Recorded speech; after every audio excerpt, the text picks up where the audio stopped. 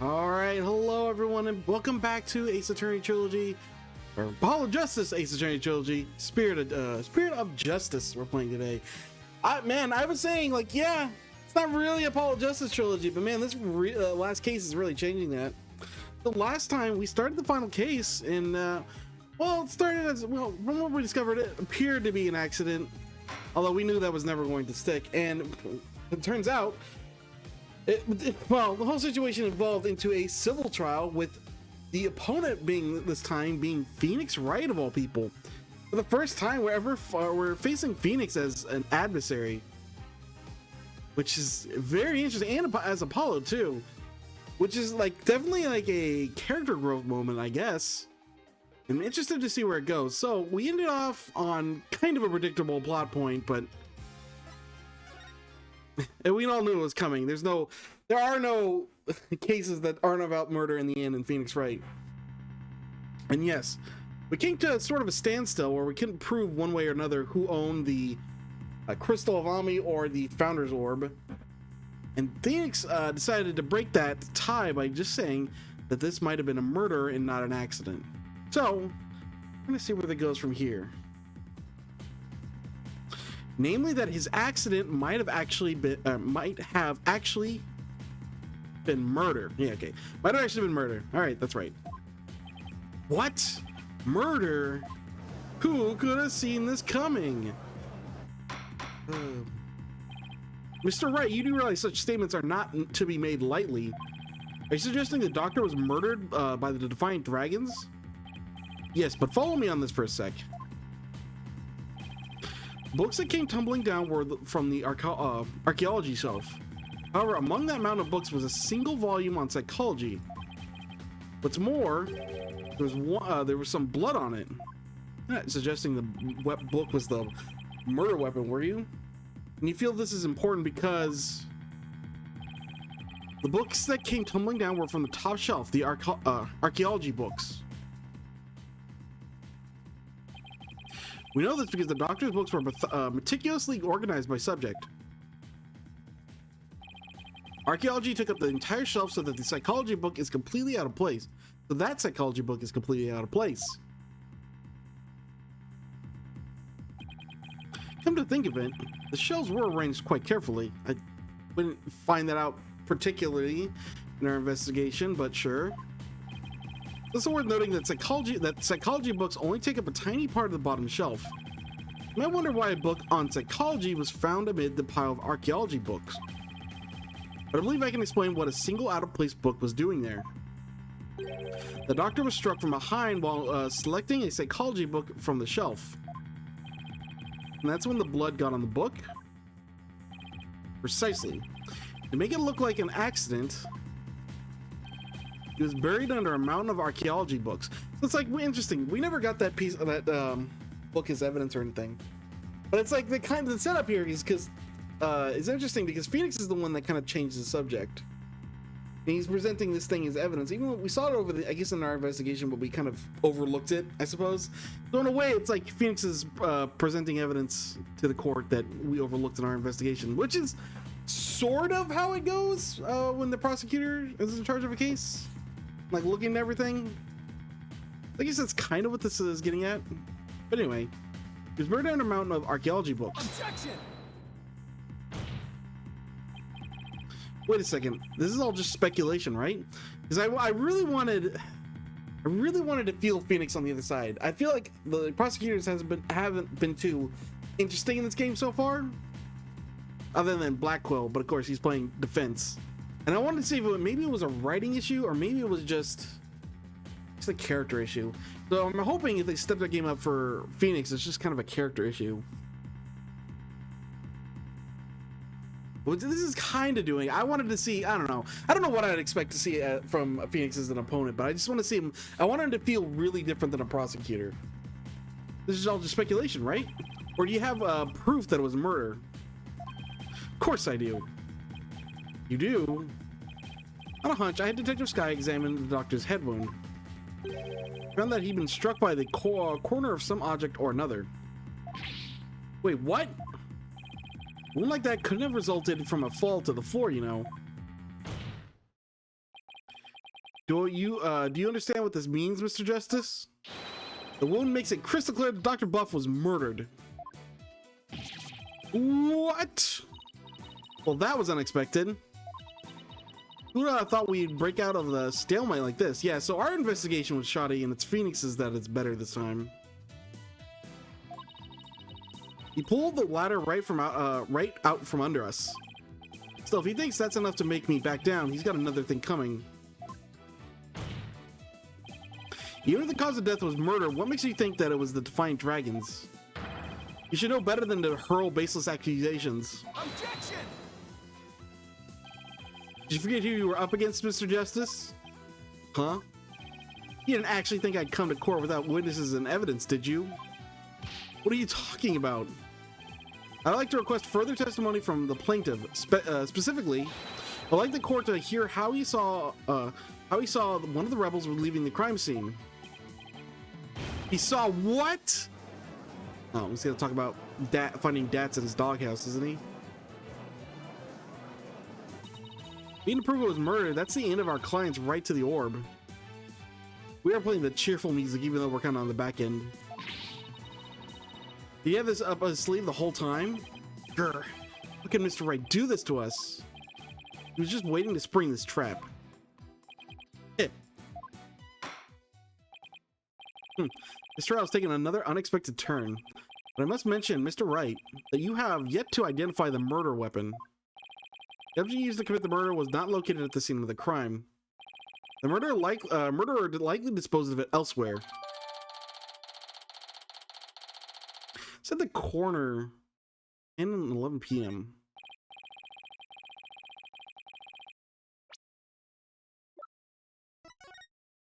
We struck on the back of the head with a corner of an unidentified. It'd be like the death ski. Like, okay, we're defaulting to it has to be murder, and I believe that. But what if the game was actually going to take a big swerve, and it was actually an accident, and there was no murderer? It'd be like the corner of his desk or something that he hit in his office. I don't think. Or the bookshelf, yeah, here. Bam! Hits the side of this, falls down. I don't think we have any evidence of that. Oh well. Well, I never thought we'd be deliberating the issue of murder at a civil trial. All right, Mr. Attention Whipperson. God, your testimony, if you please. Name's a mouthful. Where are you going? Just stay there. Prepare to be dazzled. Dazzled by charismatic oration forged in the crucible of campaign battles. Jeez.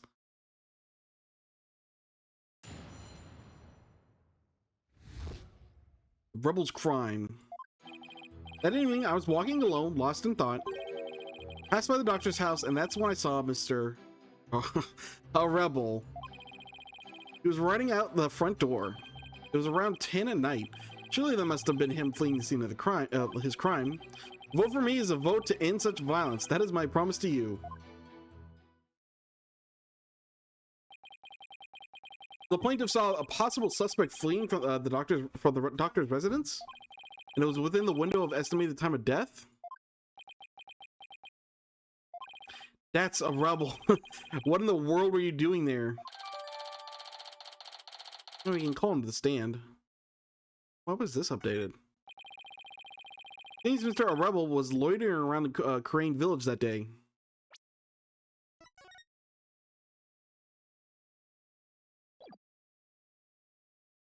Oh, just that's fleeing the scene of the night murder.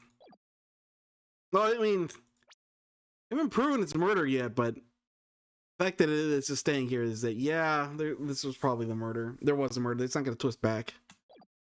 Seems Mr. Rebel was loitering about Crane Village that day. There's evidence that he was in the doctor's study as well. Isn't that right, Mr. Justice? Ah, you mean the suitcase? Yeah, he was there. Exactly. He must have been in quite the rush to leave that behind. Oh, and by the way, Your Honor, Mr. Rebel just so happens to be sitting in the gallery today. Ah! See, that's him trying to escape as we speak. Bailiff, get that guy. Don't let that man get away. Right, you backstabber. Why are you doing this to me?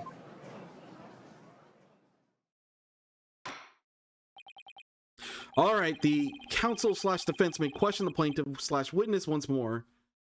I don't know. This is proper proceedings. I wonder, how would you handle this in real life? Because I think you need, because if this is a murder case all of a sudden, shouldn't there be a prosecutor? You only have two attorneys for civil cases, as they said before. But I guess you should do whatever. Please proceed, Mr. Justice. All right, you. The rebel's crime. You could talk to Dats a bit, but we're not going to be able to. You can clarify some things. That evening, I was walking alone, lost in thought. Hold it. Why were you taking a walk? Society is inundated with serious problems that must be solved. Jeez, it's not that hard. Inundated with serious problems that must be solved, and as a politician, I'm always on the job, thinking hard about possible solutions, even on my walks. Thanks for the non-answer. While we live out in our comfy lives, there are starving children who suffer in the back alleys of our major cities. It's not in me to ignore such suffering. A vote for me is a vote to end hunger and for world peace. Jeez. Yes, Mr. Attention Whipperson, we are all well aware of your outstanding character. Sheesh. Well, please continue with your testimony. I can practically hear my poll numbers surging. Now I'll have my speech. Is anyone running against you? Like, why are you doing this? After all, the voting public must be informed of the magnificence that is me. I passed by the doctor's house, and that's when I saw Mr. Rebel. Hold it! Where exactly were you when you saw Mr. Rebel? Right here, under this tree. Okay, this tree is finally coming to play. I knew it was going to come into play at some point. So I'm dashing out Mr. Dr. Bell's front door.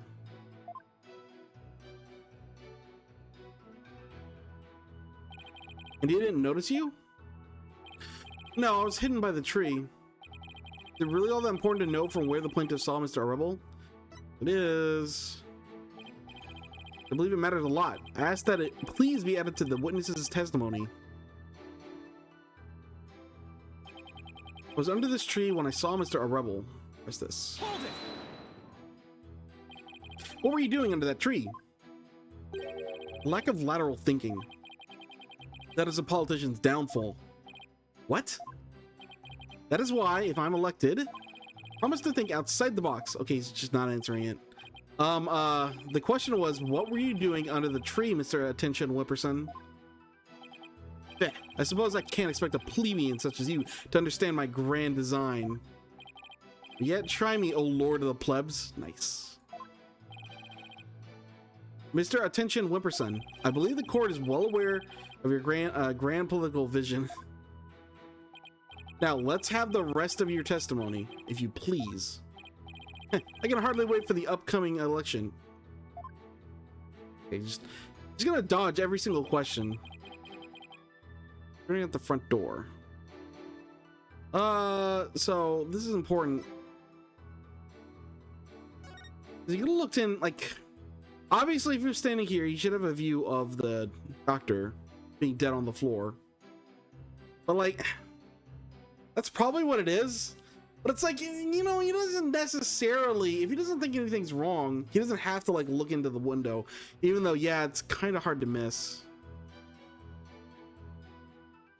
If he thought it was, if he emphasized how strange this random guy coming out of the house was, or like how suspicious he thought it was, then maybe, like, then I'd have grounds to more push. Why didn't you look in the giant window? But like, technically speaking, it's not that weird if he's like, oh, he just doesn't look in the window. No, but then he's gonna complain it's dark or something along those lines. There's gonna be like a full moon or whatever. But it's probably that he didn't look into the window. Let's keep pressing for now, though. He was running out the front door.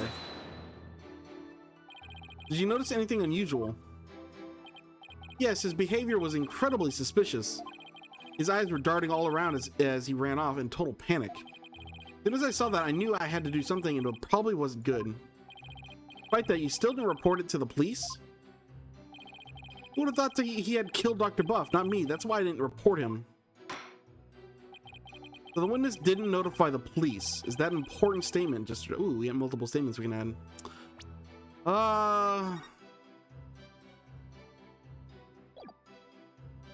Why would that be important?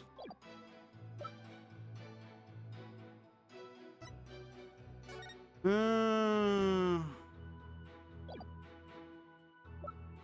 mean, there's some president that he calls. Yes, it is. Just say it is for now. Yes, it's important. I request that the witness add it to its testimony. Yeah, sure, why not? Make this testimony as long as possible. You knew that Dr. Buff was dead. That's why I didn't call the police. Hold it! You had no idea he was dead. In other words, you knew nothing about what had happened. I'm truly ashamed of myself.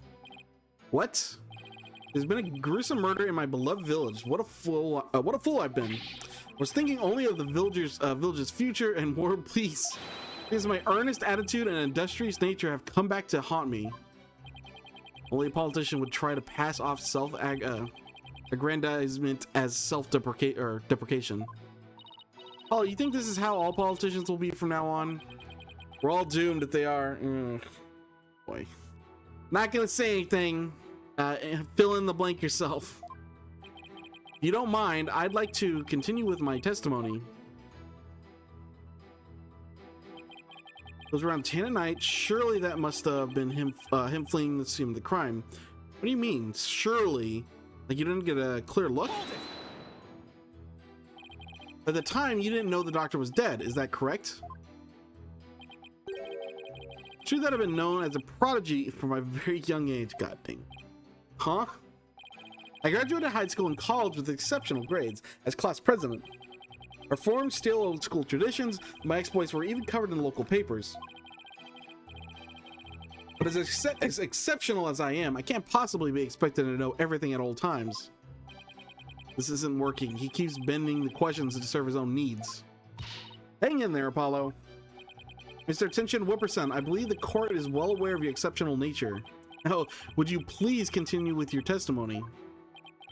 At the upcoming election in the bag. I guess the one thing about Phoenix being on the other side is we just get a kind of a normal guy on the other side. Like, there's nothing, no outrageous character traits to derail anything. It's all strictly business. Vote for me is a vote to end such violence. That is my promise to you. Hold it! So how do you actually intend to end such violence? Lead politicians such as myself never reveal their strategies. Do you really think I would divulge such sensitive information to the likes of you? Yeah, but surely you have some sort of campaign platform you're running on.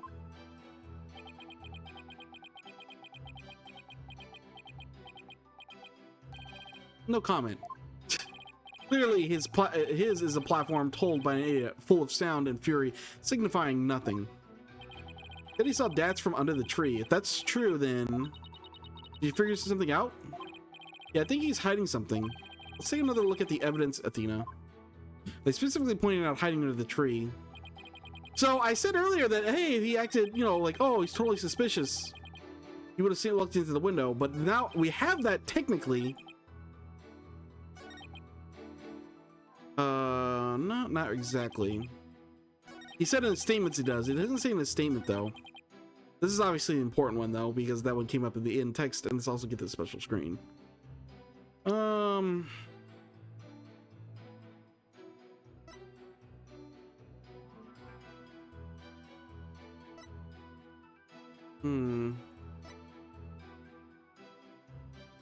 mean, it's probably this.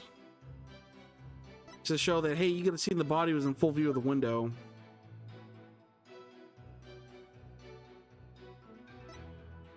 Because his position's the only thing that's important about this statement. The only thing that I think that's even slightly relevant to that is the murder scene.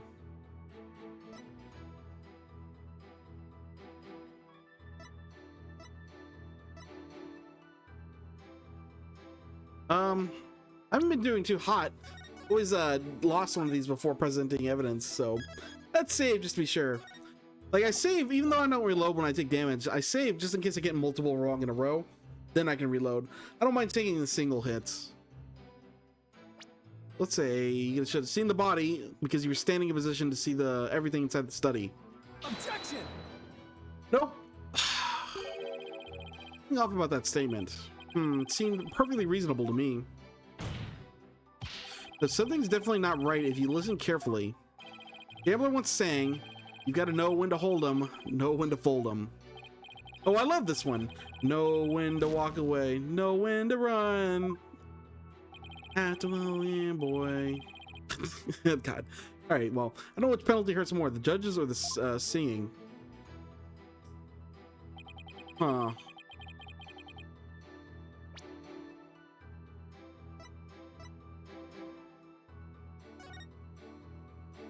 It's not this. No. Demo motif.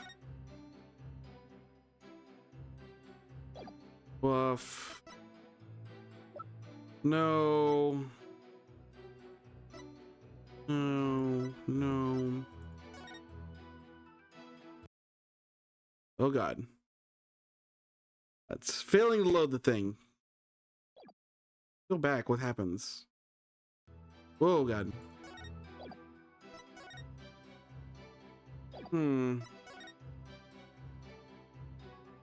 p.m. Corner unidentified object.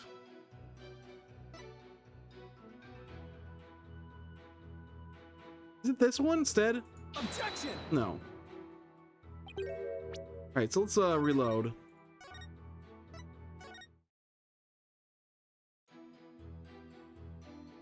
Huh.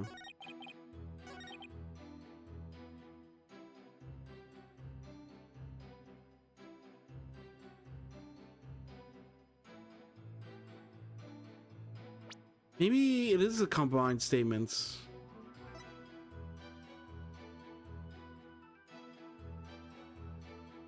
No idea Dr. Buff was dead. That's why I didn't call the police.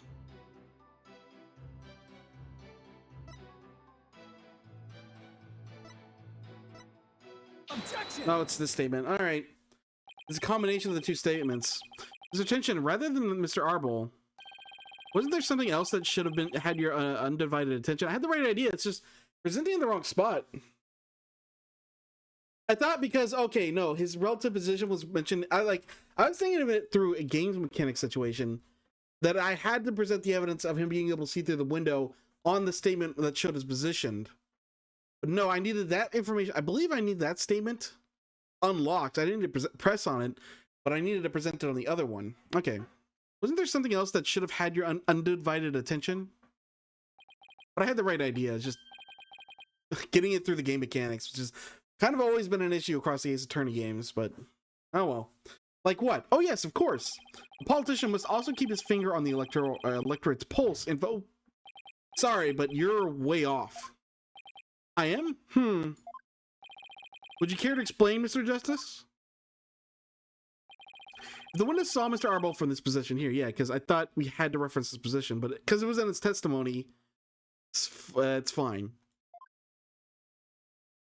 I even kind of correctly stated that, hey, okay, it's one thing for his position to be there. It has to, he has to present some kind of, testimony that he was suspicious of the man or had reason to believe some misdeed happened. I even called it, but I still didn't get it correct. And he should have also been able to see the doctor's body. After all, it was right next to a huge window. Well, I believe you have a point there. With the body that clearly visible to the witness, it's unthinkable that he wouldn't have reported it to the police.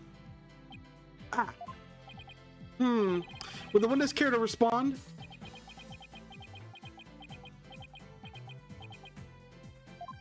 Apparently not. Did he fall asleep? Mr. Attention Whipperson.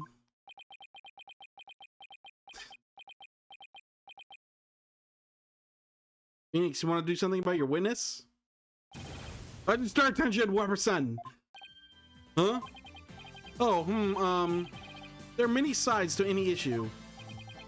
What did I ever do to deserve this?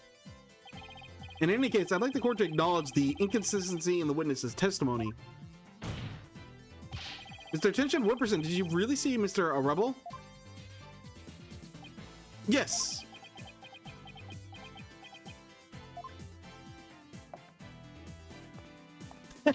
Hold it.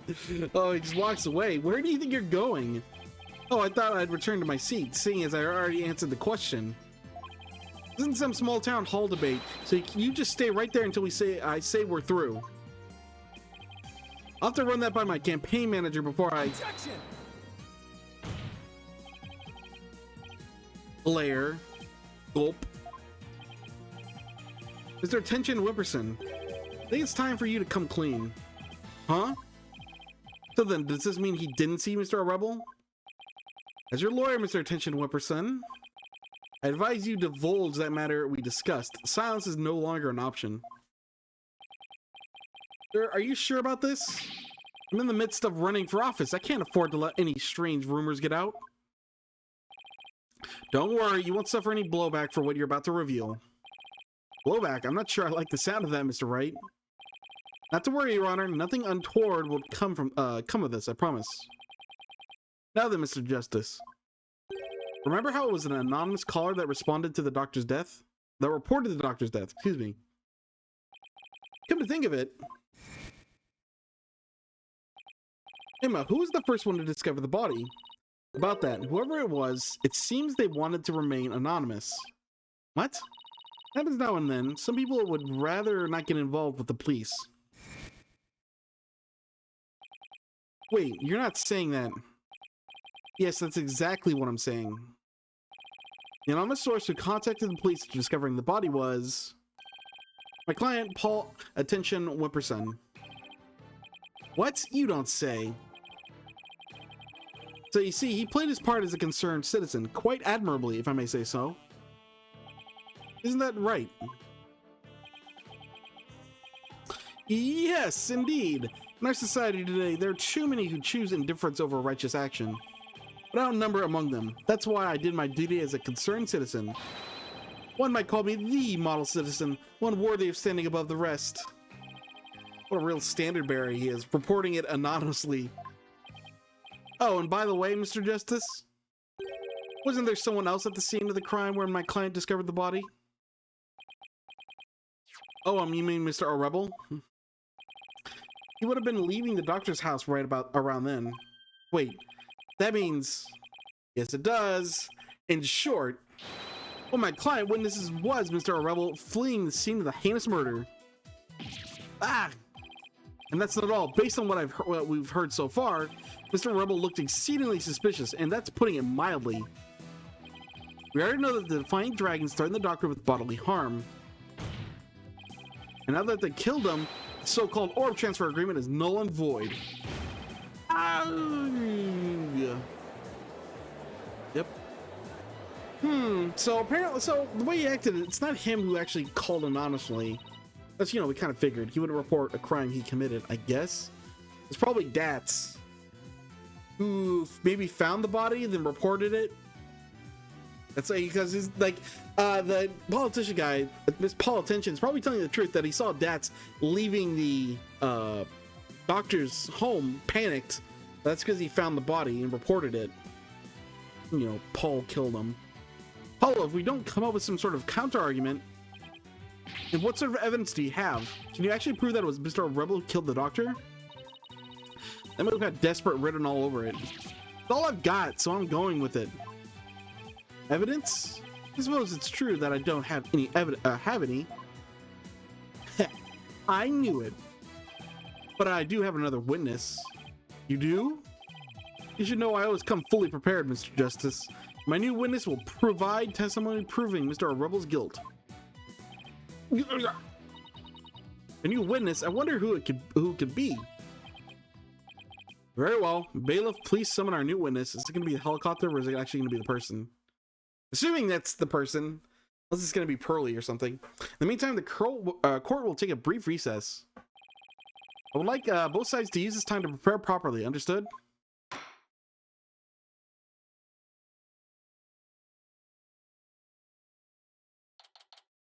May 17th. District Court, Defendant Lobby number 3. Well, I knew Mr. Wright would put up a tough fight, but Yeah, and just when I thought we had him, he turned the table on us. Really is the turnabout terror. Where does that nickname come from? Were people calling that behind his back or something? We can't let him blindside us again. So they got me again. Okay, so now we're gonna get this side of the story. 3 times in 1 year. That's a new record. That's please no more new records or bad puns while you're at it. Hard enough trying to help you as it is. Roger that. I'll be more careful next time. Is what Mr. Wright said true? Did you really pay a visit to Dr. Buff that night? Sure did. Can't remember the exact time though. I knows he wouldn't hand over the orb. Someone put it in his head that we rebels were dangerous. That's why he threw me out. Oh, the doctor was still alive when Dad last saw him. Oh, he didn't report the body. We'll still have to prove it though. I guess we did get to talk to him a little bit, and he never said anything about it. So yeah, that makes sense. And who reported the body? I mean, that's the old thing. It can only have been the child, right? The Sergeant Buff, Doctor's reclusive child. That's his mother in a fire. This was Edgeworth, I guess. We had some more potential. It's probably not Pearly.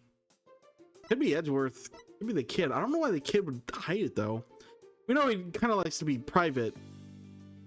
He could do that for his father's body though.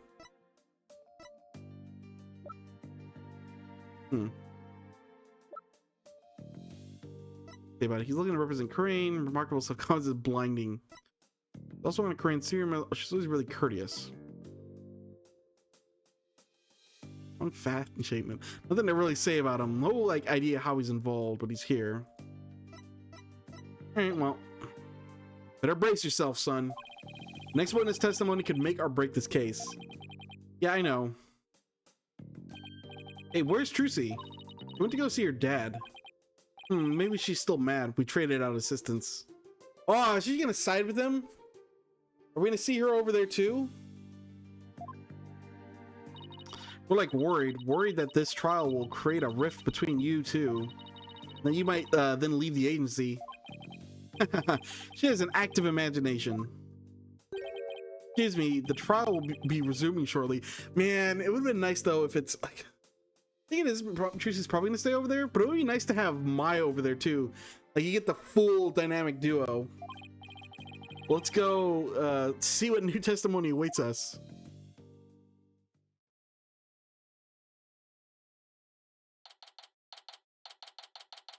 District Court, courtroom number 6. No, he's alone. All right, court is back in session. Mr. Wright, you said you had a witness? Your Honor, I would like to call the lone survivor of the doctor's murder to the stand.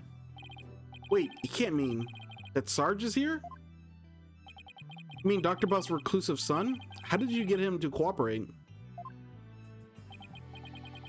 I think a little persuasion couldn't handle. Poor child only agreed to help if it meant catching the killer. Getting a kid like that to overcome his fear. Now that's impressive. Must be really important testimony for the kid to come out in public like this. Pretty sure it's gonna be the robot, right? Or the little drone? Very well, Mr. Wright. Please call your witness to the stand. Oh, maybe not. Nope, it is a drone. Oh my. Sergeant Buff, at your service, sir. Yeah, they've done that face down look up reveal a bunch of times, but it's the same thing we've already seen. He's here as the drone? Really? Mr. Wright, what exactly is the meaning of this? This trauma has rendered it impossible for the witness to venture into public. Leaving home was hard enough, and it seems leaving the witness lobby was just too much. I would still like to continue with the testimony delivered via this drone. I understand it must be terrible to lose one's father like that. But testimony via remote control toy? Well, let's take things for a spin and see how it goes. I mean, we had that assassin use a walkie-talkie. This is basically the same thing. Although I guess the assassin had a reason to. This kid has less of a reason too. Just who's piloting this trial anyway? Just sure warmed up to the idea fast. I think the phrase you're looking for is gave up. You disappoint me, Corporal Justice, to think I once called you a comrade. Judge, he's shooting a gun in the courtroom. Defending the man who killed Papa, that's full-on treason, soldier. I hereby demote you back to private. Corporal, private? What's he talking about, Apollo? It's a long story. Now then, are you ready to testify, youngster? Locked and loaded, sir. Please, ready to rain lead down upon the perpetrator.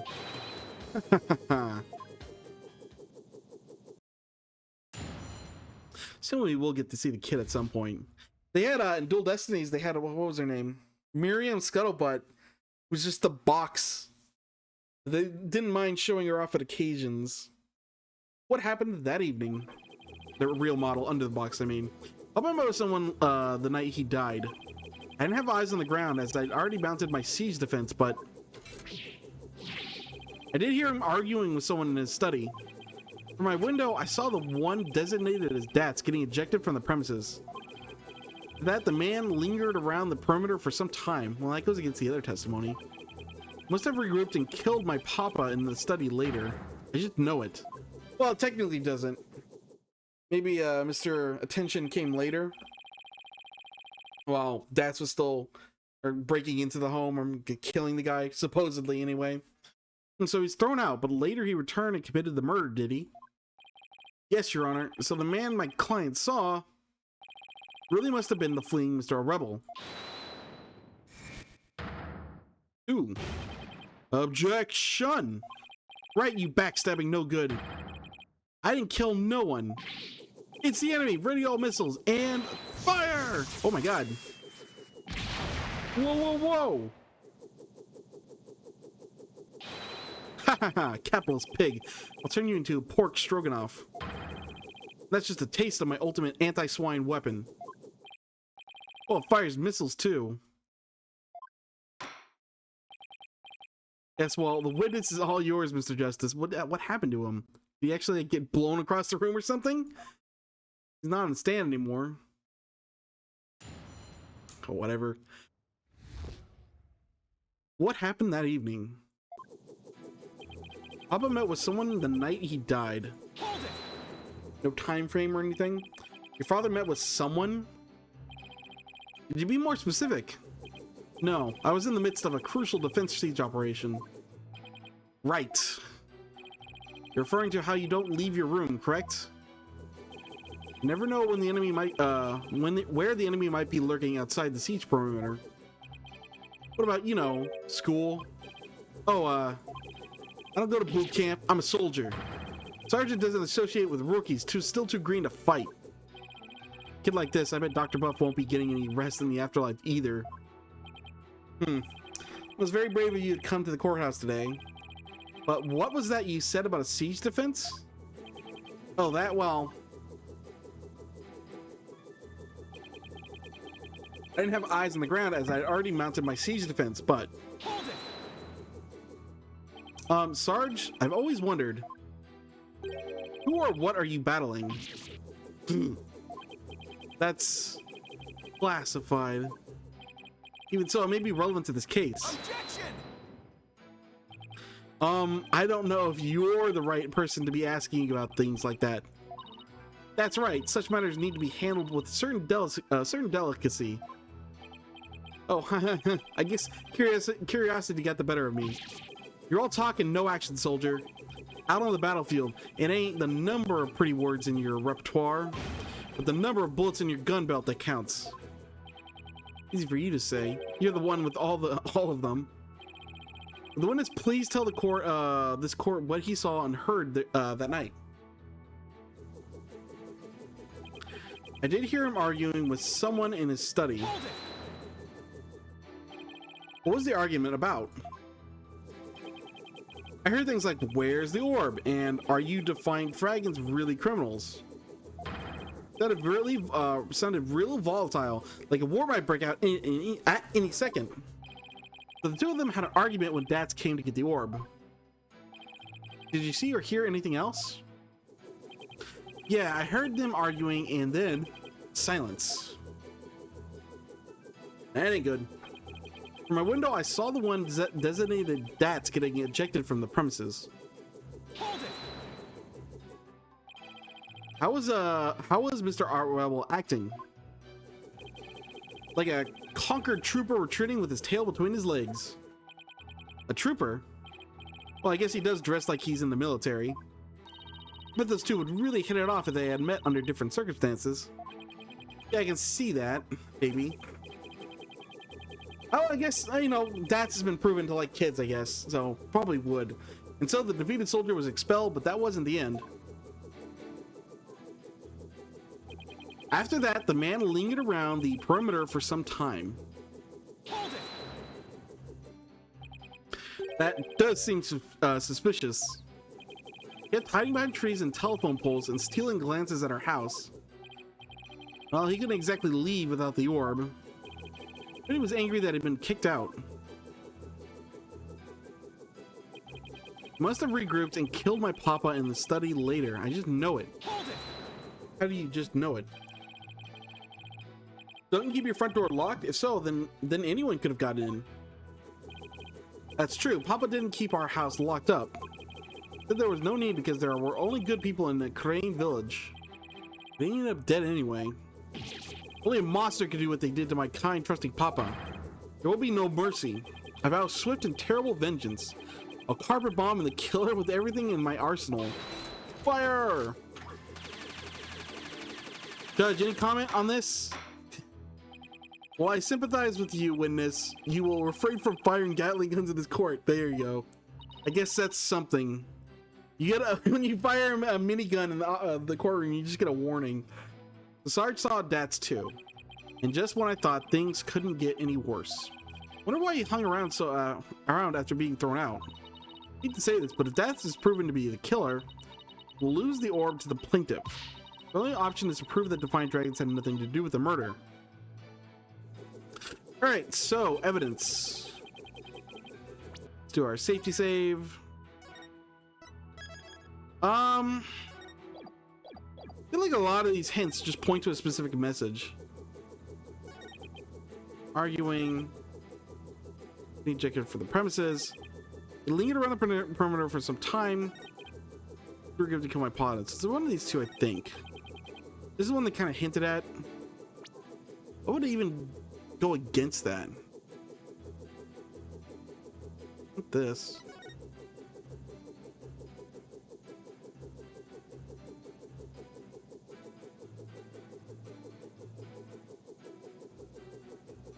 Well, this is clearly the most evidence. But none of this is gonna matter.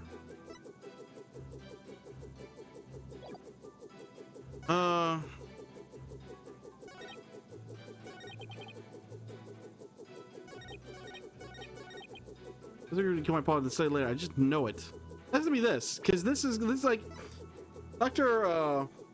Archie Buff signed this, so why would he kill him if he signed this? It goes against what he's trying to do. It has to be this. Objection! Oh my god. Look at this piece of evidence. Liam, but what am I supposed to see? Oh, Boston Mentor, here's a bit of advice. Do this before you have a good grasp of the situation at hand. Right, sorry. As a presiding judge, here's a penalty. Ouch! Double team for just doing what Mr. Wright always does anyway. What is the...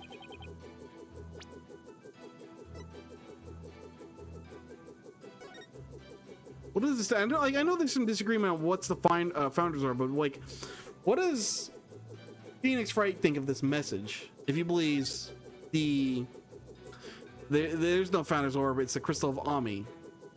Would you think this message is fake? So like, we never got clarification on that, I think.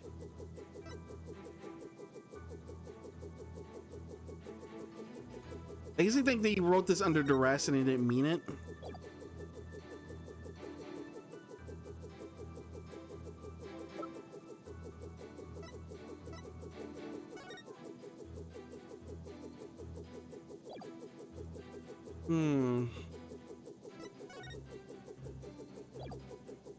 it's a case.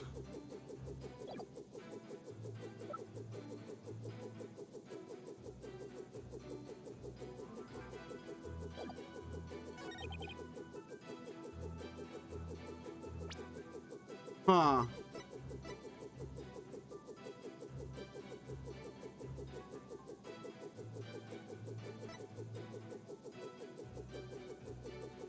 Like, okay, the other inconsistency is when the Paul attention showed up.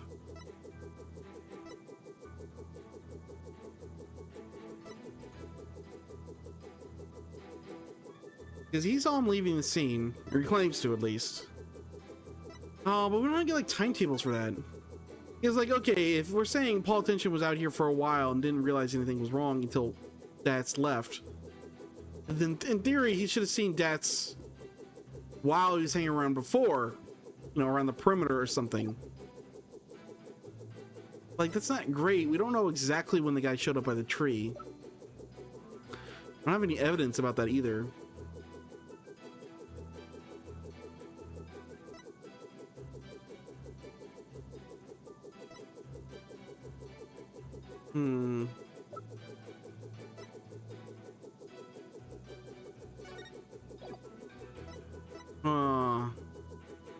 That's fleeing the crime is this.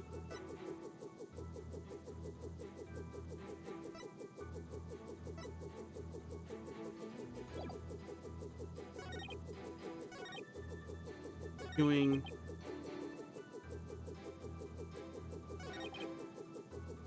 died. Didn't have eyes on the ground, but I already mounted my siege defense. What am I missing?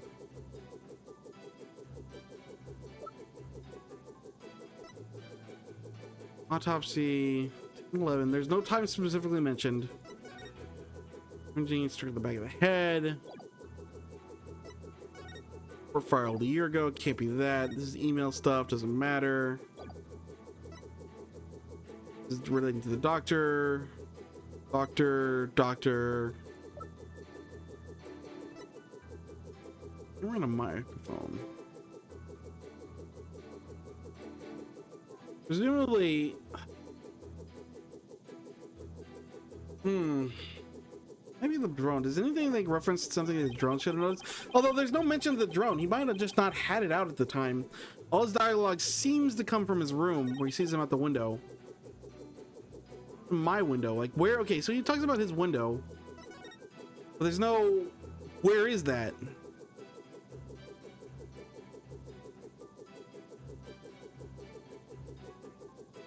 That's what I'm actually supposed to. I wish I had like a full diagram of where his like room is.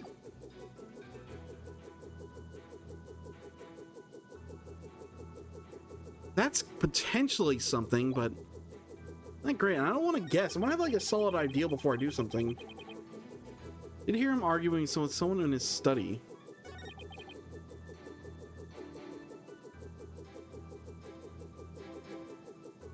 And I guess we have enough of the like layout to know that okay, here's this. There's no windows. This is how we would have left. He goes this way. Guess let's try that. Objection! No. No. Yeah, let's go to the end and see if I get another hint. We read this. Ouch, still teamed. It's sold, yeah. Is this me, or does that statement sound a bit dubious? You know what? You're right. Thanks, Athena. Anytime. Now to take another look at the evidence. Which statement? It's this one. I didn't have eyes on the ground as I'd already mounted my siege. Oh, okay. All right, well, let's load back.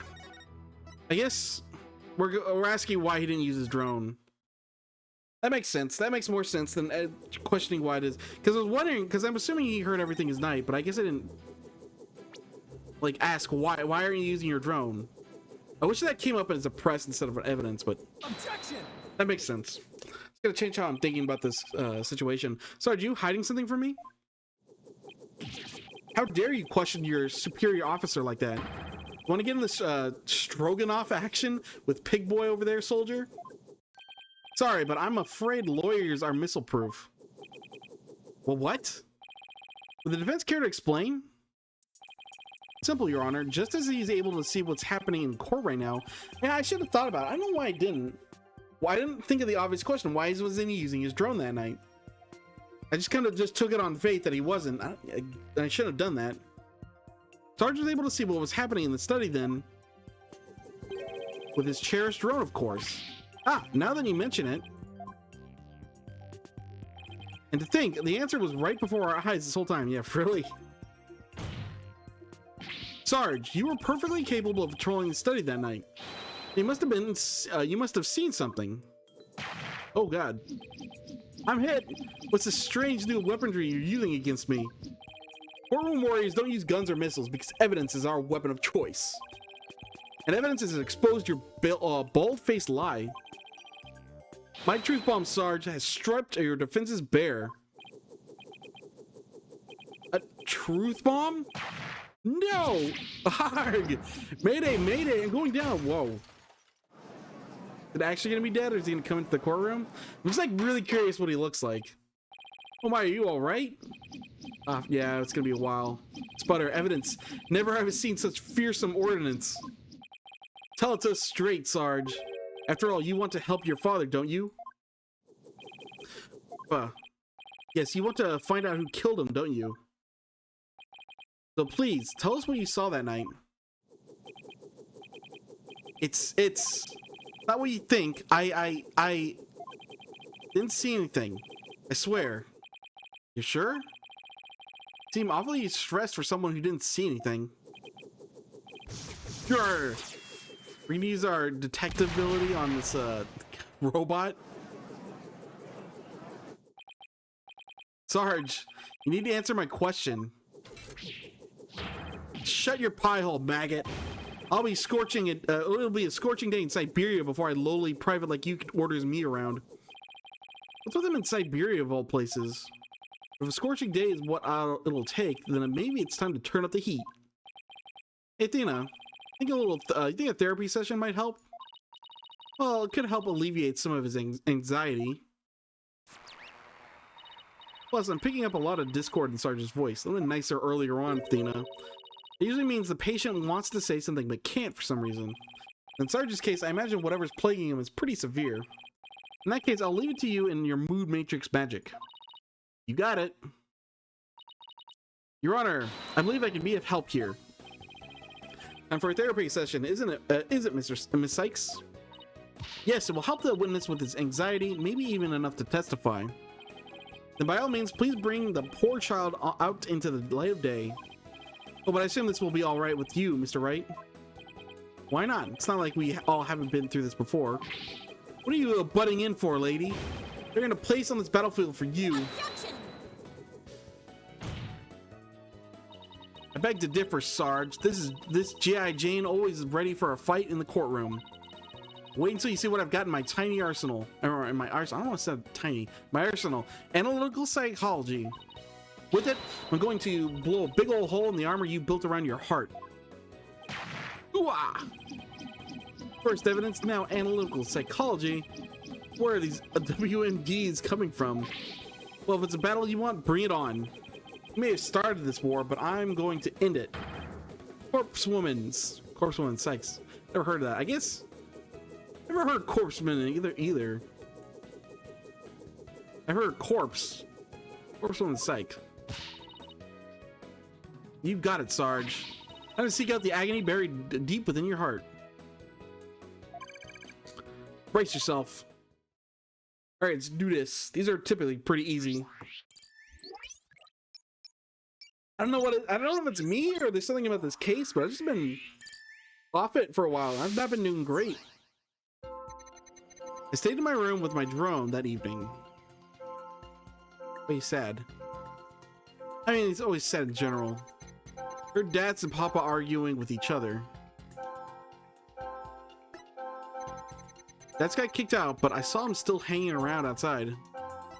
I was in my room, so I didn't know Papa was dead until the next day.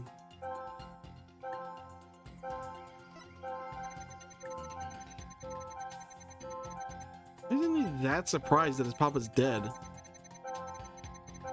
Like, he's a little surprised. You think he's more surprised about Dad's being kicked out.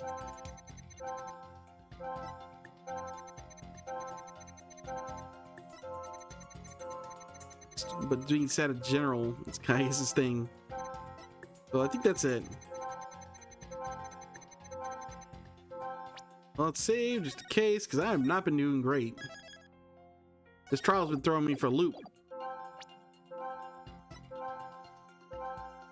Got it.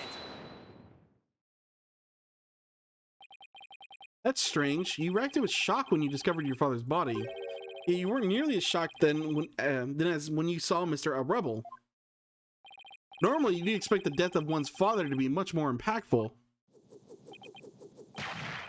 Enemy fire, direct hit. That is strange. I wonder what it could mean.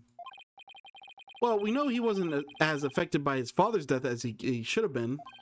And I think I know why. Oh? Sarge, you weren't as shocked as seeing your father's body as seeing Mr. Rebel because...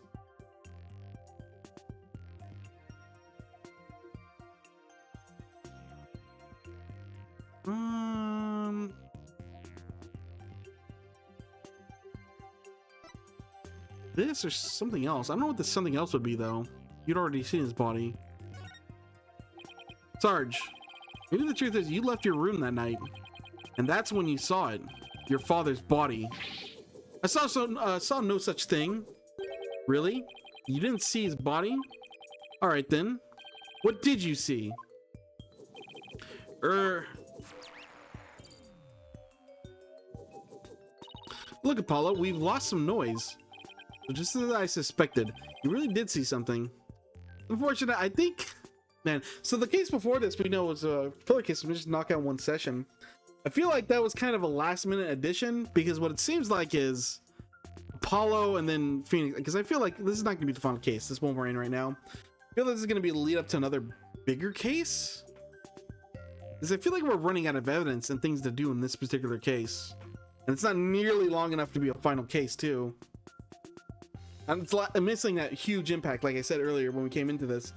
But I think that previous case was just kind of thrown into the game because they realized Athena got sidelined. There's something along those lines because it was out of place. I think that really hasn't done much besides these mood matrix things. He's been very not relevant to the plot as a whole. I just suspect he really did see something. Sarge, please tell us what you saw. Oh, but the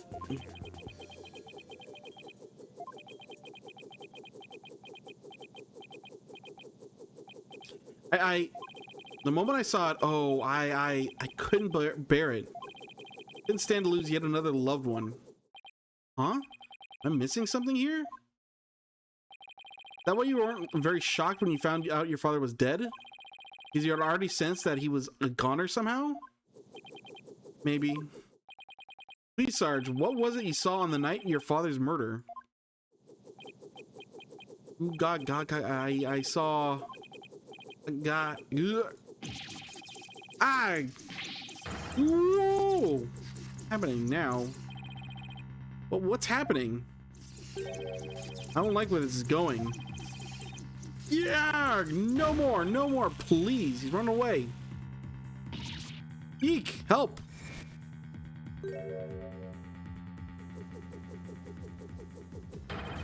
I've confiscated your little toy.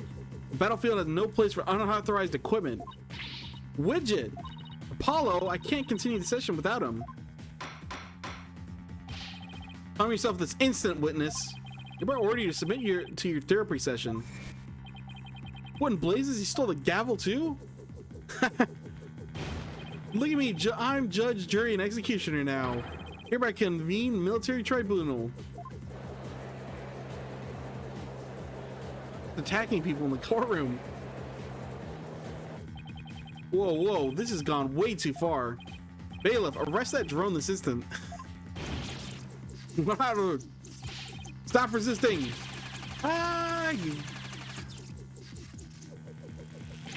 You don't come home quietly. Fire! Hey, give Widget back right. The kid's in the Phoenix implied the kid is in the courtroom waiting room, right?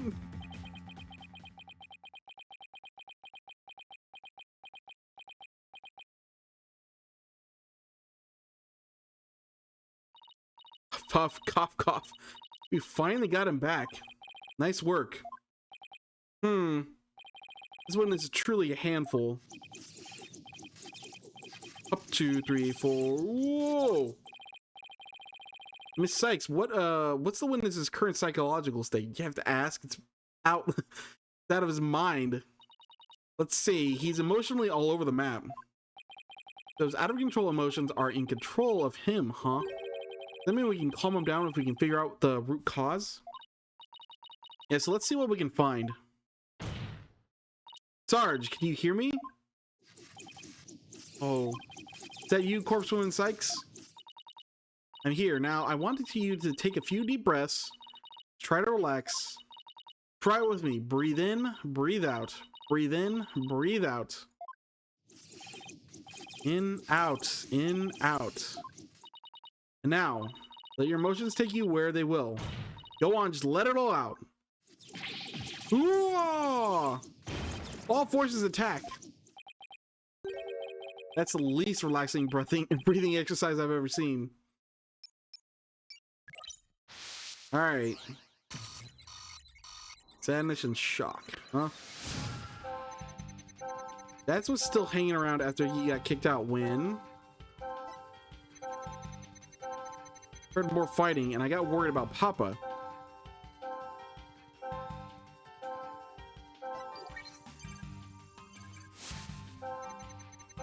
Left my room, but suddenly I get dizzy and passed out. Get dizzy and passed out.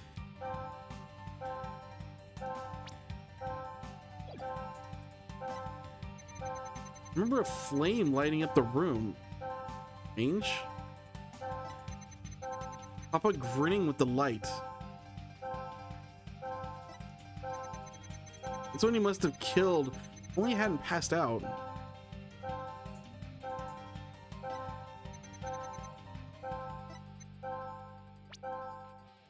Flames. Yeah, we know about his mother died because of our arsonist, so this is probably it. Got it. That's it. Sarge, you were overcome with shock and fear when you saw those flames, weren't you? Was I? Yes, just 6 months ago, you and your mother were caught up in an arsonist blaze. So it's no wonder you would be extremely scared of fire. Yes, that does make sense.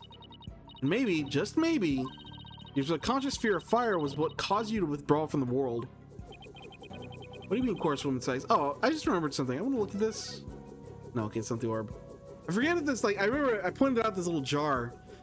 I'm like, oh, that could be something. I just remember, is it Fenrir's orb shape? And it's not. Just randomly thought about that and wanted to check it. Weird though, this hasn't become relevant at any point. Maybe it won't. What do you mean, Corpsewoman Sykes? In the outside world, you were bound to come across all sorts of fire. Candles, cigarettes, heck, even the grill at dinner. Even if it's not that often, just the idea that you might see them grew bigger and bigger until you couldn't shut it out. I think you might be onto something. Candles, cigarettes, just thinking about them sends a chill down my spine. Well, things I take for granted. Now I see. I was afraid of the fire. I didn't even realize it myself. About that fire, Sarge, can you tell me what it was? Tell me what it was burning. Just stay calm, and maybe something will come to you. Oh,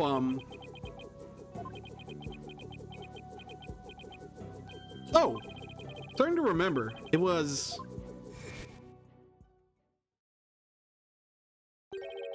that relic. That relic Papa was studying. It was on fire. The orb was on fire. It's still kind of fuzzy. But yes, the orb was burning right in front of Papa. And there the flames was Mama? Yes, now I remember. I saw Mama appear amid the dancing flames. Wait, what? Ooh, can you call spirits with the orb?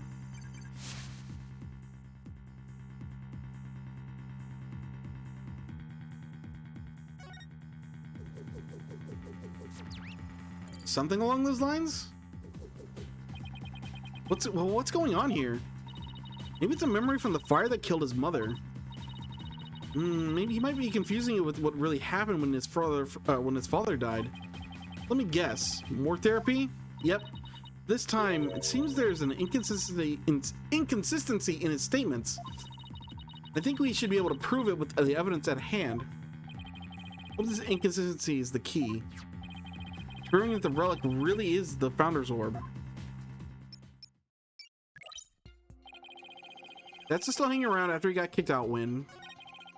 Heard more fighting and got worried about Papa. I left my room, but I suddenly got dizzy and passed out. There were flame lighting up the room and Papa grinning with delight. I guess maybe he's dreaming? The relic was on fire and I saw Mama's face inside.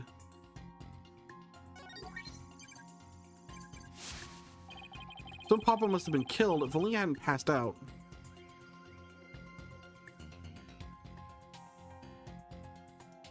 Well, this part updated. Look at this one though.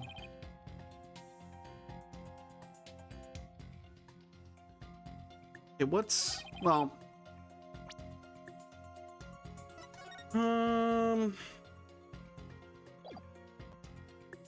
Where's untimely death?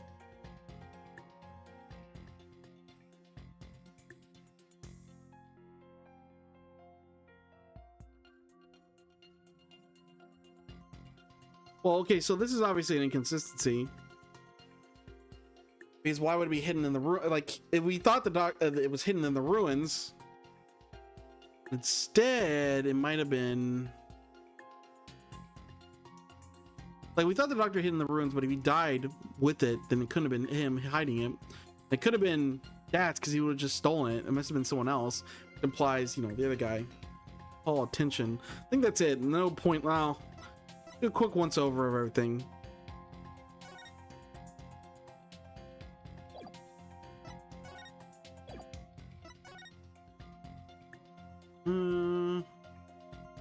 Fire only then shall home return. Sitting upon us in all in glory, the founder bestows her the greatest power. Ooh, fervent as fire. There was the poem. What if he sets it on fire and it does something? The Holy Mother. Ooh, this is definitely relevant too.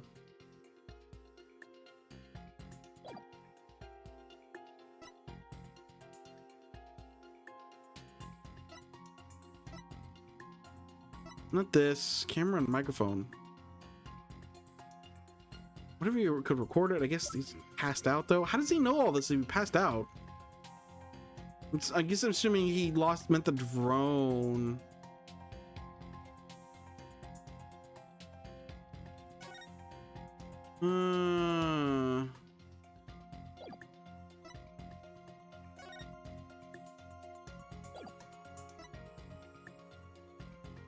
Okay, well, it's either the orb itself or this riddle here.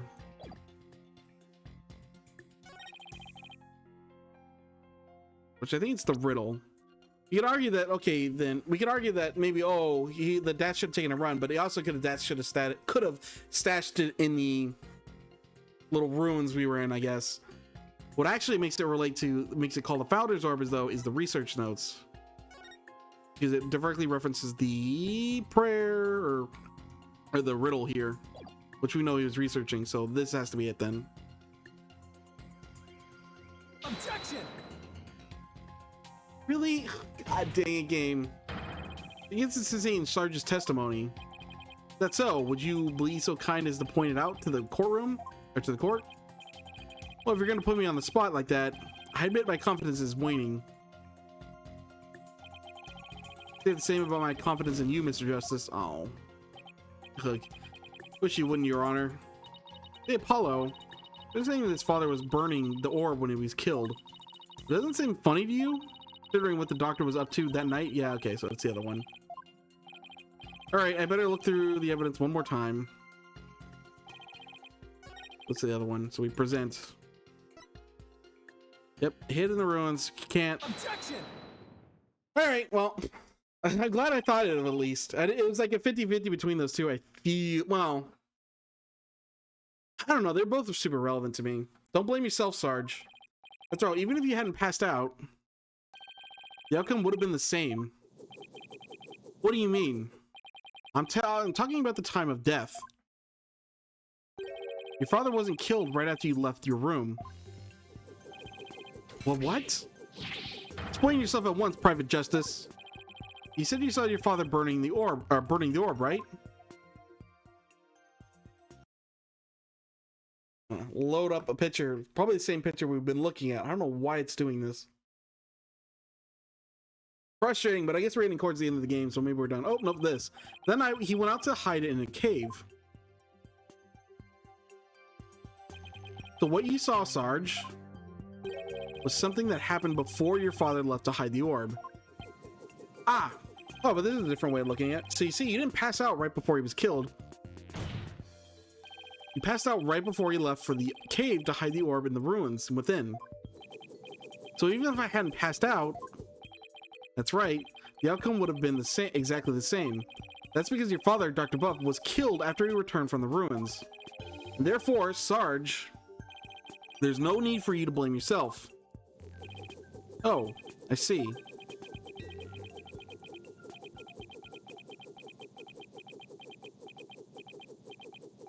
Ellipses. Private Justice. Can you really say I bear no blame in this? Why do you ask? Because the truth is, if I hadn't engaged in my siege defense, Papa would still be alive. Sarge. I wish nothing more than for me to lead a happy, healthy life.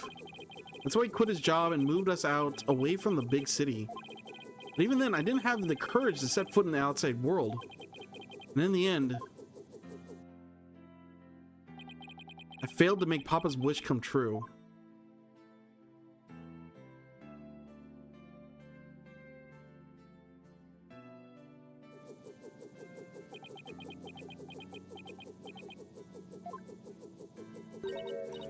Sarge? You want to make your father's wish come true. That's what you really want. And who's to say it's too late? Why don't you take the first step now? My first step? That's right. You can cast off all your regret. You can stop standing still and start moving forward. You have the power within you. I know from experience, I know what it's like to feel like you do. But only you can decide to take that first step.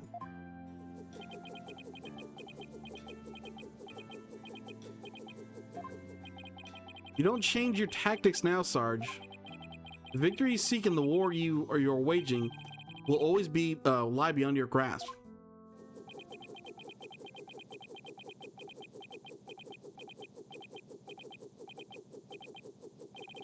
I think I understand now. I've made up my mind. As of this moment, I will suspend my siege defense indefinitely. Hey, he's coming out of the closet.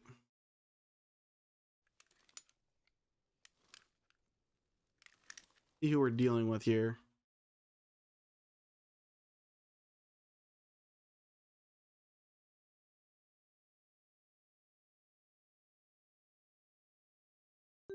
Yeah, I knew that they all assumed it was a guy, and I knew it probably wouldn't be. There's nothing other than their behavior. There's nothing that actually implied it was a boy. Huh? Sergeant Buff reporting for duty. What? I thought you were a guy. You're definitely not the gruff drill sergeant I envisioned. The child, it was never going to be a gruff drill sergeant. Well, my mama was in the Russian army. It was just a shock, but it certainly explained a few things when I found out too. Introduce you to Miss Army Buff, age 12. No way. Careful, soldier. Don't forget I can blow you away at a moment's notice. She's just too cute. So have you always been in a wheelchair, Sarge? Negative. Only since I was injured in the fire. Your voice sounds awfully different from before.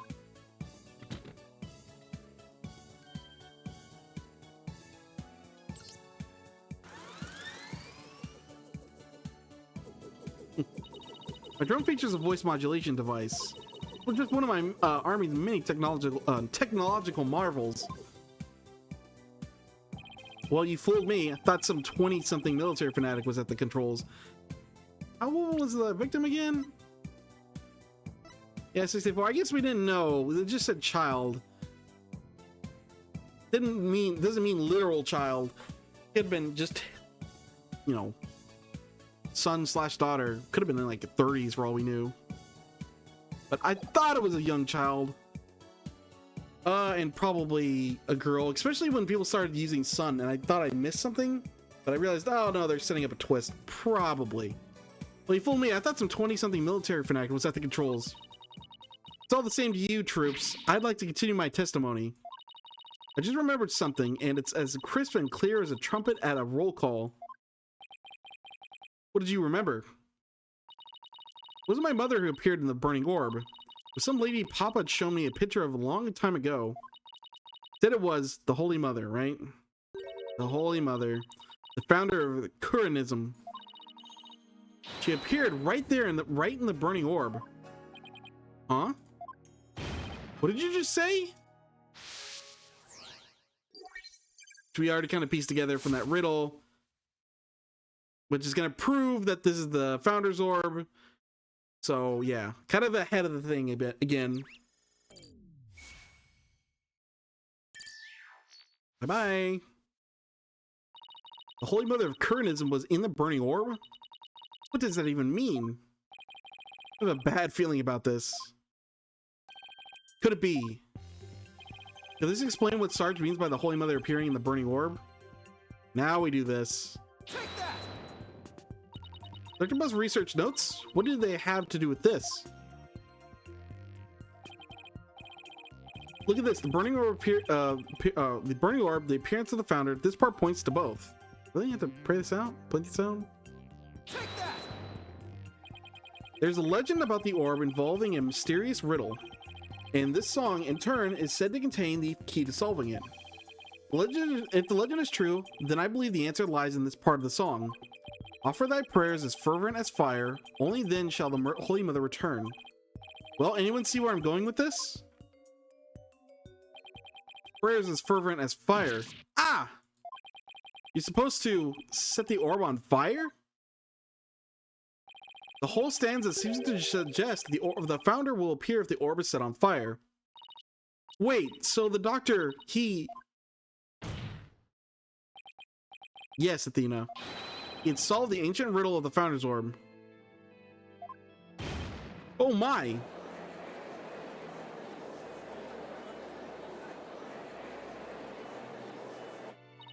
Papa was a great archaeologist.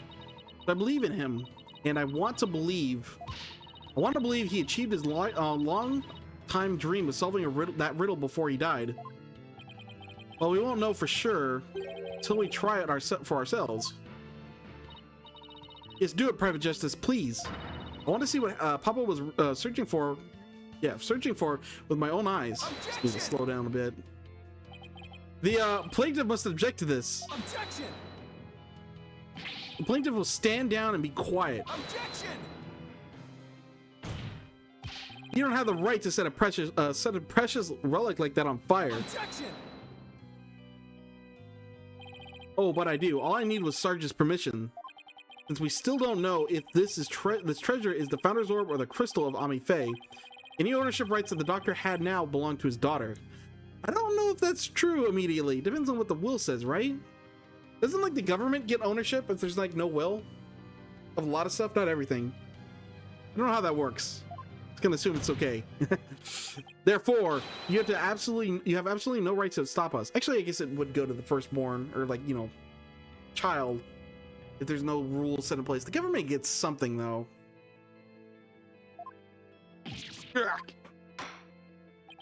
Very well, Mr. Justice. I never thought I'd be saying this, but you may burn the evidence. All right, here we go.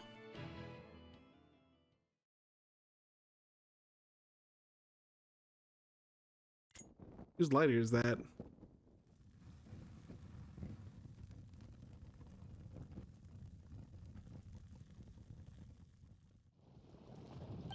Look! Apollo, the inside of the orb, it's melting. There's something in there. Ooh, it's a picture of her face. Ah! Dirk, isn't she? Her garb leaves no room for doubt. You found her herself, so now you can channel her. Face and all. Well, we did name. Do we have her name? We just know it's the Holy Mother. I don't understand. The greatest taboos in Curranism is a depiction of the founder's face. Yet here it is, hidden within this orb.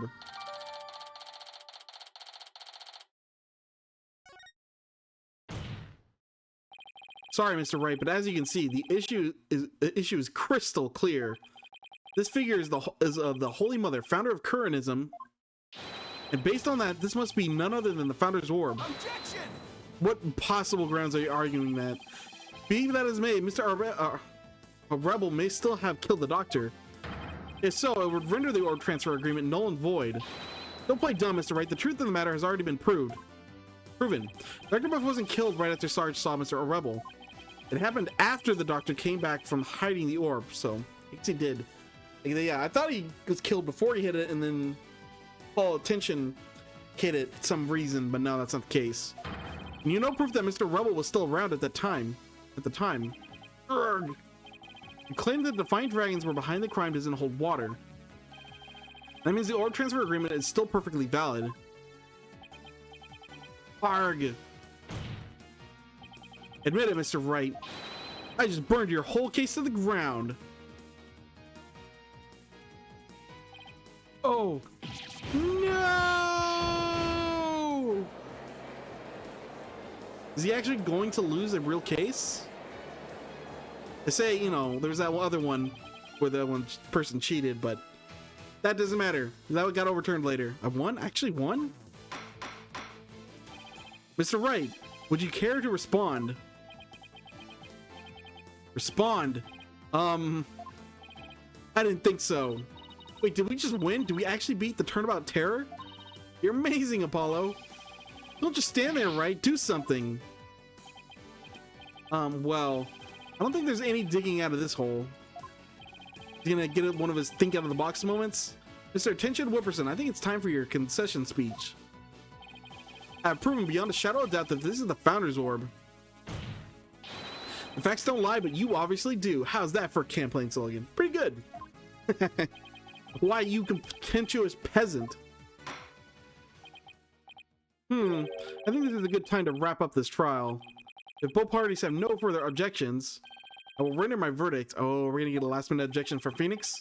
No objections here, Your Honor. No.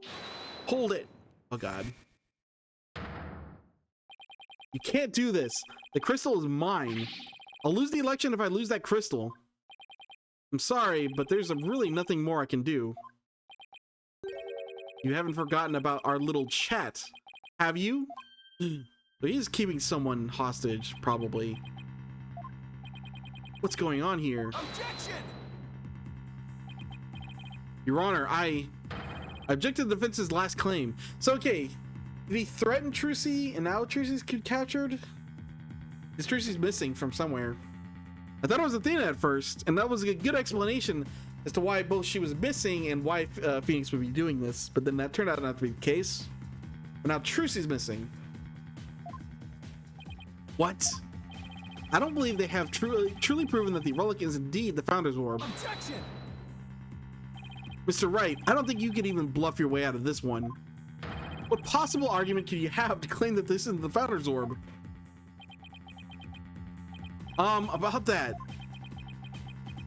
You take the long shot Oh, of course, yeah. You can take the long shot and claim it is illegal to show the Holy Mother's face or depict it in any way. So clearly, it can never be made in Korean, and that it's from out of the country and it's not real. Of course, you can't possibly have hits on something. Vince's assertion is incomplete, and this is why. The claim that this relic is the Founder's Orb is based on a legend, and that legend claims that the Founder will return when the riddle is solved at last. Right, and that's what happened. The Founder was revealed for all to see. But Mr. Justice, what about the rest of the legend? Huh? According to the legend, once the Founder returned, she would bestow spiritual power upon the person who solved the riddle. You're kidding, right? Well, Mr. Justice, do you feel great spiritual power coursing through your veins? I mean, come on. It doesn't all have to be true. Some parts of it can be true. That's usually the thing about legends. Some parts are true, some parts are not. Best lies are lies with some truth, truth mixed in. No. But receiving spiritual powers and stuff, it's all just mystic mumbo jumbo, right? Maybe so, but you're the one basing your claim on said legend. No, it only has to be true up to that point. What we saw here does not fully fulfill it, does it? No, but consequently, you cannot rightfully claim that this is the Founder's Orb. That's not an argument. That is not an argument. We can claim someone tried to create a device that held to the legend, and that wouldn't be Ami Faye as the plaintiff claims. What's gotten into him? Why is Mr. Wright doing this? It appears that Mr. Wright has lost a few of his marbles. That couldn't be further from the truth, Your Honor. In any case, I believe this is a good time for a recess. Both sides will have 20 minutes to prepare. Prepare for what? It's not an argument. I said all our arguments be ready by then. I guess we're gonna come up with some. Oh, Mr. Wright, you do well to wash up and find your missing marbles by then too.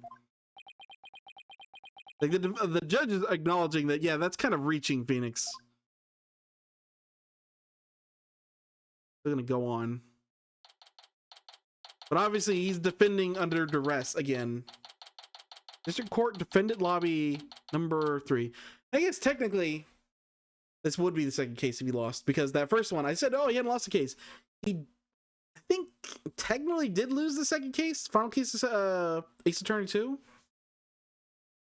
Like, you can choose either way, but I think it always goes to guilty.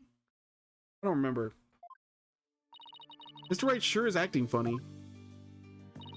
I mean, he's famous for going out on a limb, but that last assertion was just plain crazy. Either a bluff or a Hail Mary. Either way, doesn't make much sense. Or, you know what? It couldn't be Trucy. It could also just be Maya again. Like, I was thinking, oh, it can't be Maya because of Paul Ashton's, you know... Oh my god, I said Ashton again. Paul, Tenshun is here in this country, but he could have friends and Kurin that are holding Maya hostage. Which makes sense, because we're pretty sure he's connected there. Yeah, so it is probably that. Maybe there's something we're missing here. Hi, Trucy. Although he seemed perfectly normal when we spoke earlier. Hello, I have a bad feeling about this. I'm gonna check up on him. What's going on with you, Mr. Wright? Hey, Private Justice. Oh, hey, you. Oh, Sarge. Army. Forgot to mention something. On the night of Papa's murder, a strange thing happened. You don't say. But why are you only telling me about it now? Well, I didn't say anything before because I thought Papa's death was an accident. Now that we know otherwise, I figured it might be important. Still more to this case? I left my room and lost consciousness. I passed out right here. Oh, cool. Look at this. I remember when I said I wish I could see more of the house? Here we go. Passed out right here. It's right above the coffee bar. But when I came to, someone was pushing my wheelchair. What? So scared, I beat a hasty retreat as fast as my wheels could take me. You know who it was? No, it was pitch black. Plus, I fled to my room so fast I didn't even have a chance to turn on the lights. Maybe it was your father. No, he would have said something to me. Besides, I'd have known if it was him. And then it could have been your father's real killer. My thoughts exactly. We need to report this to the police. It didn't even occur to me. Okay, you were obviously still upset, so don't beat yourself up over it. Oh, that's gonna be really important information. I think the act of pushing Sarge's wheelchair could be part of some bigger scheme. Hard to see why else the killer would have done such a thing. Guess I should take your statement down as evidence. Huh. Man, I thought we were close to wrapping this one up, but I guess we'll keep going. Someone moved her while she was been unconscious on the second floor. Oh, welcome back, Athena. Look at that. Here, elevator here. Yeah, this elevator was just conveniently out of view. The fact that she's in a wheelchair is also really important. Like, it changes the nature of things. Like, there was always this weird design to the house with this bottom second level and this upper level. So now the fact that she's in a wheelchair makes that important. Like, that's just not a, you know, just a random thing. How she gets back down to the bottom or up is going to be relevant to the case, probably. Because she can't take the stairs, she has to take the elevator. But in what way? Also, hey, dust the wheelchair for prints, maybe? Be the killer's prints on there. Oh, welcome back, Athena. What's with the long face? How'd it go with Mr. Wright? What should I... Athena. Oops, sorry. Zoned out there for a second. The recess is almost over, so let's go. Ha ha. So he told him she's not going to say anything because he wants Apollo to... It's the same thing as last time. He wants Apollo to succeed, but not before we can, you know, save the person in trouble. What was that all about?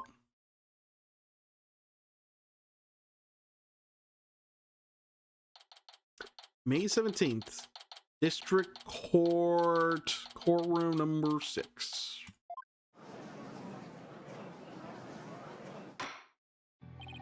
All right, court is once again back in session. Now, Mr. Wright, about that last objection you raised, we the plaintiffs still believe that the defense has yet to sufficiently prove its case.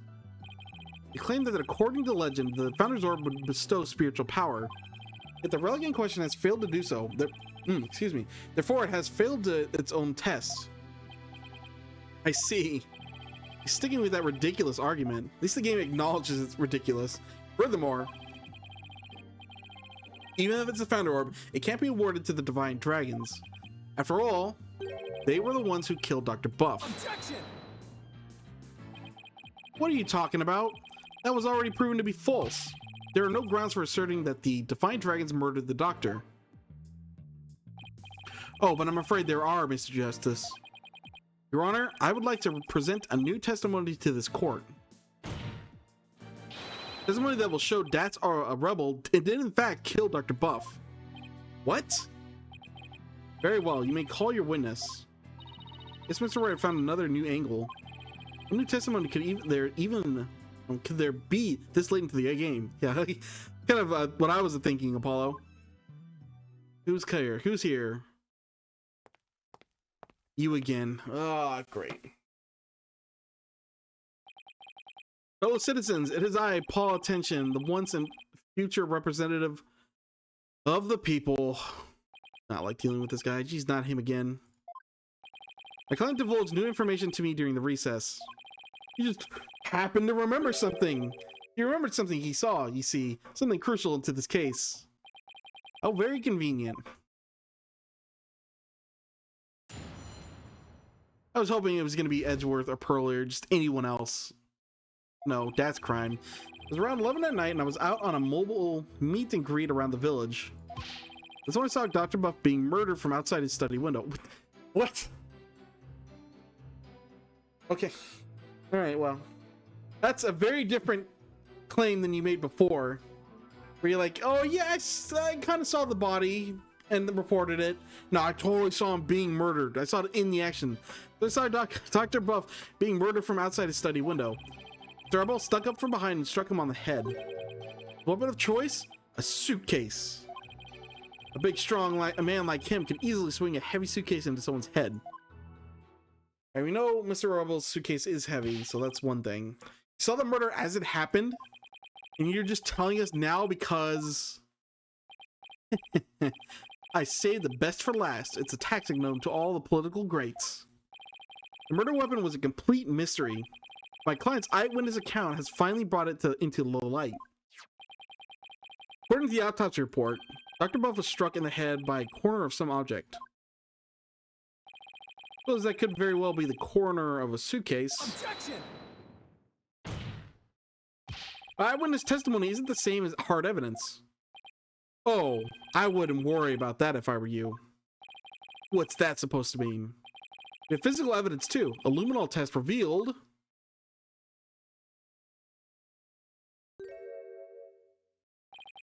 Doctor's blood on Mr. Arbel's suitcase. Okay, here we go. Really? But how does that prove Mr. Arbel used it as a weapon? Objection! You should know the answer to that, Mr. Justice. Since you know as well as I, the suitcase is covered in his fingerprints. Ah! Forgot we dusted it right in front of Emma. Like, sure, but it's his suitcase, so it's not weird. About terror strikes again. This is quite convincing testimony and evidence. Nevertheless, you may proceed with your cross-examination, Mr. Justice.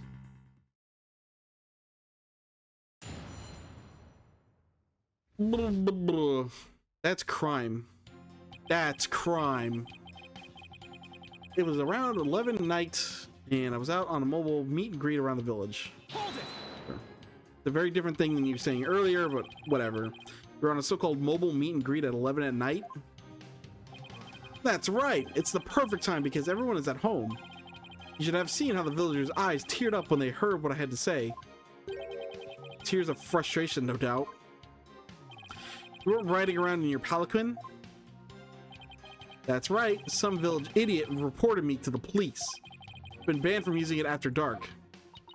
No wonder, what with all the noise he makes. So what exactly did you see then? That's when I saw Dr. Buff being murdered from outside his study window. Hold it! Gonna go off on him, but it's not gonna change anything. Sounds like you witnessed something rather shocking. Indeed, I didn't even believe it at first. I mean, a vicious murder in Karain? There haven't been many murders there, I take it. If I'm elected, I promise you that such a terrible tragedy will never happen again. Vote for me is the vote to banish murder forever from our beloved Karain village. Again, how many people died there? Just the two, I guess. I was trying to remember if there's any other murder cases there, but no, I think it's just the two. Yeah, good luck with that. Mr. Attention Whipperson, please tell the court what you saw at the scene of the crime. Mr. A rebel snuck up from behind and struck him on the head. All right, here we go. The juicy bits. Stuck up from behind? So you're saying the doctor never even realized Mr. Rebel was there? That's right, he was utterly absorbed in a book. I see. What did you see Mr. Rebel do next? He climbed up the bookshelf ladder and dumped a bunch of books down on the body. I believe he was trying to make it look like an accident. But that idiot never realized they could see everything from the outside window. One of those statements doesn't feel right. Your Honor, I believe the witness made an important statement just now about how Stats was an idiot. No, we're not arguing that. It was clearly visible. I don't think we're necessarily arguing against that. Doctor was reading a book. The doctor was reading a book at the time of the murder. That's vital testimony. Very well, the witness will please add that statement to his testimony. The doctor was standing in front of the bookshelves, absorbed in a book. Hold it! He watched a murder commit his crime and did nothing to stop it? That doesn't sound like a good way to score points with the voting public. I picked that statement. It's like the only one that's... I mean, it was committed in front of window too. Like, we're not gonna argue Dats is an idiot. That's because it's true. But that's some new detail, I think. Doesn't sound like a good way to score points with the voting public. A politician, not a superhero, under no obligation to risk life and limb. Sure, it's quick to deny his obligations when there's nothing in it for him. I'm getting tired of listening to this endless campaigning and flimsy rationalizations. How do your testimony, Mr. Ashton? Attention, Whipperson. Keep saying Ashton. Said Mr. Rebel struck the doctor from behind while he was absorbed in a book. Yes, that's exactly what happened.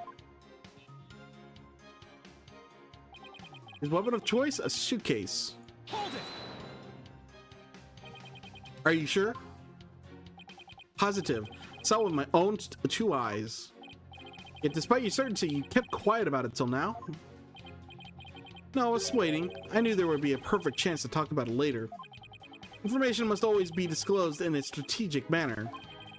That is one of the lessons of kingcraft as taught by the Tichung clan.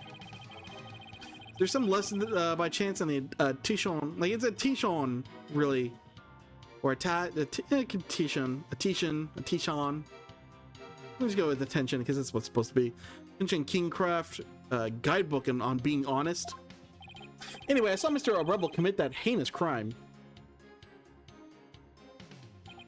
A big, strong man like him could easily swing a heavy suitcase into someone's head. Hold it! I would have to agree, that suitcase is really heavy. Wait a second. How did you know it was so heavy? Ooh, good point. For all you knew, it could have been an empty. Objection! My client witnessed the crime in progress. Naturally, he saw Mr. Rebel straining to lift what was obviously a heavy suitcase. Can't say I'm a fan of you trying to discredit my client by tripping him up, Mr. Justice. But I'm just doing what you always do, Mr. Wright. Dr. Buff was stuck from behind while I was absorbed in a book. Must have been really into it. Doesn't add up. What doesn't? The politician is lying, I'm sure of it. I think the angle we're going for is he was reading a book. He was absorbed in a book, but it was from the reason he wasn't like reacting to the murder is because the murderer is someone he invited into his house and was expected to be there. That's how the person was able to sneak up from behind him in the back of the head while he was reading a book. What evidence do I have that could show that?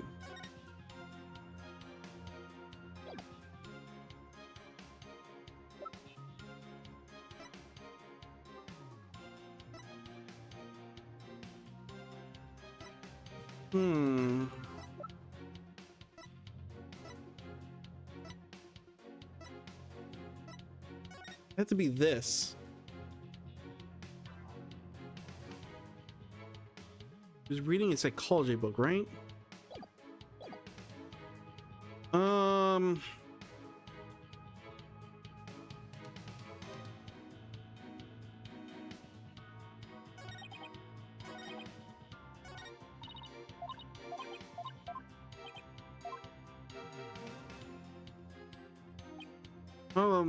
Mobile meeting grid on the village. Let's talk about being murdered from outside his study window. Is there a detail that would be lost looking through the window? I don't think so. Because obviously he knows this detail because he was the one who murdered him. How is it important? How do we point that out?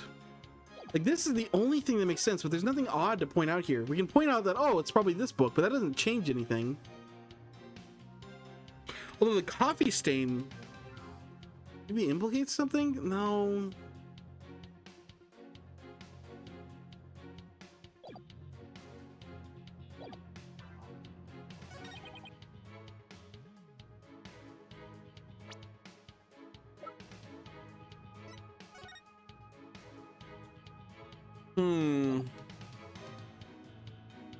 Like, I can't imagine anything else it is besides this here. But I just don't know why. Let me try reevaluating. I don't want another situation where I'm looking up the wrong tree. Let's press up this statement. Hold it! Maybe we can change the testimony at all, or if it's gonna deny me that option. Stuck it from behind? Yeah, we are. How do we absorb in a book? Yeah. Term is clearly visible. Crime was visible through the window. That's earth-shattering testimony. Is it? Because to my ears, it sounds like a rather obvious fact. Oh, sorry. I'm good then. Very well. Will the witness please continue with his testimony? Okay, so no, it has to be 100% the book.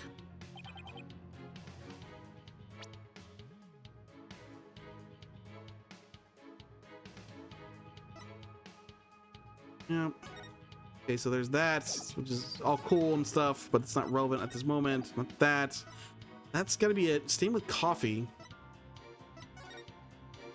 Like, it's odd that he was reading a book stained with coffee. And the coffee was damp, I believe. So no. Not gonna be that. It's not gonna be this. Created of the Founder's Orb to define dragons will come no harm. Maybe it was this. This was on the other side of the room. Ooh. We found this on the floor over by the railing. So what this case is eventually gonna get to is that we know the case was heavy and that the probably politician can't lift the case by himself and swing it over the head. So what he actually probably did is push it off the case, or push it off the railing, landed on his head. And the book that the doctor was reading was probably the research notes over here, and that's why we found it on the ground. And then the body was moved over here. Maybe the book that was on the ground is planted with the blood on it. It implied that the crime happened there, and it was over here in front of the window. And if the crime is not in front of the window, then that means, oh no, he couldn't see him from the outside. He has to be the murderer. Like, that's how we're gonna get to that point. It's just we have to figure out the first steps to getting to that point.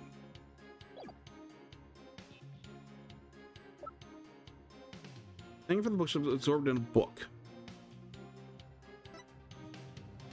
I want to call into question what the book he was reading was, but I don't know if that's a contradiction at this point. It's like I can point out how it's odd he was reading from a book in a coffee stain, how it was coffee stained.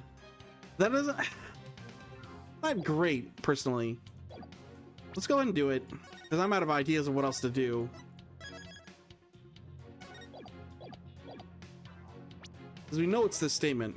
Objection! No, I knew it. Knew it. God, please take a look at this piece of evidence. I'm off my game today.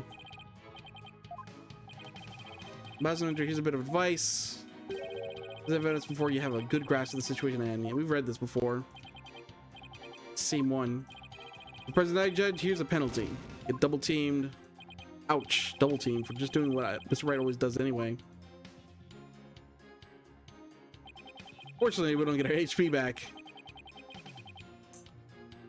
Susan, we're not gonna get another hint, actually. Not this. Ooh, actually, no, the coffee bar. So now that book was over here because the coffee stain probably got on there where he's dropped it. How do we? It's again, I know what I want to argue. I just don't know how to translate it into game.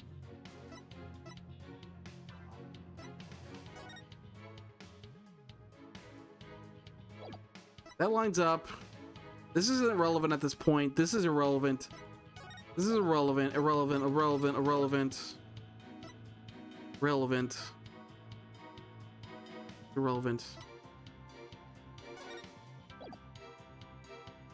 Maybe so now that I've connected the dots, maybe I present the book that he was actually reading.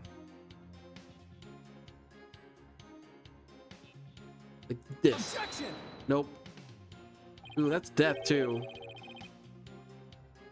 You know what? We've never seen the death screen. Let's see what happens. Reasonable to me. No, something's definitely not right if you really, listen really carefully. Thing you gotta know when to hold them, know when to fold them. Oof. Yeah, see what happens when you get a game over. That's enough. See no need to further prolong this trial. The Defiant Dragons have failed to sufficiently show their right to the item in question. Therefore, ownership is hereby awarded to plaintiff Mr. Paul Tinchon. Oof. That creep politician stole the Founder's Orb right from out of our hands. The dream of revolution in the kingdom of Kurin died that day. Return to our daily lives. My relationship with Mr. Wright. The word awkward comes to mind. Let's just say that it was never really the same. Retry from the scene. What happens? Do I get my health refilled?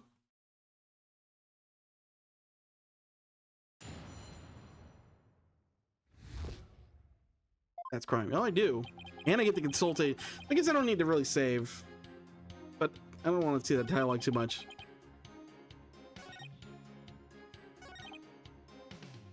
We need to press this. Hold it.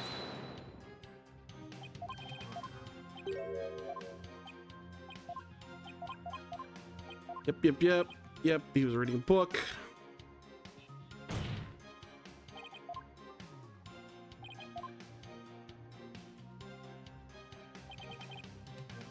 We can consult. Does that statement sound a little bit dubious? You know what? You're right. Thanks, Athena. Anytime. Now take another look at the evidence.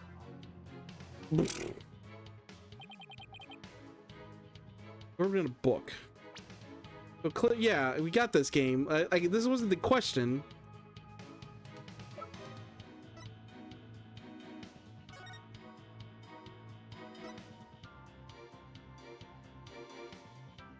Oh God. No, it's this statement. God, I didn't realize the second page.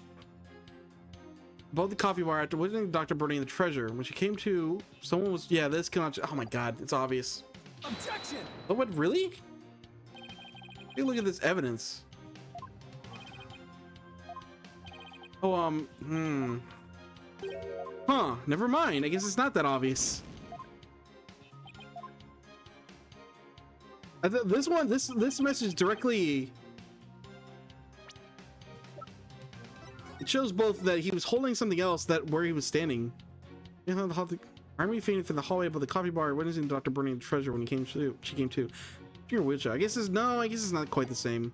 It's referencing that it was holding the treasure, not a book, but that's not it. Again. What is it? What am I missing? Because I'm clearly missing something obvious. Is it supposed to be this? That he was holding this, not a book?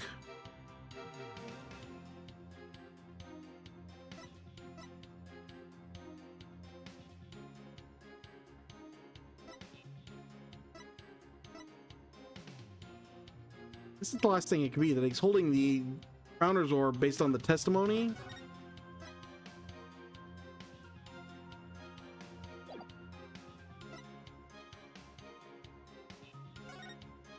Like ahead on the object, it's not this, none of this. Oh! Doctor's point, he couldn't read anything about these, so they're found on his desk, which means he wasn't reading a book, actually. There we go. I discounted these way too early. I should have taken a chance. I should have looked over my evidence more carefully. No, this is Objection! it. I'm dumb. It's another case of me being dumb. That's actually the worst one. That's me being really blind. It wasn't my thinking being wrong. It's me not considering the evidence enough. The doctor was standing in front of the bookshelves absorbing a book, you say? Because I was convinced he was reading a book, but that wasn't the case. I'm sorry, but it seems your testimony is completely unreliable. Man, I'm pissed about that one. I should have been way smarter about that. I discounted that evidence. We've had it so long. I'm upset about that one. I apologize, people. That's a really bad one. That's quite a bold statement. Let's hear you back it up. I feel like there's some excuses I can use for some of the other mistakes I made, but that one was really bad. I challenge you to prove that I am anything but 100% reliable. It would be my pleasure.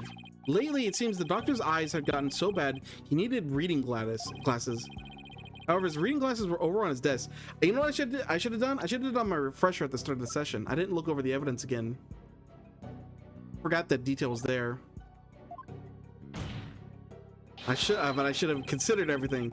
You see, the doctor was no way he could have been reading it from the bookshelves.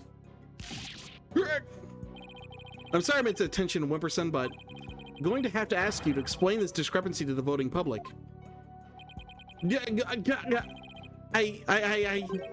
You what? I'll explain it, you lowly cur. I simply made a mistake, you see. The doctor was actually sitting at his desk when Mr. Arbol hit him over the head. Then the doctor would have been facing him. Surely he would have seen him and tried to run. Dr. Buff was nodding off. I could tell because his eyes were closed and he wasn't moving. Sounds more like what you would do. And how do you explain the fact that he was stuck in the back of the head? Struck in the back of the head. Isn't that something that should be impossible from the front of a desk? Oh, about that. He bowed his head when he nodded off. That's when he was clobbered. So that's what you saw. Well, Mr. Justice, that sounds like a perfectly reasonable explanation to me. Well, it's not. You can't see. Doctor was struck while nodding off. Yeah, big problem. Can't see behind the desk from outside the window. There's a problem, a very big problem. Witness' statement doesn't hold up under the slightest bit of scrutiny. Is that so? Well, then will you please show this court what evidence you have to justify this? Gladly, Your Honor. Gladly, Your Honor. This shows the problem with the witness's claim that he saw the doctor nodding off. Boop. Take that. A diagram of the study. Mr. Tension Whipperson allegedly viewed the murder from here. God, I'm still upset about that. Oh, God. That's just me being not doing my due diligence. I don't know why. In my head, I had these three items grouped together as when we were investigating for them. And like they weren't relevant anymore, but this was never used in that, so I shouldn't have thought that. Oh, God. Here. And the doctor was allegedly nodding off here. But from this vantage point, the bookcase would have blocked the witness's line of sight. Well, yes, I believe you're right. But arg! Objection!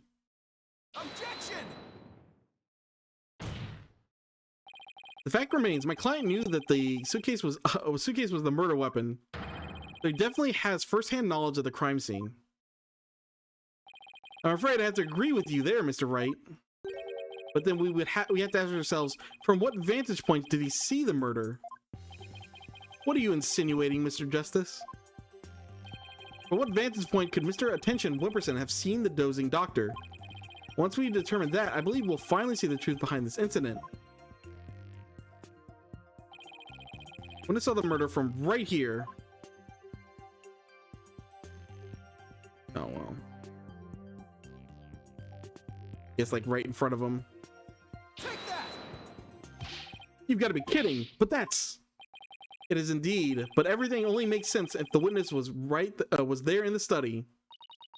Inside the study, but that's the scene of the scene of the crime. I know, Mr. Attention Whipperson, the man who claims to be a witness to the murder, was most certainly in that very room.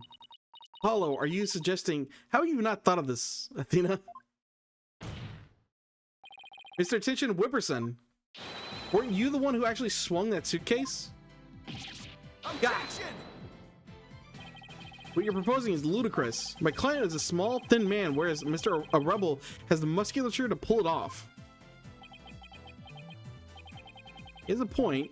I gave up trying to lift that thing after one go. That's right. He's the only one who could have lifted such a heavy object. Now, do you understand? The Rebel dots on a Rebel is the doctor's killer. As long as the suitcase is the murder weapon, the suspicion falls entirely on Dats. We'll have to poke a hole in Mr. Wright's argument somehow, Apollo. Oh, I will, and with his own technique, no less. If Mr. Attention Whipperson couldn't swing the suitcase around, we'll just have to consider another way he could have used it as a murder weapon instead. Going to turn this case on its head, Mr. Wright, just like you taught me. You talk big, Mr. Justice. Do you have what it takes? Whoa. Well, this should be interesting. Mr. Attention Whipperson, testimony has been filled with one inaccuracy after another. First, he stated that Dr. Buff was in front of the bookshelves. Now he claims that the doctor was sitting at his desk. So where was the victim really when he was killed? Also, where was his killer, and how was the murder weapon really used? The important thing here is the position of the victim and the killer's relative to each other. Yes, Your Honor. If they were positioned in a certain way, it would be possible for to use the suitcase as a weapon without lifting a finger. You can't mean... Oh, that's the court to recall the study's layout. It's quite distinctive, as you can see. Now, if Dr. Buff were sitting here at sitting in a certain spot, and his killer were at a certain other spot, the suitcase would become a weapon that anyone could use. Very well, Mr. Justice.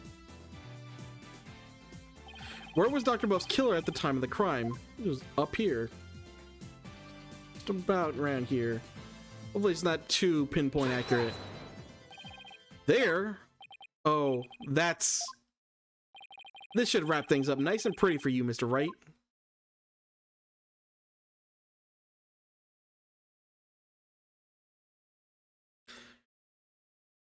Let me set the stage. Give a long intro here. Here we go. But that's the court to recall the study's layout. I wish they would just have the one map. But this time, instead of thinking in 2 dimensions, let's think of 3. Only then can we clearly see the killer's method at work.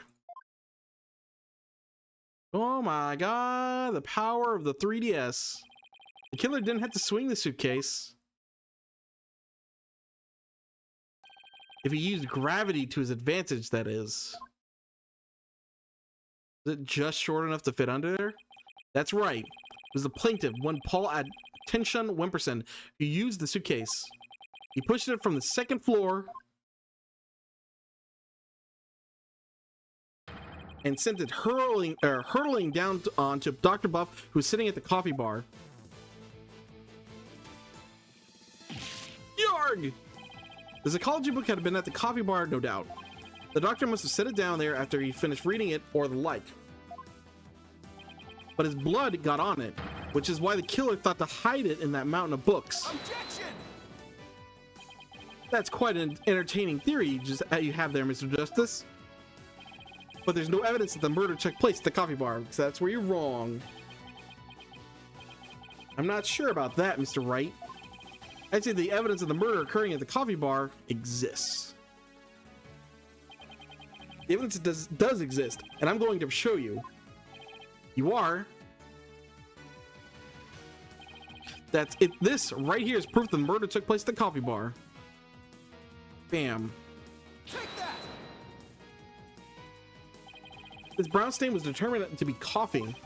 What's more, it was still a bit damp when we saw it yesterday morning. Ah. One look at the book speaks volumes, I'm afraid, Mr. Wright.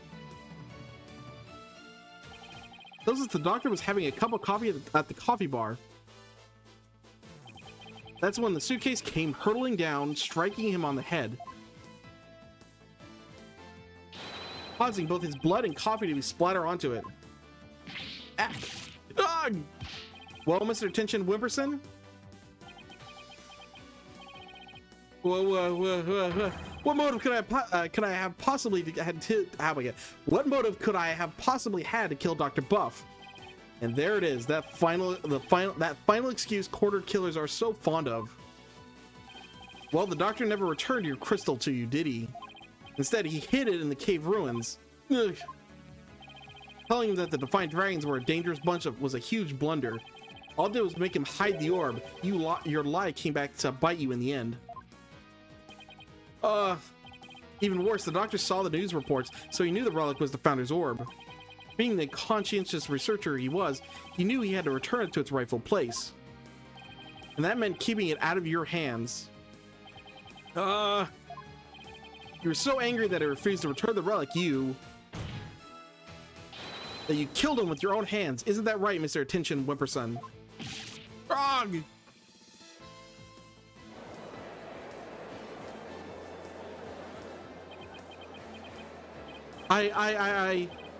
That is... Hold it!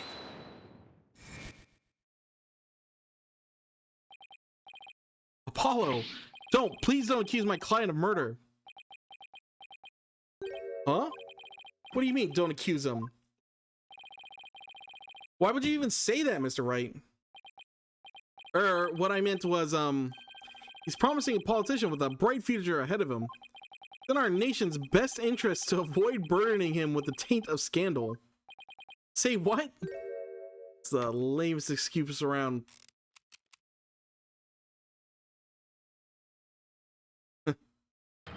Right, you better do something to change the current courtroom climate, or I'll be charged with murder. And you know what will happen to her if that happens. Okay, so it's Maya. Probably. It'd vaguely be Pearl, like under crosshairs of somebody. Eh. What's he talking about? Well, I can ponder that later. For now, Mr. Wright, you can't possibly believe that Mr. A Rebel is the killer. Are you really going to send an innocent man to prison? I thought you were better than that. Well, Mr. Wright, answer me.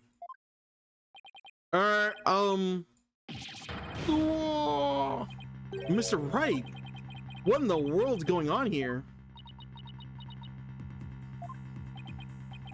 If you won't say anything, then... Mr. Attention Whipperson, the defense hereby accuses you of... Apollo, wait. Not you too, Athena. It's just, I wasn't sure whether I should say anything, but... During that last recess, when I went to check on Mr. Wright, I overheard something I shouldn't have. Just Maya's an arm. Okay, it's Maya again. There you go. Can't really say, but just remember, if I'm arrested or fail to obtain the treasure, there will be consequences. Consequences of the worst kind, if you catch my drift. Ugh, how'd you have to let this happen again, Phoenix? Relax, all you have to do is ensure I get my hands on that relic. Let's deliver it to my benefactor at all costs. What do they want that relic for anyway? Something to do with an old legend. The patron seeks a great power said to be granted whoever solves its secret. Ooh, so that means the way there's going to be consequences is Maya gets arrested for murder or something of the like. We go back there, defend her. It spirals out into the whole thing. Oh well, we'll see. Maya, as in Maya Fey? Yes, the boss's legendary former assistant. His Faye's being held hostage? So it seems. Why don't you just tell me as soon as you heard this? Sorry, it's just Mr. Wright spotted me before I could slip away. Maybe promised not to tell you. Yeah. Said it would make things more difficult if you found out. I guess if things weren't hard enough. That's why Mr. Wright was acting so strange. I had no idea. This must have been excruciating for him. The second time he had to deal with this. I think he might have mentioned this happening to his assistants. Like one of his stories or something, but I guess not. Think, Justice, there's got to be something you can do. Mr. Justice, about that last statement of yours, I believe you were in the middle of accusing the plaintiff of murdering Dr. Buff. Would you care to continue? Yeah, I'm sorry, Apollo. I'm really, really sorry.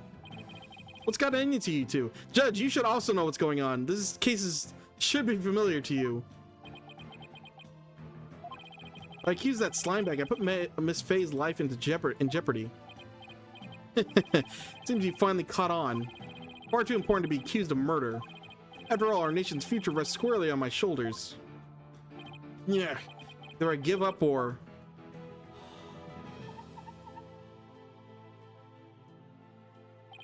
Once I present the crystal to my patron, my victory is assured. And one day I'll become president, and I'll then king of every politician at my command. Now retract your accusation. Arg! Can't koto him, but defense would. It would like to retract the previous accusation. Ooh.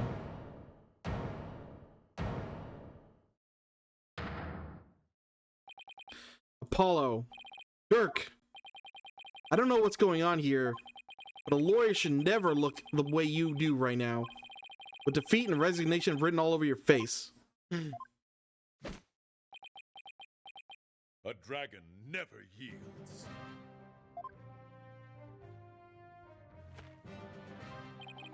Even when wounded, a dragon bites down hard and never lets go till its dying breath. Glares, it roars, and it latches its jaws firmly onto its prey till the bitter end. That's what lawyers do to get to the truth. Dirk. Dragon never yields. He's right. All over if I give up now. Mr. Wright's hands are tied. It's up to me to do what must be done. He saved my neck so many times.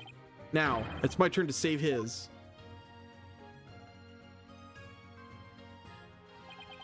Dirk, thanks for that wake-up call. Now that's the face of a lawyer you've got there, son. Where there's a will, there's a way. And I'm going to find the way to save Miss Faye and see that justice is served.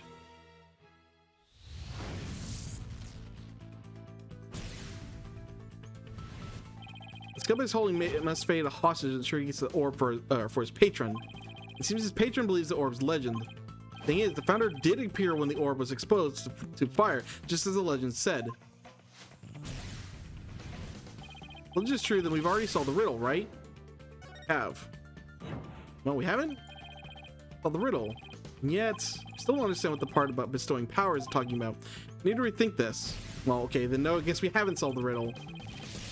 I mean, I have, I think, but sure. No, not yet.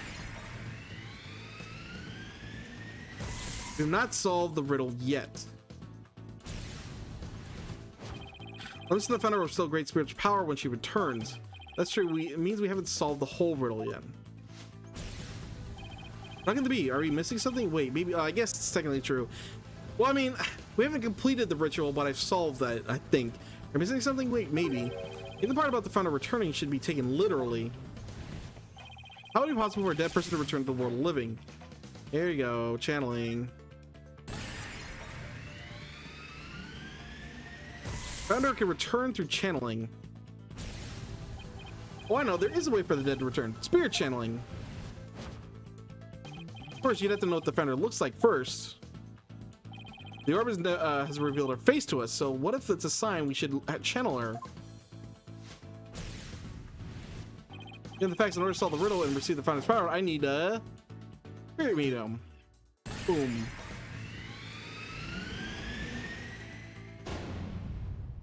Medium is needed to obtain the power. The ability of a medium to channel spirits is the final key to unlocking the orb's secret. It means Mr. Attention Wimperson's patron will need to be one too, or will need one too. Once that slimy politician realizes that, he won't be able to lay a finger on Miss Faye. Oh, that's interesting. Everything's going to be okay, Mr. Wright, because Mr. Politician Wimperson can't afford to harm a hair on Miss Faye's head. Huh? Mr. Attention Wimperson, seems you've chosen the wrong person to take hostage. What do you mean? Your patron seeks to solve the orb's riddle, and they thereby receive great spiritual power. However, only Maya Faye can truly give them what they really want. I mean, Pearls can do it, the Queen can do it, the Princess, whose name I forget, I could probably do it if she needs to. You can. What do you mean, only Maya Faye? Think about what the return of the founder really means. You should have considered it more literally. After all, the orb was made in the kingdom of Kurdan, the birthplace of spirit mediums. I think I see now. You need to know what the deceased looks like in order to channel them. But in Kurdanism, depicting the face of the founder is taboo. However, her true face was hidden in the orb. So maybe the orb is telling us to try channeling the founder. Exactly. Through a spirit medium, the founder can quite literally return. If the legend is true, the founder just might bestow spiritual power on someone who, when she does. Like when Pearls imbued my Magantama with spiritual power. The human could be imbued with such power in a similar manner. Since the founder possesses the immense spiritual power, such a great feat would not necessarily be beyond her. Wait a second, then the legend is true? You understand now, Mr. Attention Wimperson. You're holding hostage the final key to unlocking the orb's secret. If anything were to happen to her, the riddle would remain unsolved forever. Ah! Again, just get a different spirit medium. Hold it. There's always Pearl Faye. I could simply ask her to help, and she's not going to do it. If she wants money, I have plenty to offer. She's not going to. She's not the kind of person to be tempted by material gain, and she certainly wouldn't help you if if anything were to happen to her cousin. Ugh. Maybe you'd like to go ask the Queen of Kurain to channel the founder for you. He could, but he'd probably get executed for requesting such a thing. Over. Well, no, I guess that's all of them, but like, gotta be more spirit mediums, right? Yeah, well, none that we know of, so he's screwed. I confess, you killed Dr. Buff, didn't you? It wasn't supposed to end in this way. Mr. Tension Whipperson, are you admitting to committing the crime? Or you're my lawyer, right? Do something. True that I'm your lawyer, and as such, it is my job to defend you. However, defending my client isn't the only duty a lawyer has. There's something else that's equally as important, and that is finding the truth. What? Mr. Attention Whipperson, you have sought to twist the truth in the dirtiest of ways. I was complicit in your hostage taking, but in a way, I was being held hostage too. Even so, there's still hope for me to make things right. And I owe all to you, Apollo. Mr. Right. Can't allow a murderer to walk away scot-free. Therefore, Mr. Attention Whipperson, I must resign as your attorney. No, no, no, no! Does this mean I'm under arrest? No! Can I get a real breakdown? Here it comes.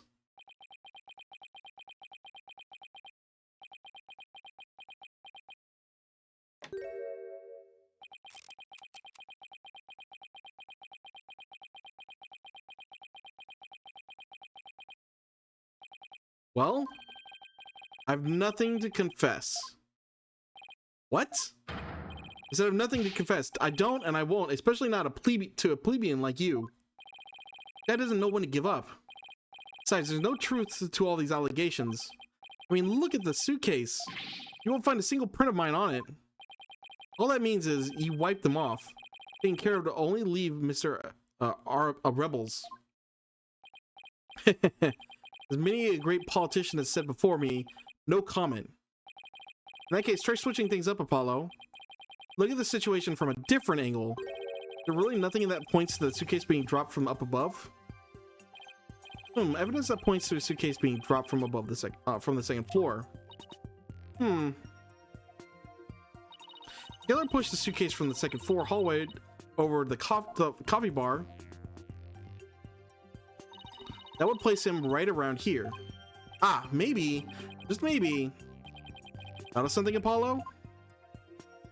I believe this piece of evidence to be connected to the dropping of the suitcase. I mean, he's gonna connect that. Oh, like he was gonna push her too. That's not directly connected to the suitcase so much as it connects. We can find his prints on her chair. Yeah, this. That appears to be a statement, but how is that related to this case? On the night of the murder, Your Honor, Miss Army Buff physically left her room. That's when she saw the doctor burning the orb and subsequently passed out. There you go. Right above the coffee bar. But with her there in her wheelchair, the killer wouldn't have been able to drop the suitcase down onto the floor. Good point. However, according to Sarge, she woke up just as someone was trying to move her in her wheelchair. Ah! Someone was pushing my wheelchair. What? I was so scared I beat a hasty retreat as fast as my wheels could take me. She must have been in the killer's way and had to be moved. Is that right, Mr. Attention Whipperson? I thought he was going to push her off just to, you know, clean up the evidence, but I guess actually that would implicate something else. That's probably not it. Arg! If the killer had pushed the wheelchair with his bare hands, we may yet find the conclusive evidence we need. Exactly. Fortunately for us, that evidence slipped right through the killer's fingers. Only to be able to hold on to it just a little tighter. Now he's neither able to discard nor alter it. Honestly, that piece of evidence wasn't even supposed to be here in this courtroom today. And yet, looks like sometimes things do get better. Look, but this wasn't supposed to happen. No? Well, too bad. Because the evidence that sped away from you that night has come back to haunt you right here at this very trial. Your Honor, the defense final piece of evidence is on this person. Her wheelchair. Take that. That's on the night of the murder. Sarge passed out, only to come and find someone was pushing her wheelchair. That's when she fled back into her room. She didn't physically see a single soul after that. Until Athena drew her out through that therapy session, that is.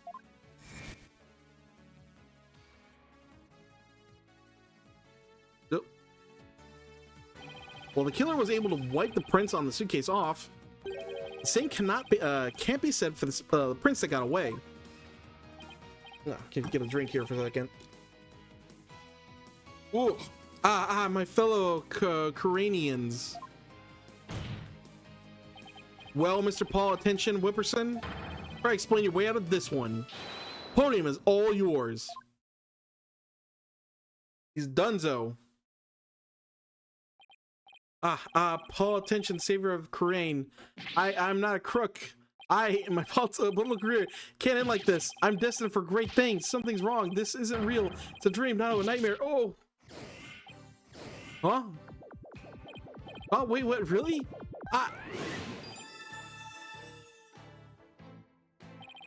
No way.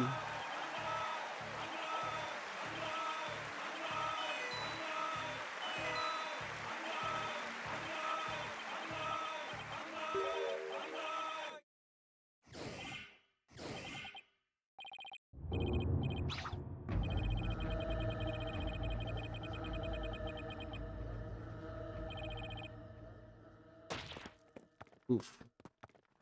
I'd say the grandpa part, but it was a lot. That was very busy. You know, attention, Wimperson, are you all right? I feel like the breakdowns, they're always kind of been a big selling point. Like, it's nice to see the person you're after finally come down. They got like progressively sillier and less raw emotional breakdown. Like something like what was his name? Final Case of Ace Attorney 2. God, why am I blanking on his name? Mr. Refreshing is a series. Why can I remember that, but not his name? Just terrible with names.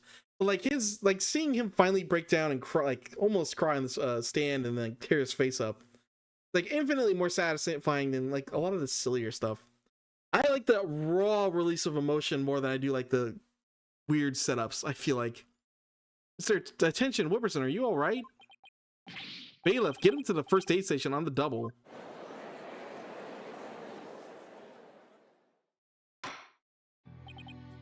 Well, this was yet another unexpected turn of events. In light of everything that's been revealed, it seems the relic is indeed the Founder's Orb.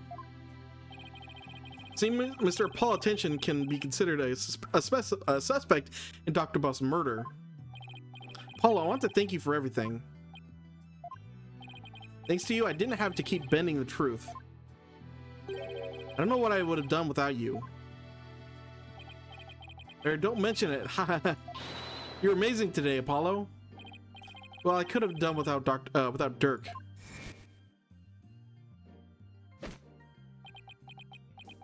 A dragon never yields. Even when wounded, a dragon bites down hard and never lets go to its dying breath. Blares, it roars, and it launches its jaws firmly onto its prey till the bitter end. That's what lawyers do to get the truth. Dragon never yields. Every lawyer should take that into heart. Since both sides have no further objections, would Dirk Sadamati please take the stand?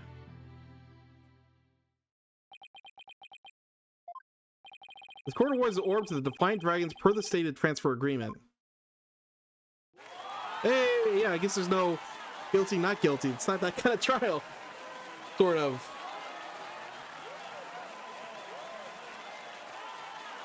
Huh. So I thought this might be the lead up for a bigger case. Well, it is. Probably.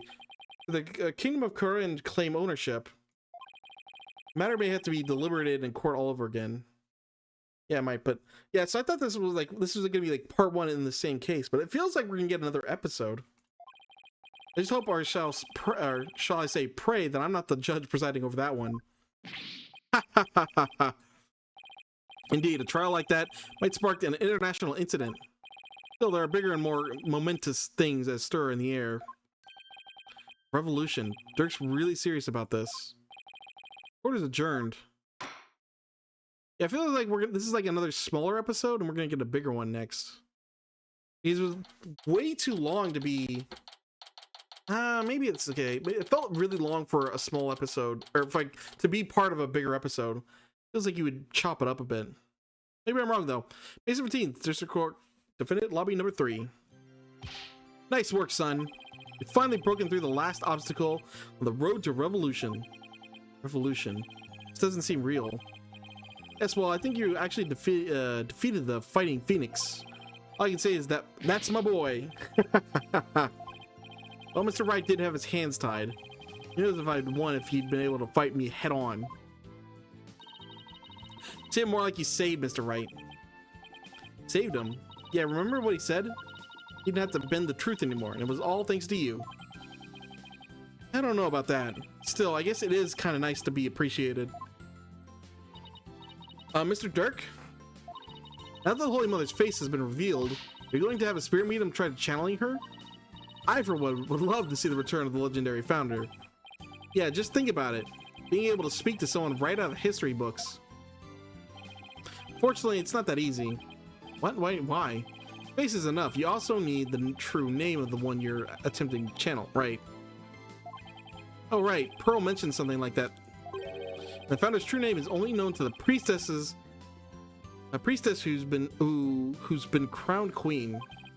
Sure, the only living person who knows it is currently the current queen of Kura and Garan. Oh, so without her help, we won't be seeing the founder anytime soon. Tisk, that's no fun. Ooh, but the man, that's... Queen knows the founder's real name. If she dies, then goes on to our princess. Maybe someone could think they can manipulate her to giving the name. Founder's Orb updating the court record. So Dirk, what will you do now? First, I'll start by tracing the route by which the orb came into Dr. Bluff's hands. So you now know it was Paul Attention that asked the doctor to study it. Isn't he the one who stole it? No, a political nobody like him could get anywhere near the orb, let alone steal it. Must have had inside help. My money is on someone connected to the royal family. Oh right, you said something to that effect back in the cave. Whatever it may be, we need to expose their dirty scheme to the light of day. I'm sure Mr. Wright has plenty of information courtesy of his dirty client. Might be able to shed some light on this. Private Justice! Alright, back to the robot. That was fine work you did at the trial today. You did your sergeant proud. Back at you, Sarge. It took real courage to leave your room like that. It's all thanks to you and the corpse woman Sykes. My siege defense over, I can finally sally forth. But the battle's just begun. One for me and one and me alone to fight. Lose your mother and then your father. What a terrible thing to endure. Yeah, and being wheelchair bound doesn't help. Private Justice? I've been thinking. About time I stood on my own 2 feet. Girl, I no longer have Papa to coddle me. Huh? I'm afraid I don't follow. Take a good look, soldier. This one small step for man, one giant leap for me. Being out of the wheelchair? Hold my drone for me, would you, Private Justice? Yes, sir. What is she up to? Gonna stand up, Apollo. Yeah. What? Whoa. Yeah, it's perspective, but she seems tall. She's standing. Yeah, like, look at this guy's huge. She's almost up to his chin for a 12-year-old. What's this, Sarge? You mean your legs there? Doctor told me I was ready to walk again months ago. If I admitted I could walk, I knew I'd have to leave the house. So I faked it. Makes sense, but I kept pretending I couldn't walk.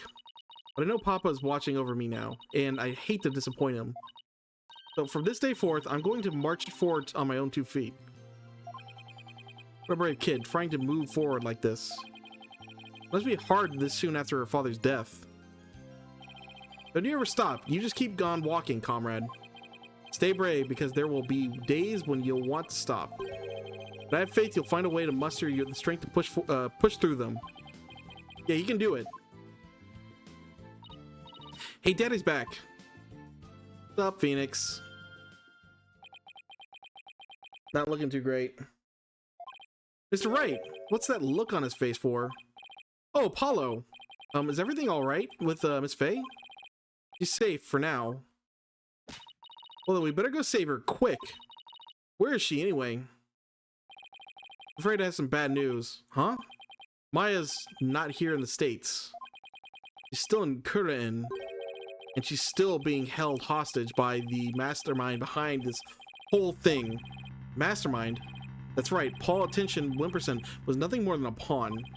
My true deductor in the kingdom of Kurin. Yeah. I don't understand, Mr. Wright. What in the world's going on over there? Gotta tell him all about it. But as shocking as that news was only the beginning. The beginning of something big. Big enough to shake Kurin to its very core.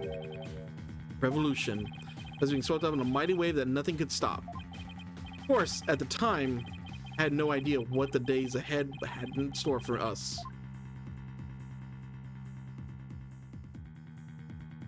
Yeah, is she gonna be framed for the murder of the queen?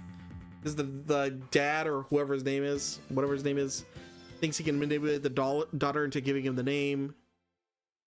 Something along those lines. Although, how's he gonna try to force Maya to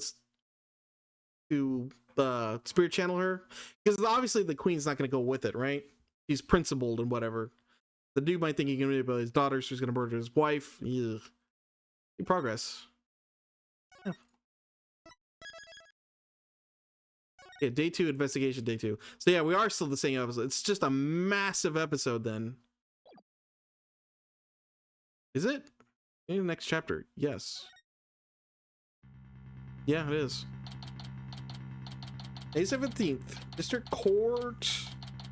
Defendants. Lobby number 3. What do you mean Miss Faye's still being held hostage? Just, it's no time skip or anything. Right back into it. And who's this mastermind? Paul Tension Wimperson was nothing more than a puppet. His benefactor was the one pulling the strings, but I have no idea who they are. Oh, come on. All we know is it's the person who was trying to give the orb to. Right, he was just following orders. Whoever it is seems they really want to get their hands on the orb. So then Miss Faye's abduction is the work of the so-called benefactor too. Right, again, whoever they are, they're in the Kurin, along with Maya.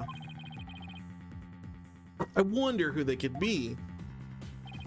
Right, this Maya, the spirit medium you've been talking about. She wouldn't happen to be that bun-haired girl, young lady you defended back in Kurin. That's her. Why do you ask? I see. I think I know what's going on here. Okay, good news for you, right? Maya's somewhere safe. That much I'm sure of. I'm afraid you've lost me. So that's who the little snot's patron is. It's all starting to make sense. That fool has no idea I'm here in the States with you all. Dirk, you mind filling us in?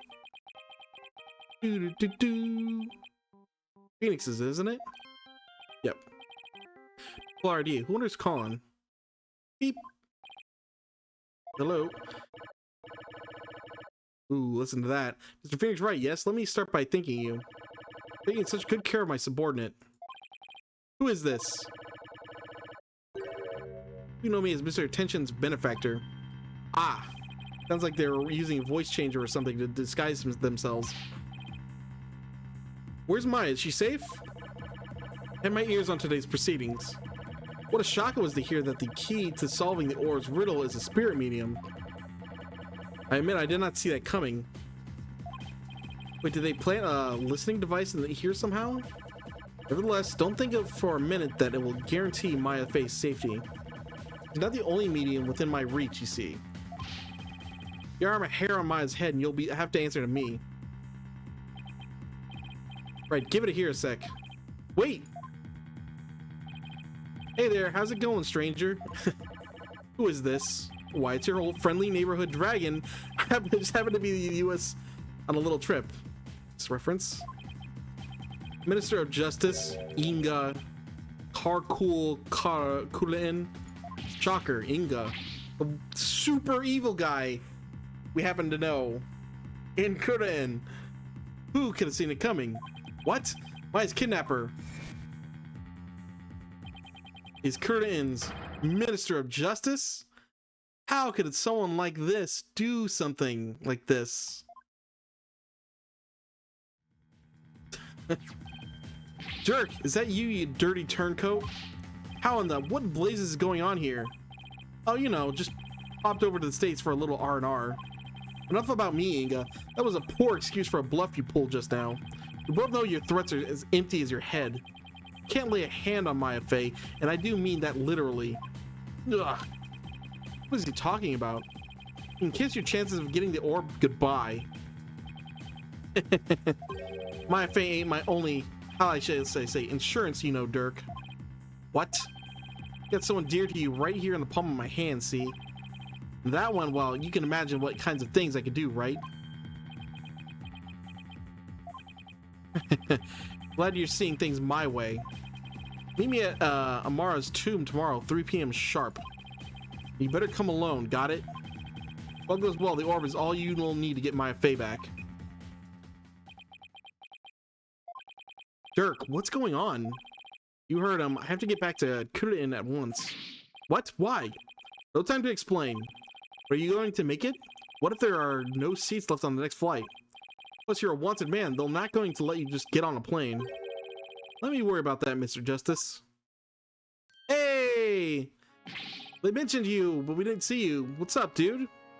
Chief Prosecutor Edgeworth. Oh, I gotta listen to this for a bit. Let me get a drink.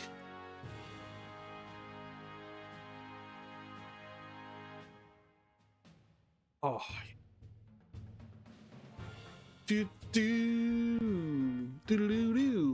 All right, Chief Prosecutor Edgeworth, what are you doing here?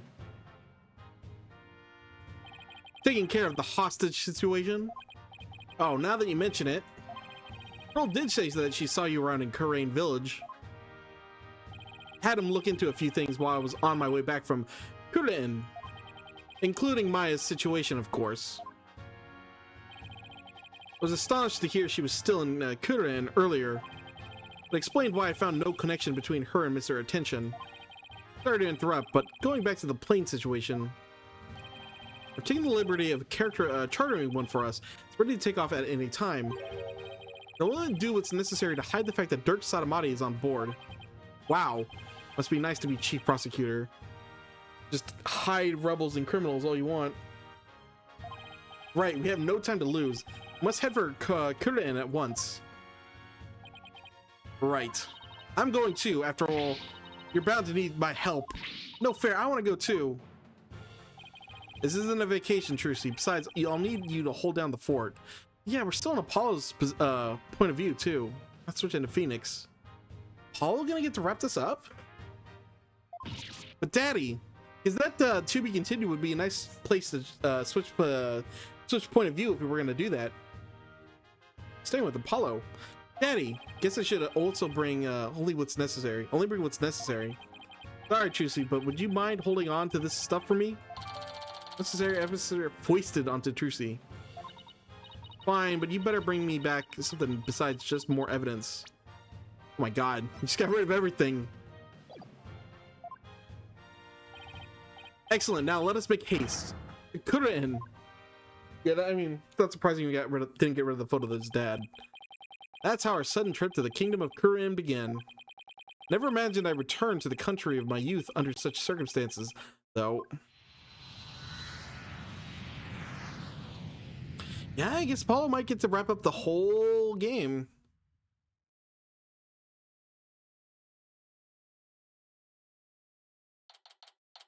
May 18th, 2:30 p.m. Temple.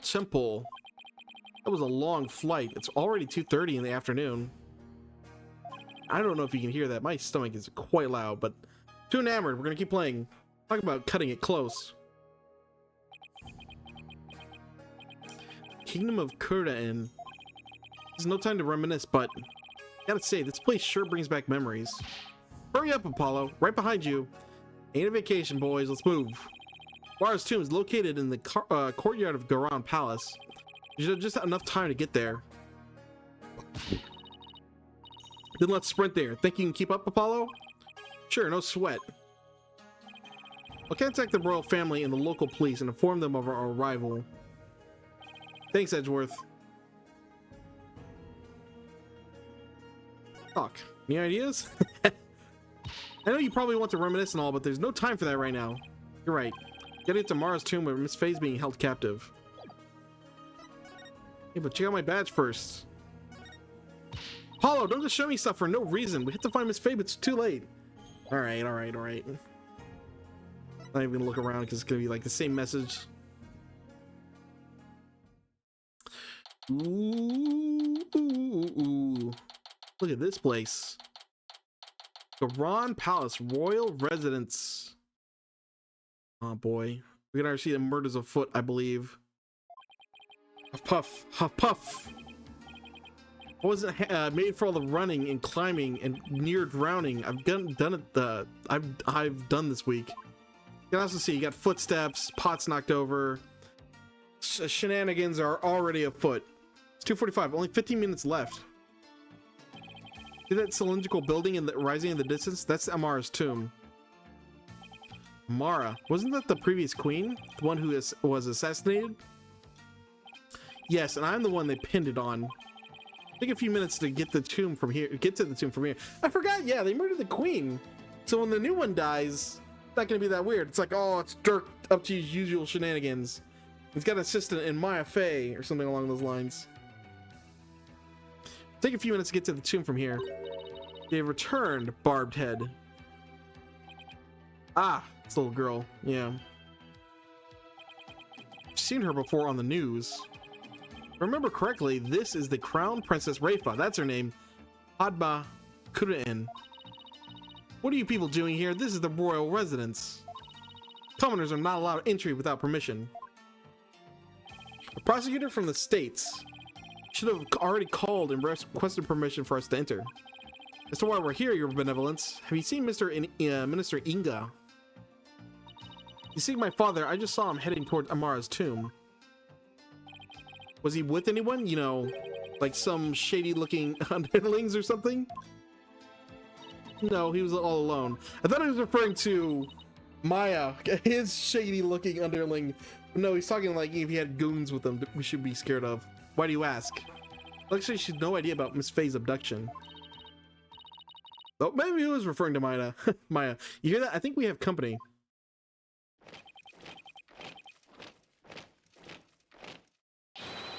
Bow down before her glory.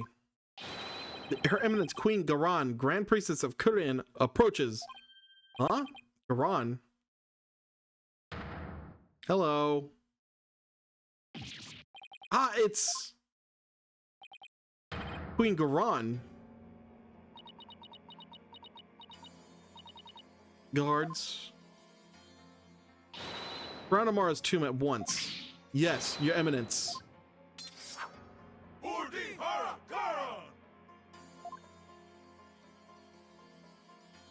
are they doing? What's she doing? Is she going to help us? Excuse me, your Eminence. So our barbed head lawyer returns. Do you presume you are here for Maya Fey, the spirit medium who has been abducted? Oh, you know about that. You appear to be on my side. Yes, you may. Allow us to apologize for the criminal actions of our husband. I'm shocked. I'm honestly shocked. Oh, no need to apologize for him. Honestly, Inga, abducting a guest in our country? How could you? But this kind of implies she's in on it and she's just throwing him under the bus or something. Father, abducted someone? Your Eminence, what about those soldiers over there? They're the Grand Royal Guard, soldiers who serve the crown and no other. Royal Guard? They're an elite force selected from only the most loyal and outstanding of our subjects. Why have you ordered them to surround the tomb? The police will not come if it's my husband who's committing the crime. We have to storm the tomb and take Minister Inga into custody ourselves. What? You mean, Garan, no, his hostage is in there. Dirk, how dare you set foot in the palace? Have you come to turn yourself in? Listen, we need to call truce for now. Grand Royal Guard sees this traitor of the crown. As you wish, your Eminence. Why do they say it like that? Resist and you die. Wait. There was a guy who talked like that, wasn't there? A long time ago. An odd way of speaking. I remember this odd. Maybe I don't. Maybe it's something else. But I remember someone talking like this before. Wait a second.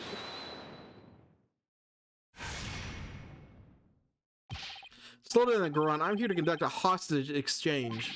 But if you take me in now, my fate is good as dead. Hostage exchange? And why would he choose to do such a thing with you? We can talk about that later. Right now, I need to get in there before it's too late.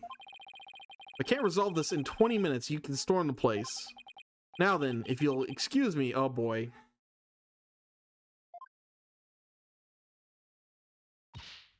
Dirk, wait. Sigh. Guards, allow the insurgent Dirk Sadamati to pass. Barbed Head, you have some explaining to do. Right. Well, while we're waiting here...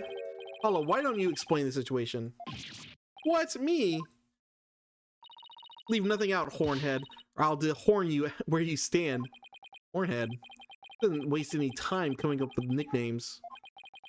What's with the attitude? Her father's the one who abducted Miss Faye. Well, first of all, here, check out my badge. I'm a lawyer. Hornhead! Stop wasting time explaining what's going on now. Make it quick. Or I'll yank those horns right off your head. Ugh. How about we keep our hands to ourselves and I'll explain everything. I better start talking. Fine. I was just taken by Inga. Did my ears deceive me, or did I hear talk of my father abducting someone? You heard right. He abducted Maya Fey and... Insolent fool! Pardon my rudeness. A gentle soul such as my father could not possibly have committed such a crime. Gentle? You think he's gentle? I'm afraid it's true, your benevolence. He's holed up in that tomb as we speak. Really? I find that it's difficult to believe. Why would he do such a thing? Inga or Cool Kurin. Your benevolence. You saw your father heading toward the tomb. I did. I was over on that veranda deep in thought. When I saw him hurrying toward the tomb, I'd say it was about 10 minutes ago. Why was he rushing? Maybe he was worried he'd be late? Oh god, so stuff going on. Did you see anyone else heading for the tomb? I saw no one else after he entered. Mr. Inga and Miss Faye are the only ones in there besides Dirk. Who knows, but I wouldn't be surprised if he had a minion or two with him. Dirk, I sure hope he's alright. It's only been 5 minutes. Arg, it feels like an eternity. Patience, Apollo, patience. Question is, who's gonna be dead? Who's gonna be alive? Maya's not gonna be dead. Is Inga gonna be dead, or is Dirk gonna be dead? Are they both gonna be dead? It might be both. It honestly might be both.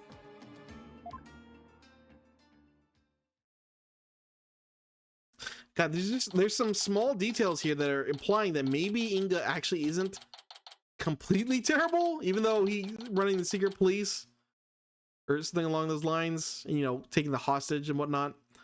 Ron Palace, Royal Residence. It's been almost 20 minutes. What's taking Dirk so long? The appointed time has come. Our royal guard shall now storm in. Can you wait just a little longer? No, we cannot. Every second we wait puts the hostage's life in even more danger. Therefore, we see no alternative but to order our guards to storm in. That'll put Miss Faye's life in danger too. I mean, not much choice. Dirk said 20 minutes. It's been 20 minutes. Guards, storm the tomb and seize Minister Inga, along with the insurgent Dirk Sadamati. Yes, Your Eminence. The fact that they're against Inga honestly makes me think there's something more up with him. He isn't straight evil. What? Dirk's under arrest too? Naturally, that traitor snake assassinated my predecessor, Queen Amara. Now go, seize them both. Ah, we're going in. Follow me, men. For Her Eminence. Diara Galan. Oh, no one gets hurt. Your Eminence! What the? Why are they running back out? What is the meaning of this? Something terrible has happened. Dirk! The minister! He's dead! What's this? What? Follow, quick. I'm right behind you. No one enters without our humph. Come, let us see what has transpired. Yes, Your Eminence. What's it gonna be? What's it gonna be? May 18th. Garon Palace, Amara's tomb. Oh man, look at that, what is it called? God, that's so bad with names. Indiana Jones thingy. Oh God, why can't I remember the name? Where's Dirk? Oh, over there. Oh wow. Dirk? Dirk! What have you done? Apollo. Look.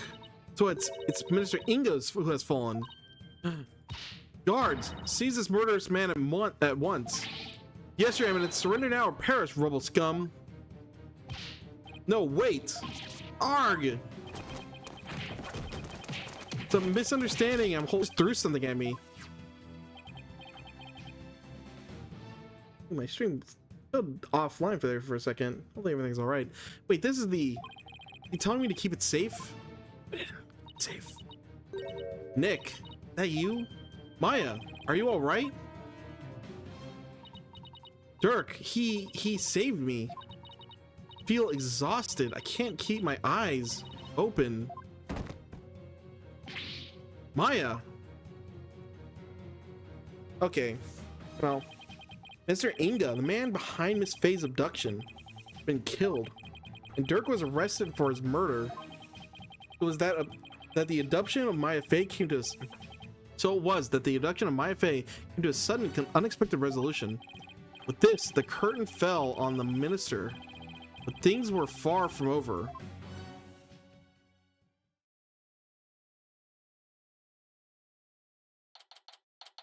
May 18th, Garon Palace Royal Residence.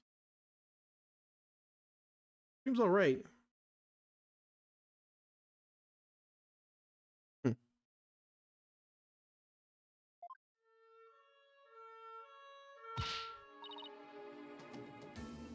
Oh, what happened? Can't say for sure, but from what I can tell, it seems Dirk has killed Mr. Inga. What? Hold on, let me just double check, make sure everything's good.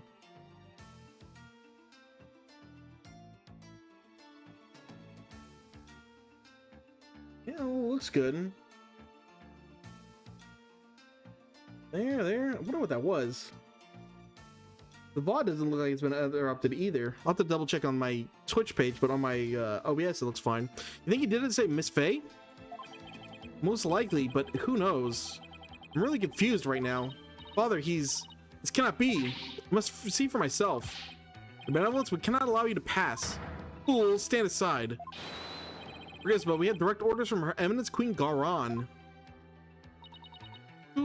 Father. Oh, Father. Dirk, you will pay for this. Oh, let's go regroup somewhere. Yeah. Dirk, it wasn't really you that did it, right?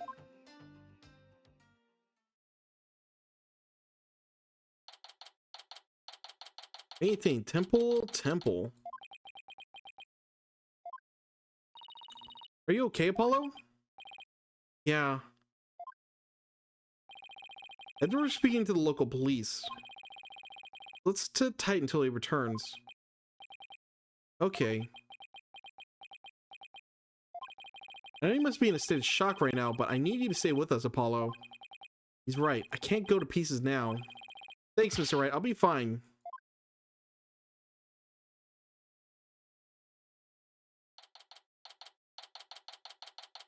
Temple.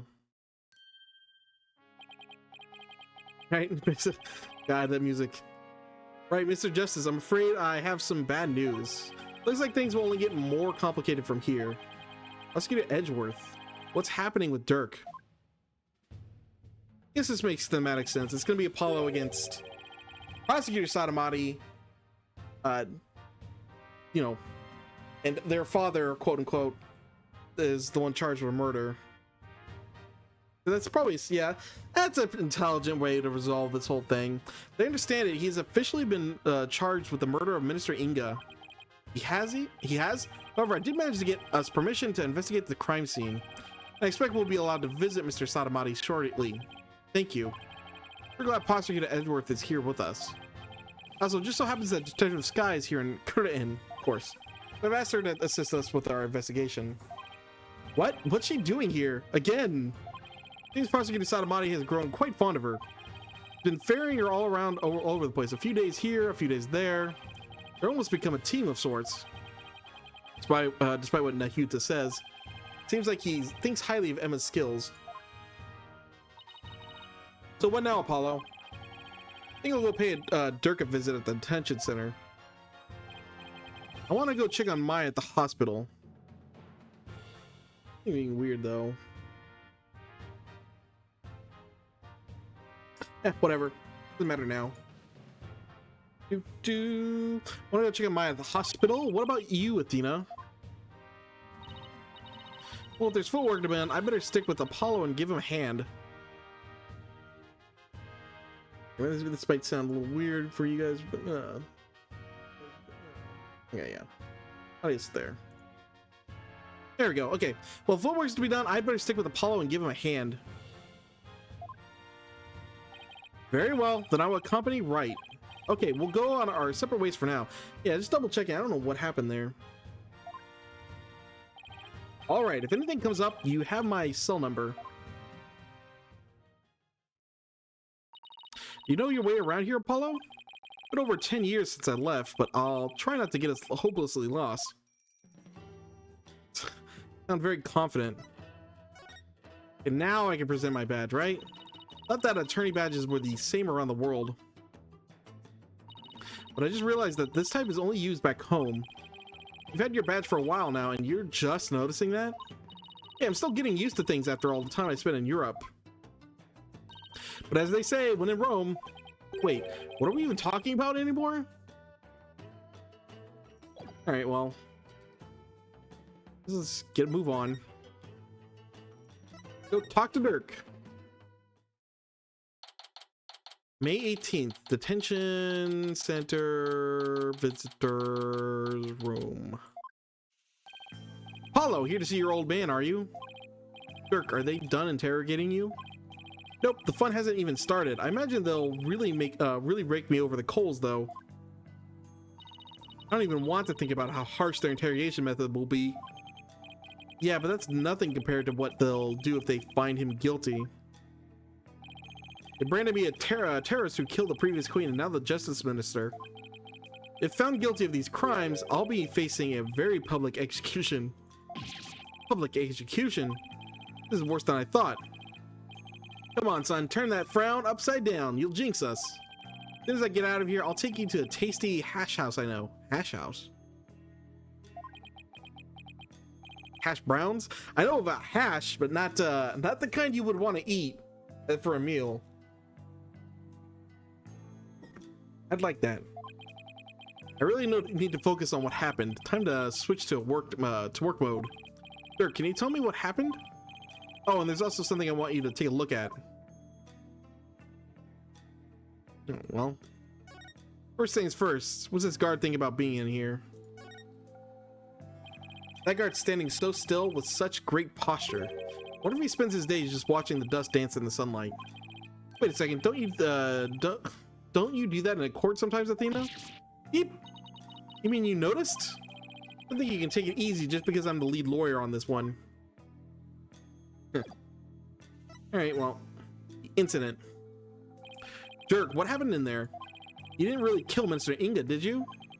Well, the thing is, I really don't know. Oh my god, how does this keep happening? Huh?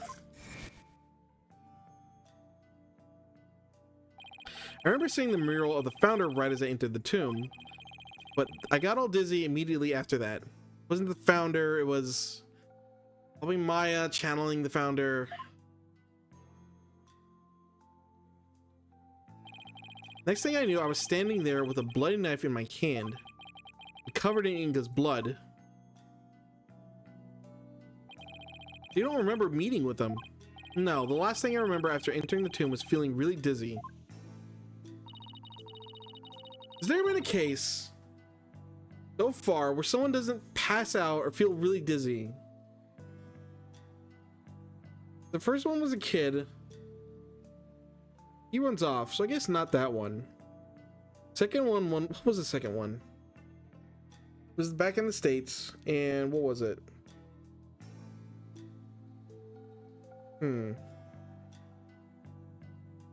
What did we have back in the States?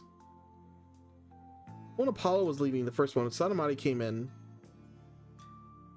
The truth was busy. What? God, I can't remember anything about the second case. It's already been deleted from my mind. What did we do in that second case? Since I remember one detail, I'll remember everything else though. Huh. God, that's weird. Because the third case is, you know, back in, that's where we're investigating the monks. You know, the whole thing, the time of death and all that up at the mountain. Then we went back to Athena for the comedian guys. God, I completely blanked on the second case. There's no way you can explain what happened if you can't remember anything. Yeah, well, that's a dead end. Suppose there's no getting out of this one. Oh, it was Trucy in jail. It was the magician one. Jeez, that's what it was. Yeah, Trucy was in jail and everything. That wasn't someone passing out in that one either. Okay, got it. Can't give up yet. I was just messing with you, son. Well, stop. It's not funny. Sorry. Sheesh, nothing seems to faze him, not even being arrested for murder. This is going to be one tough case, Apollo. Not only have I been charged with Inga's murder, but I've also been charged with Amara's assassination from 23 years ago. You're on trial for 2 charges? Ron is practically licking your chops just thinking about my public execution. Guess it means we can't afford to lose our heads, huh? I don't know how you can laugh at a time like this. So, son, I take it you'll be defending me at my trial? Of course, you can count on me.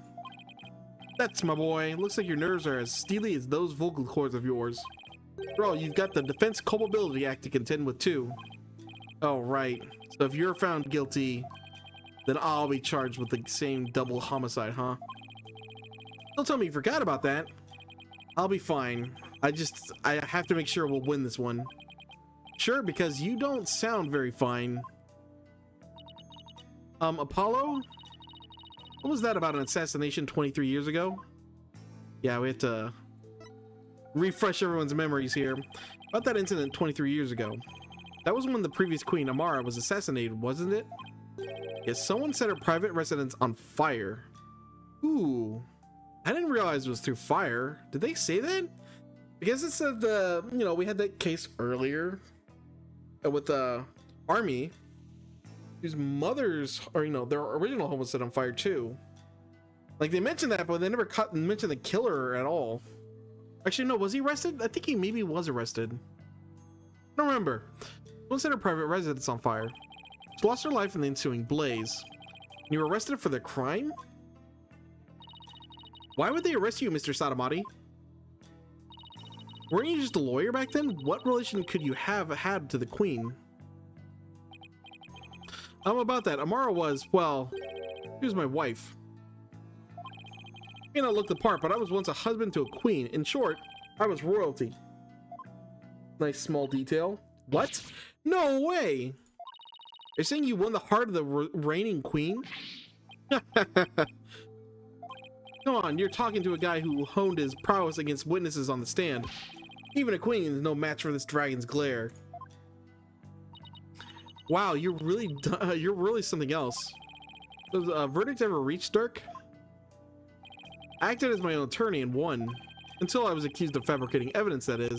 Then it all went south. Now, where have I heard a story like that before? And I said he was the Kurta in Phoenix, with, you know, back when I thought that guy was the Kurta in Butts. It's becoming more and more true. In comparison. What happened after that? I made a run for it. You ran, but why? Ran so far away. I've been playing I don't know what caused me to do it, but I got re-interested in GTA. And giving GTA online an honest shot, and it's like, yeah, I don't know. It's kind of fun. I'm messing around with it now for now, but I don't know. I'm not gonna stick around for much longer. They get me hyped up for GTA 6 and then made me depressed again because then we got 2025, so another full year at least. I didn't kill Amara and I didn't fabricate any evidence. If I had stuck around for a retrial, I'd been found guilty for sure. I couldn't allow that to happen. Amara's true killer would never face justice if I did. So I left my law practice behind and went underground. But that wasn't 23 years ago. That was 23 years ago. Are you telling me that after all these years, you still haven't discovered the truth? Yeah, the fact that it was an arson means that the crime scene was reduced to ashes. There's little in the way of evidence left. It's just been a brick wall after brick wall. Interesting though, because we have a thing reacts to fire.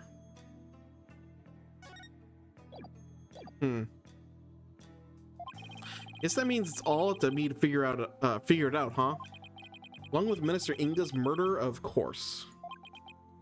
I think I'm going to be sick. Come on, son, don't look so down. With you on the case, it'll work out somehow. Hope he's right. Hey, son, do you remember my office? Sure, I remember that messy, dimly lit room. The file I've amassed on Amara's assassination is kept there. I think it might help you on this case. Remember how to get there? Let me think.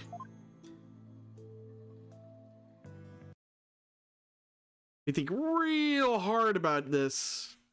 Gotta think in complete silence too. Wouldn't want to get anything to make this easier. Recall going through a manhole. How can I not, Dirk? I hated how I always got so dirty getting there. That stench.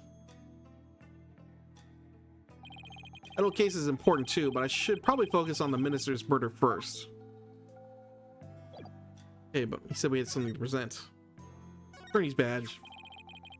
I'm proud of you, son. You've really become a fine lawyer.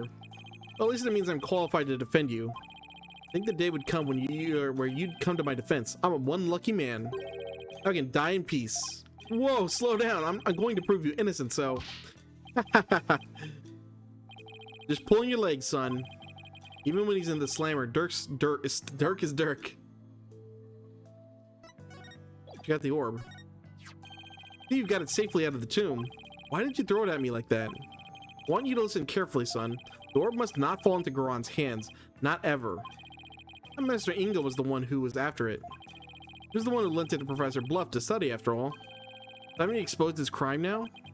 I have, but there's more connected to this relic than meets the eye. Much more. Whatever it is, I can't help feeling that it could turn this entire kingdom upside down. I think Goron probably wanted to give...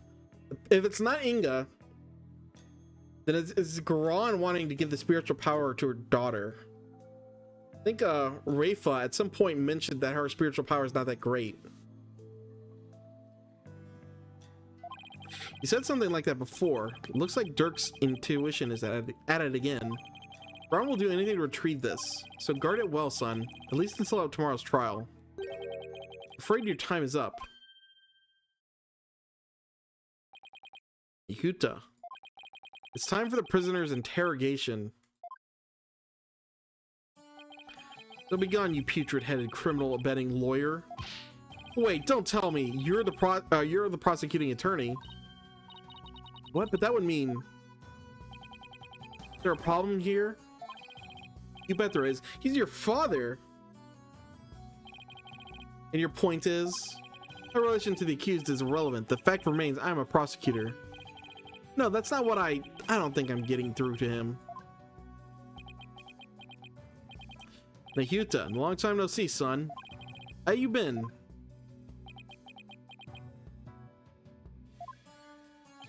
Look, I hear you've been serving Goron, rather faithfully, in fact.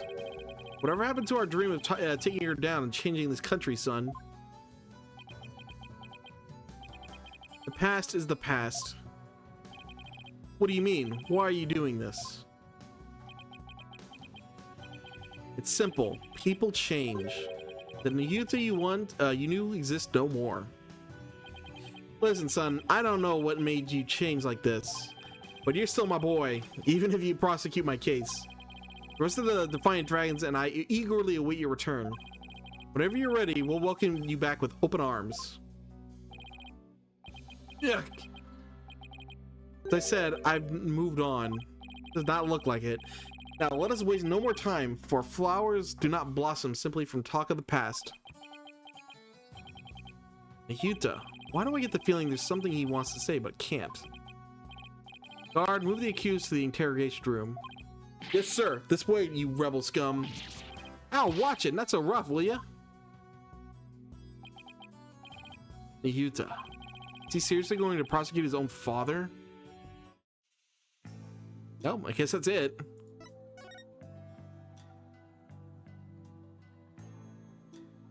Huh. I guess I was wanting to go the office like you told us, but I guess not. Go to the royal residence. They're taking a look around, I guess. Weird we don't get an intro. Are these Inga's footprints? They appear to be heading toward the tomb. Didn't Prince of Rayfa mention something about that? You know, something about him rushing over to the tomb before we arrived? What if he had accidentally dozed off before the exchange or something? Not taking any evidence, huh? This overturned urn has spilled water everywhere. Everything around it is soaking wet. Don't look at me. Rightly or wrongly, I'm guessing Athena is the type who gets blamed for a lot of things. The more people accuse her, the more defensive she becomes. Even to the point of preemptively denying any wrongdoing. I said it wasn't me. I never said it was. Hey, I get an achievement for examining that urn. Weird, okay. Somebody got a little carried away for decorating this place. There's a golden lion keeping watch at the entrance. That frog looks like it's cowering under the lion's glare. Frog. Oh, that one. Really? Because to me, it looks like the frog is glaring at the lion. Come on, Athena. How does that make any sense? Huh? I just call him as I see him. Guess we'll just have to agree to disagree.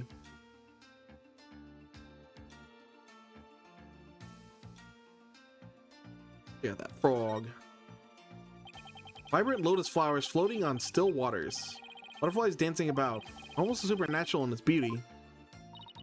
And at the center of all rises the tomb where Amara's soul slumbers. Makes you wonder if that bridge over there is a gateway to the hereafter. Yeah, especially after both Dirk and Inga crossed that bridge earlier. It's a palace. The palace of Queen Garan is built to impress. White walls and gold ornamentation lend it an imposing air. Makes Minister Inga's residents look downright humble by comparison. Yeah, it shows the difference in their tastes. Which one wears the pants, so to speak. The tomb. Previous Queen Amara was laid to rest in her own private tomb. Pretty impressive. It cost some 800 million to build and took 400 workers 5 years to complete.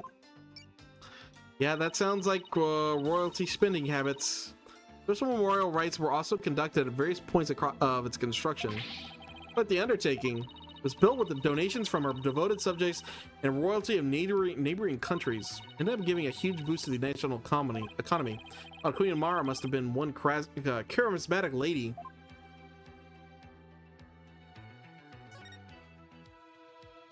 Ooh, look at those flowers. They give the whole house such a cute vibe.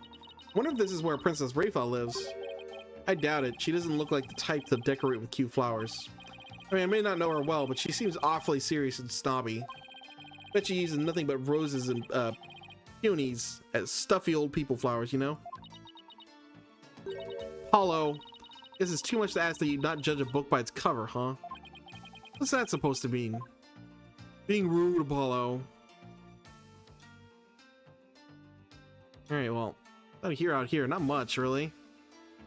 Weird, I didn't get any, message. Like, I figured we'd go back to town at least, then go to the office. Like, no, nothing. Let's just go to the tomb. I guess we'll run into Emma here. Ark of the Covenant, that's what it's called. I remembered it. That's the name of it. Came eventually. Those gears were turning. Garan Palace, Amara's tomb. So this is the tomb of Amara, the previous queen of Kunain. Really is lavish. I guess you could say it's fit for queen. Is that her body in there then? Is the faceless woman over in that mural over there Amara? No, that's the Holy Mother. She's the one who brought the spirit channeling to her and excuse me, another drink. Oh right, the woman in the orb. Oh, it's you two, getting right down to business, I see. Hi, Emma, we heard you give us a hand if we needed it. Yep, Mr. Edgeworth asked me to help you where I could. So it's been quite a while since you've been back in Kurin, I hear. Yeah, more than 10 years, in fact. Well, you sure didn't waste any time. I mean, you're already mixed up in a murder. You're as big a trouble magnet as Mr. Wright. Please don't say that. My luck's already bad enough as it is. Emma, I hear the prosecutor Satamati has requested your services again. Seems to have really taken a liking to you. You mean his inferior holiness? Munch, munch, munch. I don't mind that he proves of me and my abilities. Just his people skills need some serious work. When he manages a smile and compliments my work, it's hard to say no. Plus, working on investigations overseas is, oh my god. Flying back and forth between here and home every few days with no days off, that's tough, and the lack of sleep has been brutal on my skin. To make matters worse, the defendant is in the case of someone I know. I mean, how can I get the case get any worse?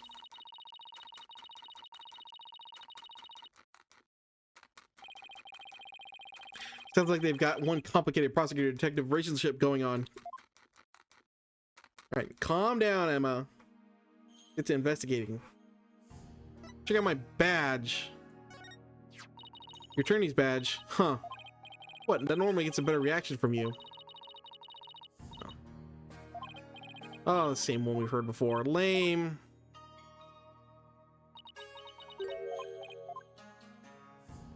Does this, actually. Oh! You must need my forensic expertise.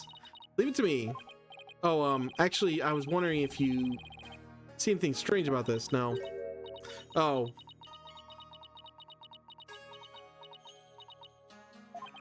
Why didn't she say anything? Alright, well. Let's chat it up. The incident. Emma, have you determined the cause of death? Blood loss from a stab wound. A single stab in the back was enough for to cause the victim to bleed to death. The estimated time of death is 3 p.m., which is when Dirk came onto the scene. Of course it is. Any suspects besides Dirk? No, he, Maya, and the minister were the only ones here. Maya had been tied up until she was freed by the Queen's Royal Guard. Don't have been hiding somewhere in here? Not likely. I was told this tomb was searched from top to bottom right after the murder. During that time, the Royal Guard set up a perimeter to prevent anyone from escaping. In other words, the crime scene was completely sealed off. It appears so. No way for the third party to escape without being spotted, so... Great, it's another one of those convoluted locked room mysteries. The victim. About the victim, Mr. Inga. He was the kingdom's Minister of Justice, correct? Yes, Inga Karlaen was the second most powerful figure in Kuren. Plus, he was married to the Queen. It seems strange that someone of his status would abduct someone. Apparently, he only told a few of his most loyal subordinates about his plan. That way, there was little chance of the police or even the Queen finding out. What was Inga hoping to gain by getting his hands on the orb? That I don't know, but I'm working on it. What if it really was for what Paul Tinchon Whipperson said? I think I have to say his name again. Must deliver it to my benefactor at all costs. What do they want that relic for anyway? Something to do with an old legend. A patron seeks the great power said to be granted to whoever solves its secret. The great power that is said to be bestowed upon whoever solves the orb's secret. In Kuren, only those who can channel spirits are said to be fit to rule. Is that why Inga wanted such power? Did he want to be king? So this is the tomb of the previous queen.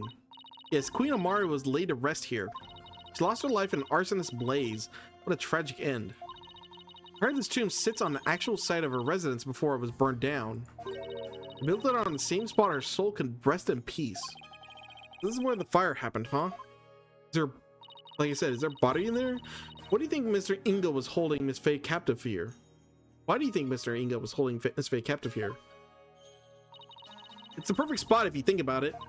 It's close to his private quarters, which made it easy to keep an eye on his prisoner. In the country yard. No, it's courtyard, excuse me.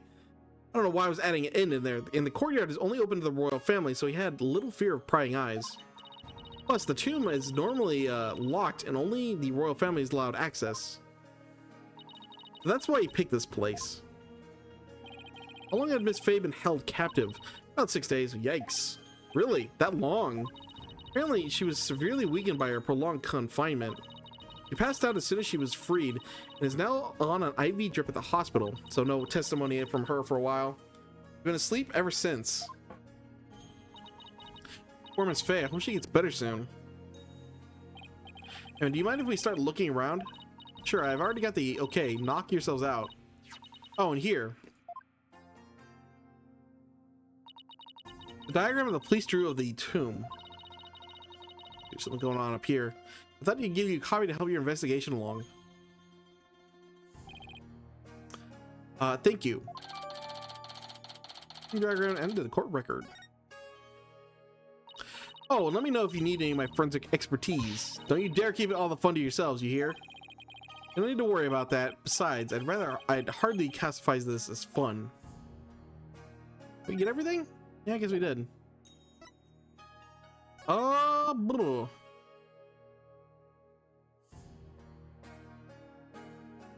let's just look at the basics. Nothing stands out from this position. This is Amara's sarcophagus. Let's take a closer look. Crack her open, Apollo. Hey, these curtains open, Apollo. Oh. Oh, a key. That's one big sarcophagus. Say the mummy of Amara, the former queen, rests inside. Mummy, huh? Rats, it's locked. Wait, are you trying to get in there, Apollo? Hey, don't touch that. You mean we can't search inside it? Not a chance. Besides, it's not something that anyone would try opening anyway. What the real killer's hiding inside? Hey, anyone in there? Don't do that. You're going to get us cursed.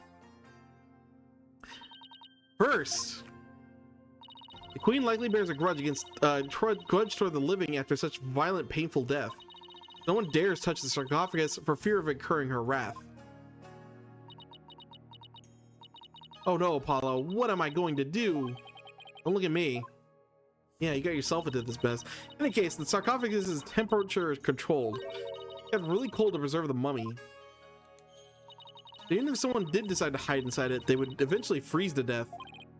See, still, they boned it up. I bet a person could hide in there for a little while.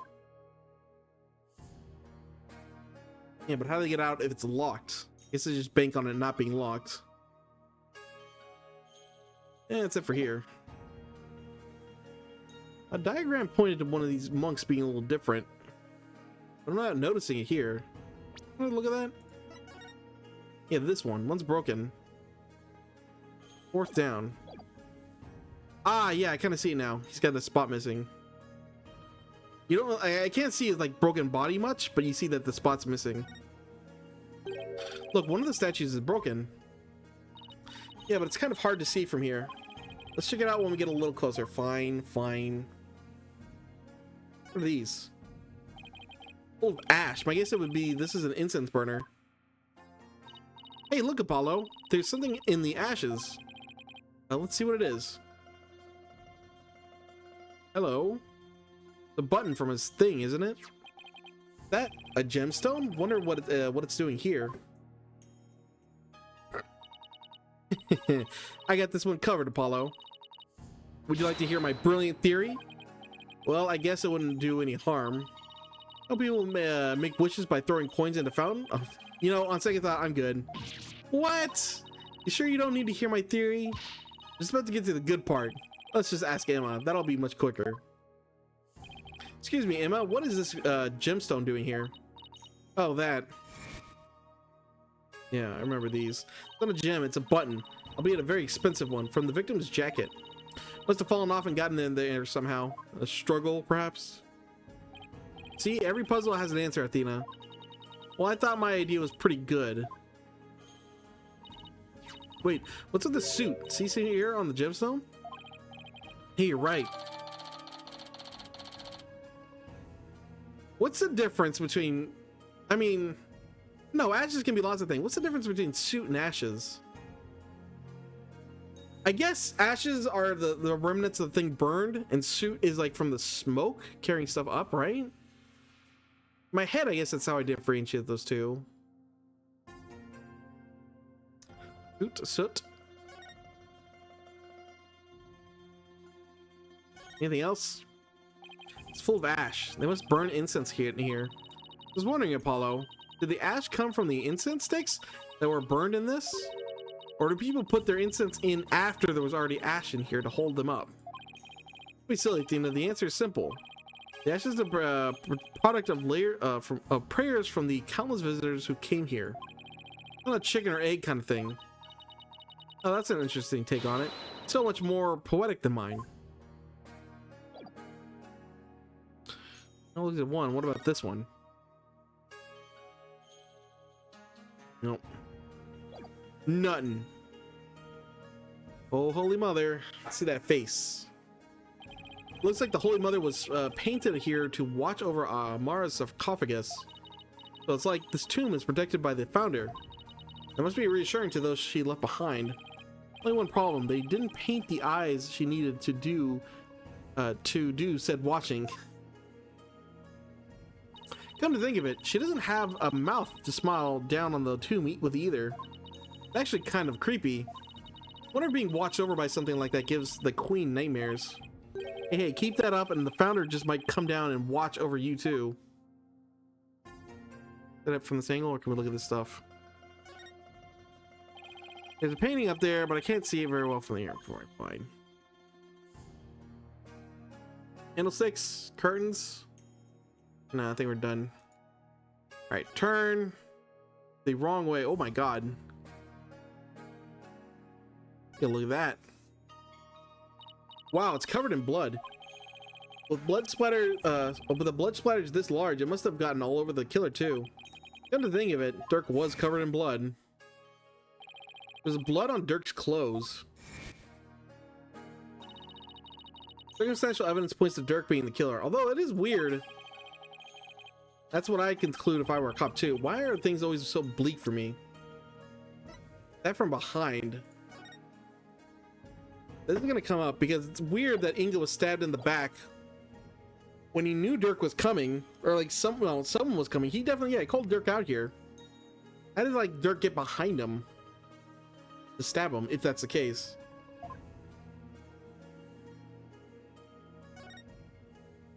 Guess this is where Inga collapsed when he died. Better take a closer look.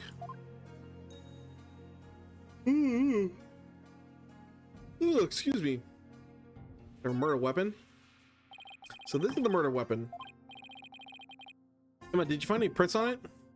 Just Dirk's, right? Yep, and they were super clear. They belonged to one Dirk Sodomati. That's not good. Were there any others? There was one more print from another individual. It was too smudged to identify. Probably an old print from someone else who had handled the knife. Oh. Another piece of unhelpful info added to your ever-growing pile, sigh.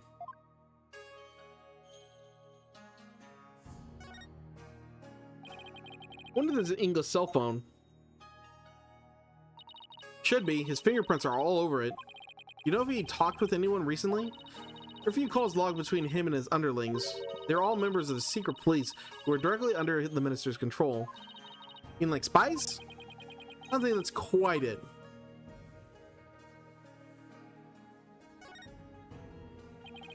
The minister was armed, huh? That's a 4-shot pistol. He had it for self-defense, apparently. He won't be firing anything anytime soon. Huh? He's carrying a broken gun around for show? No, we recovered a bullet here. It means the gun probably broke as the minister fired its last round. Interesting. Thing is, the gun's chambers are all empty. If that one bullet is the only bullet we could find, it is strange. Where did the other 3 go? Ooh. Maybe Dirk ate them. We can actually ask the next time we see him. Just be ready for his predictably shocking answer.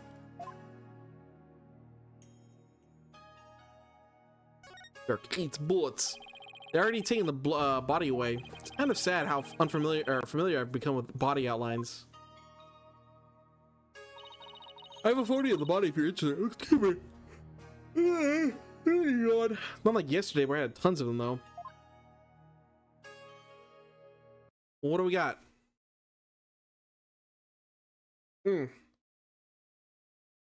Oh, loading. He stabbed right in the back. The poor guy was practically skewered. Nothing immediately out of place, I guess. What's he wearing on his arms? Those are the cuffs of justice. It seems to be a tradition here for the Minister of Justice to wear those forearm cuffs. They're made of a thick fabric, so I guess they aren't for protection. Maybe they're keeping his sleeves out of the way when he's handling documents. Maybe. Yeah, that's probably their original purpose.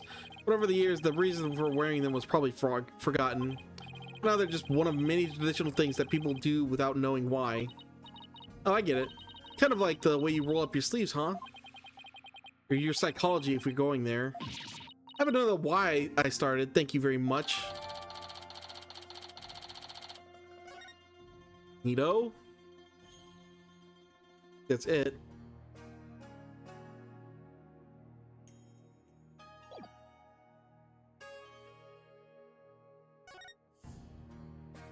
Oh, turn. Oh, there's a sure Maya was in. Oh, actually, wait. Forgot to look at this stuff. This is supposed to be Amara channeling a spirit? Looks like the spirit of some country's sultan or something. He seems to be conveying something to his retainers. She's on fire. Yeah, this is when she died. It's supposed to be Amara's assassinations as allegedly carried out by Dirk. It's like cartoony depiction of him. Really made him look evil. This is the weirdest one of them all. Like being punished by Ganon's servants, some moblins. That's supposed to be Dirk facing his punishment in the afterlife? Anyway, guess it's the last one.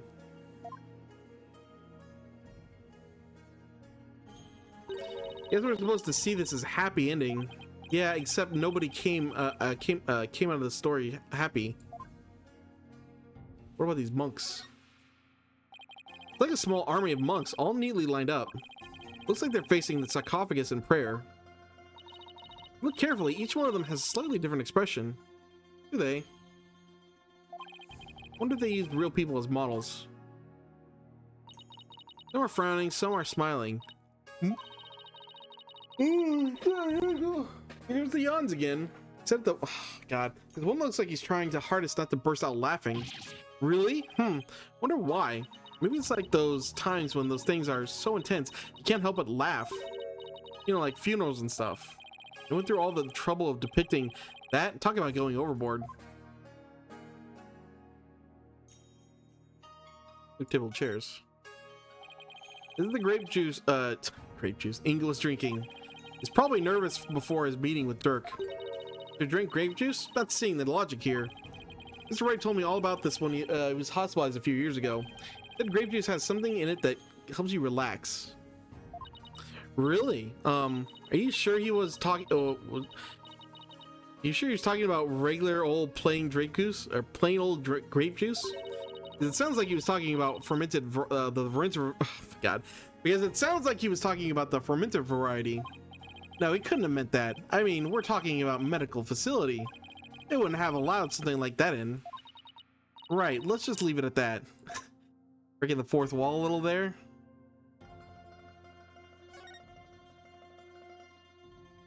Get out. His fate was apparently tied to this chair. Let's take a closer look. Here comes again. Oh god. Get the one, now get a bunch. We should try to cover every angle possible here. Let's use WASD to change our perspective and take a careful look around.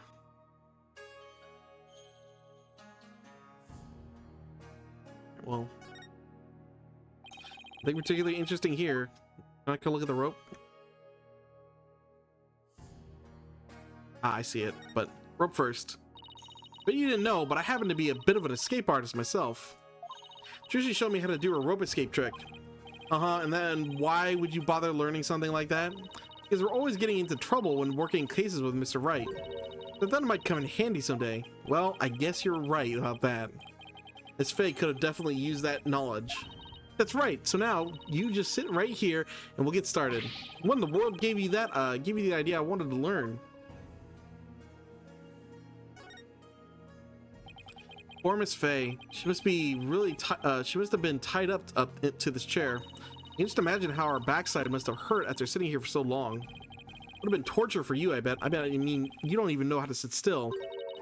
By that you mean I like to stay active when then I have to agree with you. Excuse me. Yeah, I'm stumbling over my words. We're going. This feels gonna be a long one, I guess. Should calm down. In fact, give me 1 second. I'm gonna get another drink of water. My throat could use it. I feel like we're gonna be. I want to wrap up the investigation, then I think we'll stop for the day.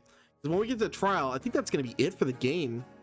Like, it's gonna be one long trial left after we do all this investigating, I think. Yeah, I'll take a small break to get some water. Be right back.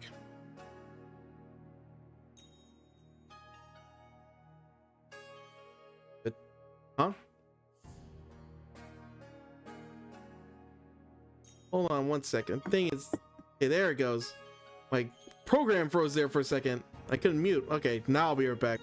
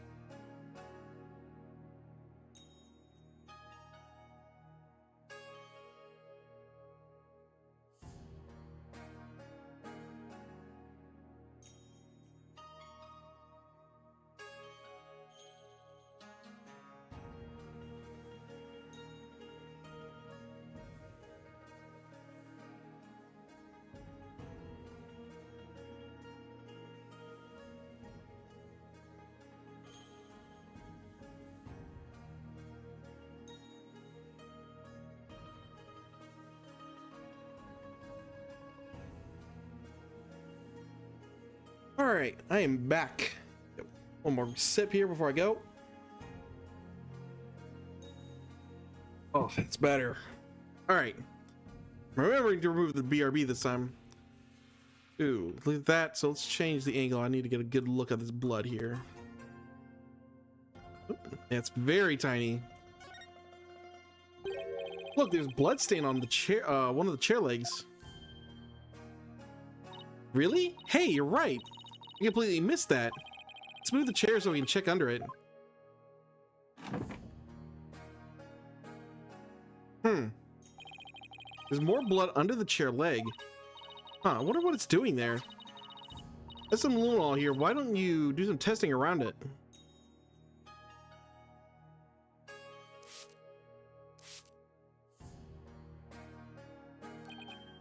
Look! Ooh. Uh-oh. What's going on here? I mean, we knew something was up with the sarcophagus, but didn't expect that. Bloodstain leads all the way to the sarcophagus. Emma, is this the Minister Ingo's blood? Hold on 1 sec. Huh? That's strange. I didn't get a match. So then, whose blood is it? Dirk and Miss Faye weren't wounded as far as we know. The blood's been wiped up by someone for some reason. Yeah, that's strange too. Oh my god. We really need to get that thing open. Okay, well, that's gotta be it, right?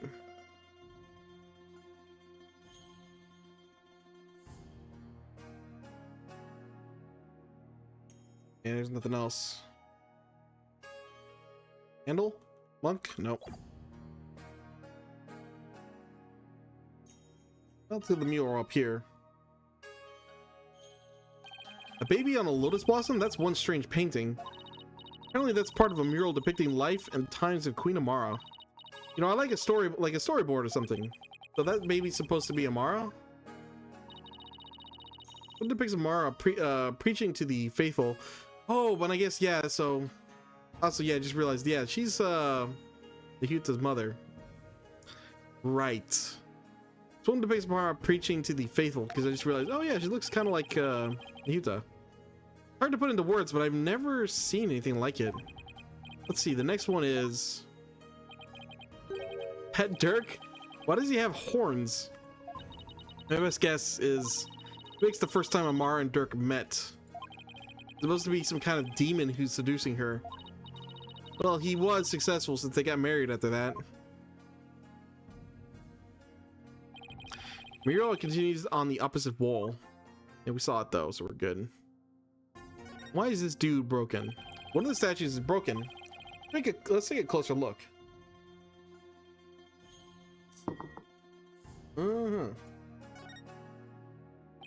This thing's more splintered than the statue now. The bullet from the victim's gun did a real number on it. Seems like something you'd get cursed for, right? You know? Mr. Inga's case, I'd say in Mr. Inga's case, I'd say getting your ticket punched is curse enough. Yeah, but don't curses extend to the afterlife? You need to stop taking what Nahuta says as so seriously. Perfectly capable of thinking for myself. Think back here. Look, there's a bullet here. Is that a giant bullet, or is there just perspective happening here? It's from the pistol the victim was carrying. My guess is he tried to shoot his attacker, but he missed, and the bullet ended up here. We're going to determine the rifling marks to be matched to his gun. Rifling marks? Aren't those... Oh, ho! Shall I explain? The science behind it is absolutely fascinating. No, we're good. Some lawyers think they're so smart. You do realize we can hear you.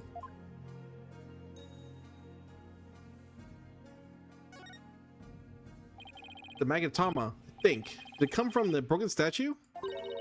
Look at Paul, there's another one. The other statues only have one each. Hey, you're right. Maybe the statue was special or something.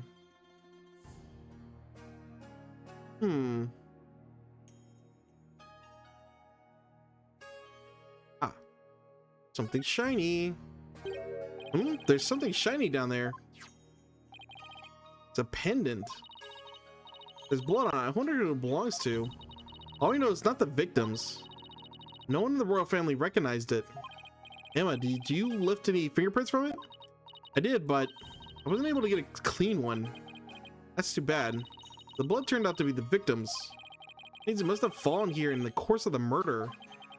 Maybe Dirk's. I should ask him about it later. It might be Maya's.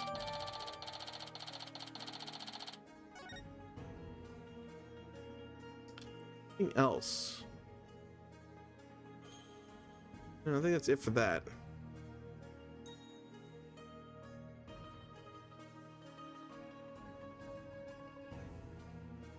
I guess we're just part of the statue. That's it.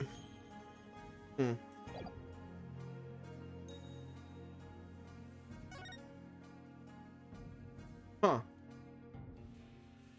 I didn't get a, well, I guess that's it thing. I guess we're missing the key.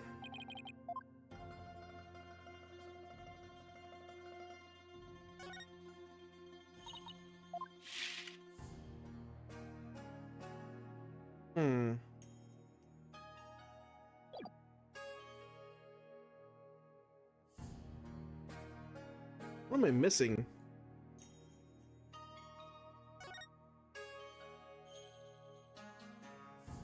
Oh, I guess looking at the side of the sarcophagus. The sarcophagus is surrounded by a curtain. I bet someone could have hidden behind it. True, but that's one of many places the Royal Guard checked after storming in. Well, they were really thorough. Yes, well, apparently one of their members loves mystery novels. He peered into every nook and cranny with an almost frightening amount of gusto. When he was done, he said, "Very interesting. It's like one of those locked room mysteries." Sounds like he's in the wrong line of work. Oh, cool, but that doesn't actually help us.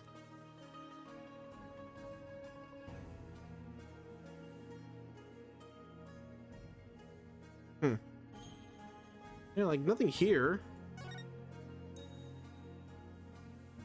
I missed something else over here. Nope. The larger curtains. No one could have hid behind these curtains. Here, I'll go give it a try.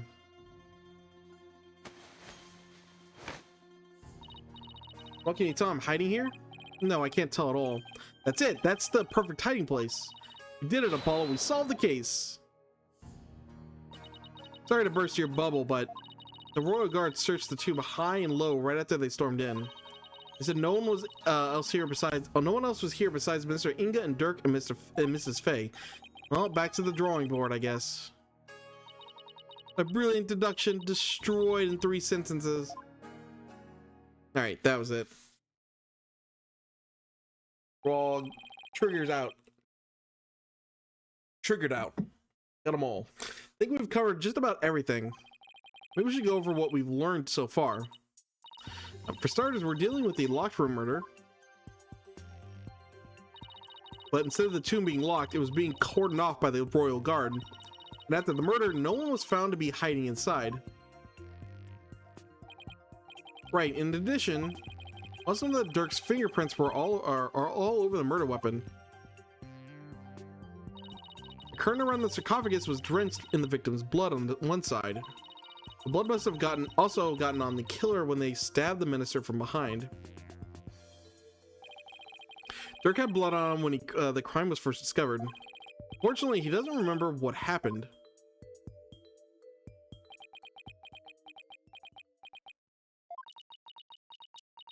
Yeah, it's this is not good. Not a great case.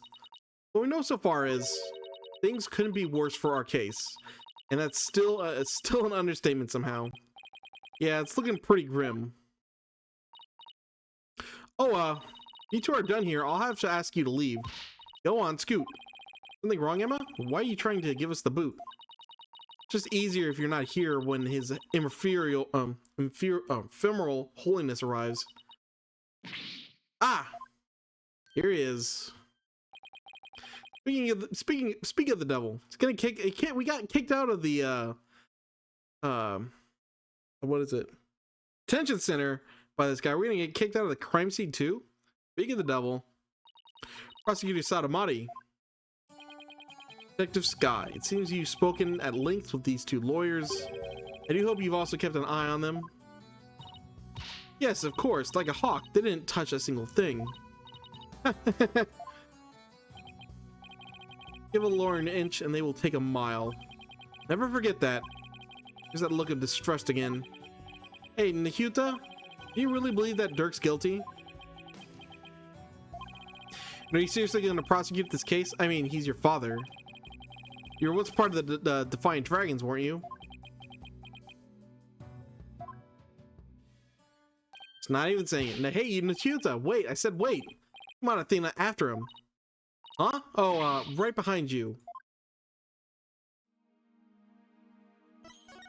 Where'd he go? For residence? Yeah, I guess so.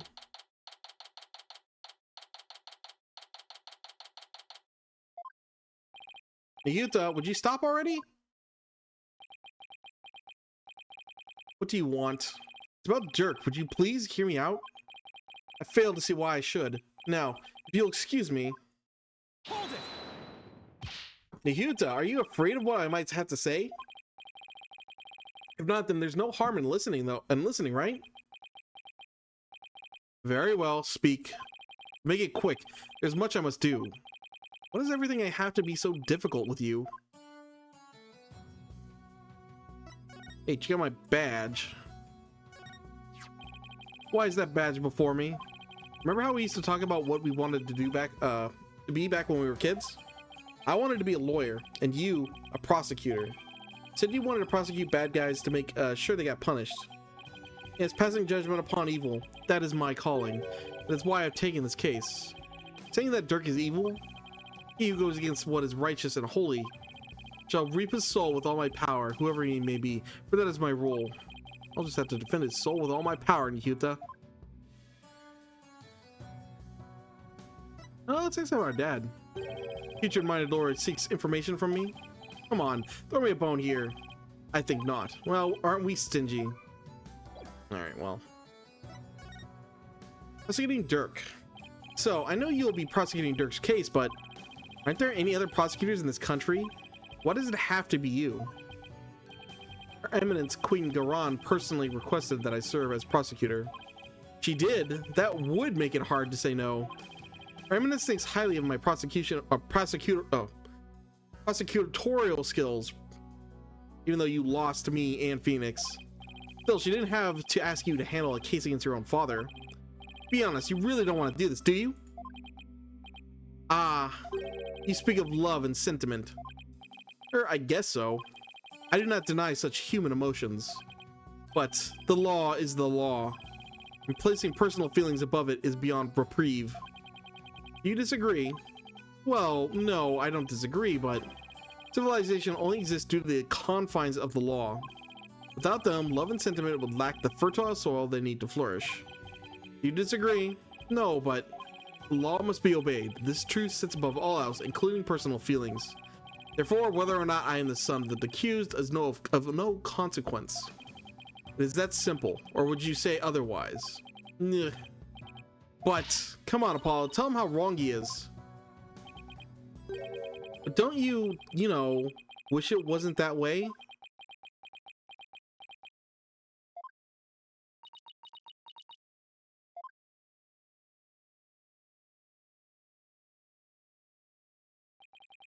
It appears I've wasted my breath on you. And the winner is Prosecutor Sadamari. Thanks to the support, Athena. I'm still spewing empty words devoid of meaning or consequence, I see. Putrid red pepper. Ugh! I know I'm right, but did he have to be so eloquent about his point? I think he's trying to cover something up for, with his petty words. Oh, I'd cut back on the debates with him if I were you. Just stick to questions like the one the one you wanted to ask. Who Dirk cares about? Nihuta, I want to ask you about that hostage situation. Inga said he had someone dear to Dirk in the palm of his hand. He was using that person along with his hostage as leverage for obtaining the orb. That's news to me. Well, that's what Inga said. You can kiss your chances of getting the orb goodbye. My fame ain't my only, how to say, insurance, you know, Dirk. What? I've got someone dear to you right in the palm of my hand, see? Now that one, well, you can imagine what kinds of things I could do, right? Glad you're seeing things my way. Got the impression Dirk had no choice but to follow Inga's demands after he heard that. Who do you suppose this special person is? I wouldn't know.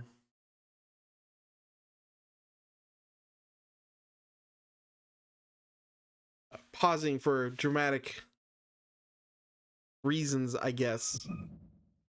Ooh. My bracelet's reacting. And Yuta, what about you? What about what you just said?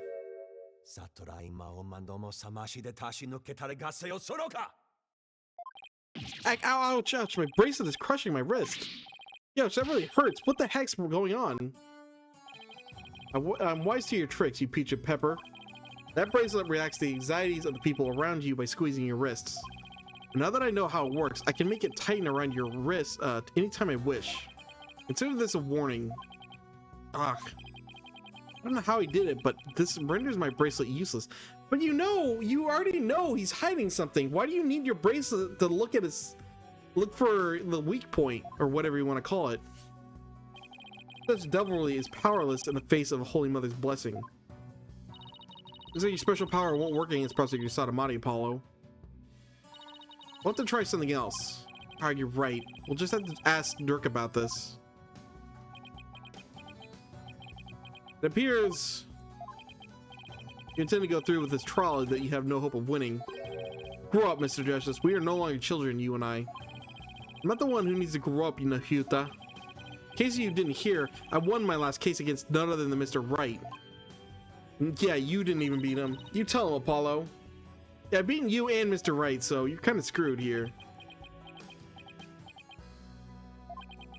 Be mad? I can never tell with him. This trial is different. Your foolishness will only earn you a death sentence for aiding and abetting a criminal. And those who die as criminals are doomed to be reborn in the next life as something lower than a bug or a vegetable. You would be lucky to return to this realm as a patch of mold.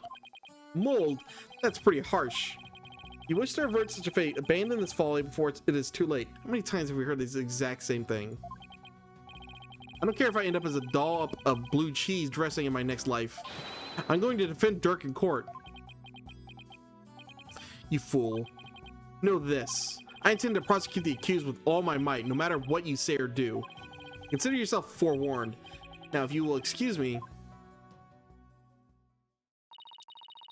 Prosecutor Sadamati knows his father will be publicly executed if he's found guilty, and he won't show even an ounce of mercy. Hyuta, is this really you? Have you really changed? Do you really plan on sending Dirk to his death? Do you even hear me? Don't Dirk and I matter to you anymore?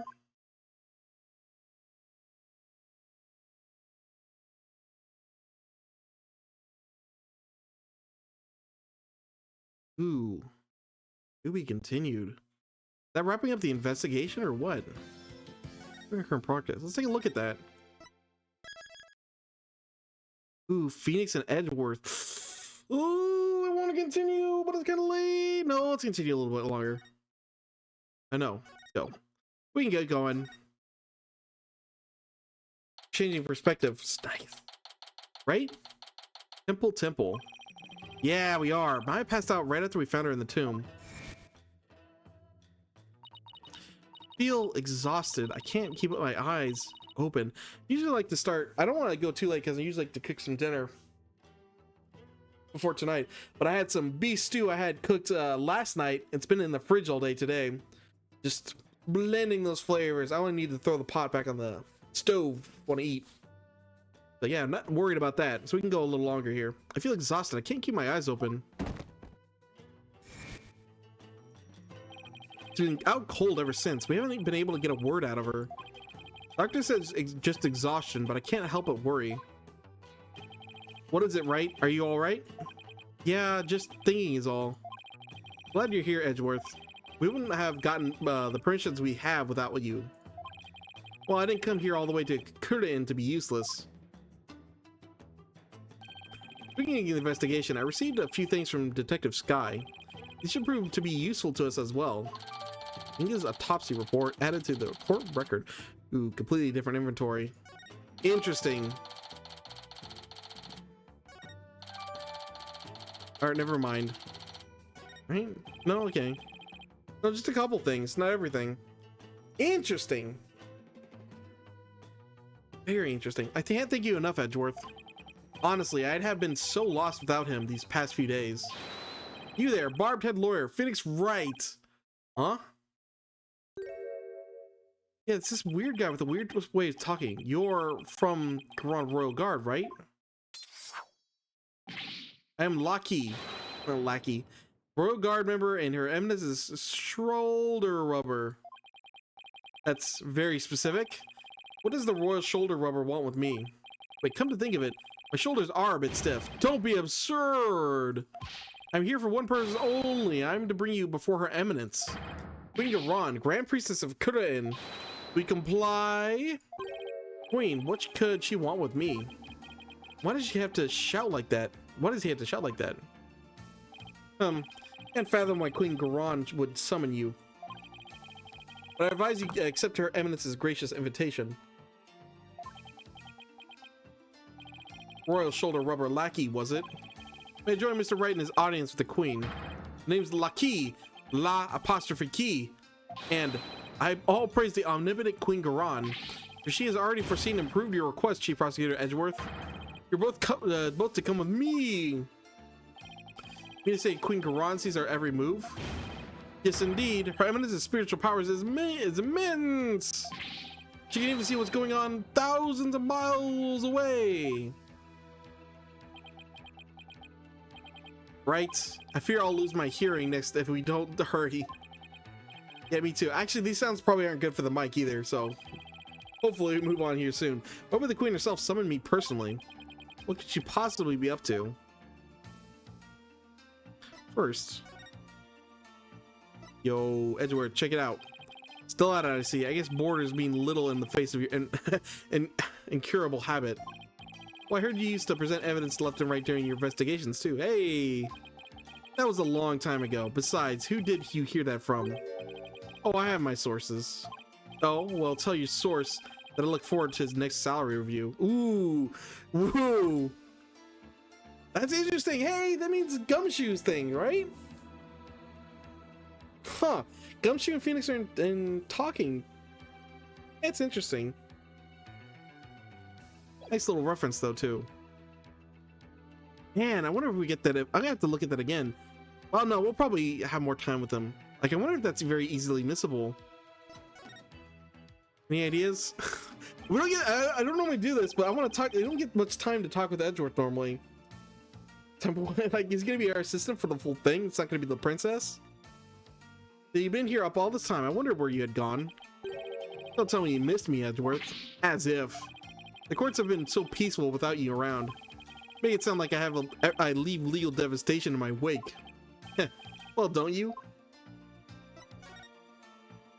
All right, what do you intend to do now? I was thinking, I want to help Apollo win this case. Why don't we try to gather whatever information we can? Okay, so yeah, Apollo's leading. You're quite the considerate boss. Well, I kind of forced him to take care of the office in my absence, so it's the least I can do. All right, well, to the chamber, to the audience chamber. May 18th, Garan Palace Audience Chamber.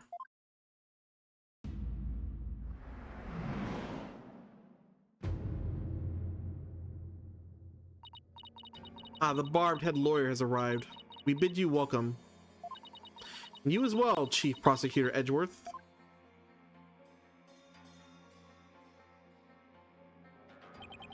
Thank you. This place is still as magnificent as last time.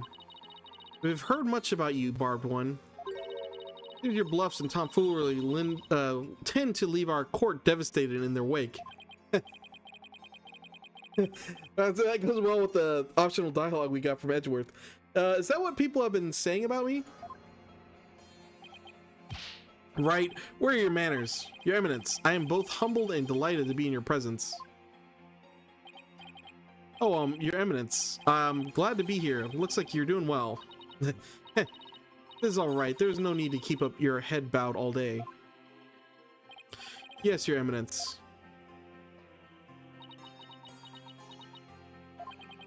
Rifa's not looking too good. Yes, she can't even bounce back from her father's murder. So what can I do for you, Your Eminence? We wish to question you about something related to the case at hand. Perfect, because I have few questions of my I have a few questions of my own. Ooh. Well, here, check this out. Please take a look at this. That reminds us of when Dirk was still practicing law. We see that lawyers in your country also present evidence, simply to gauge the other party's reaction when all else has failed. I presume to use such simplistic methods upon us. Sorry. Looks like Dirk is in the presenting club too.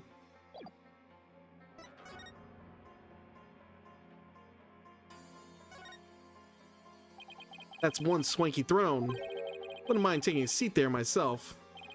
The jester and the crown, I imagine it'd make quite the interesting picture. You know, Edgeworth, I hate to say this, but you're absolutely right. The Garan Royal Guard, The one who came from earlier said that he's the royal shoulder rubber. Well, excuse me, but are each of you charged with your own specific task? I'm the royal tea saver. Oh my god, they all talk like this. All right, I'm sorry, asked. At this rate, one has to wonder if there's no task left unassigned by her eminence. I bet that's about it. There's not like too much more, yeah. Yep. All right, let's talk. Inga's crime. I fear we do not fully comprehend what has transpired. So it is that we summoned you here to further elucidate the situation. Is it true that our husband Inga has been seeking the Founder's Orb? That's right, he wanted to... Excuse me, hold on. Is it true that our husband... Why do you say that? Our husband Inga has been seeking the Founder's Orb. That's right, he wanted to trade a hostage for it. That's why he abducted Maya Fey. Insolent fool. Punk. What? Ow. Punk, ow. That's a lie, I say. Father would have never done such a thing. But he did abduct Maya. That much is... I will not stand here and listen to this nonsense. You will pay for this. You... Tunk, tunk, tunk. Oh, please, your benevolence. I guess she's hitting him with the staff. That's quite enough, Rafa. We understand your feelings, but we fear he speaks the truth. Wait, she doesn't... She uses we and our.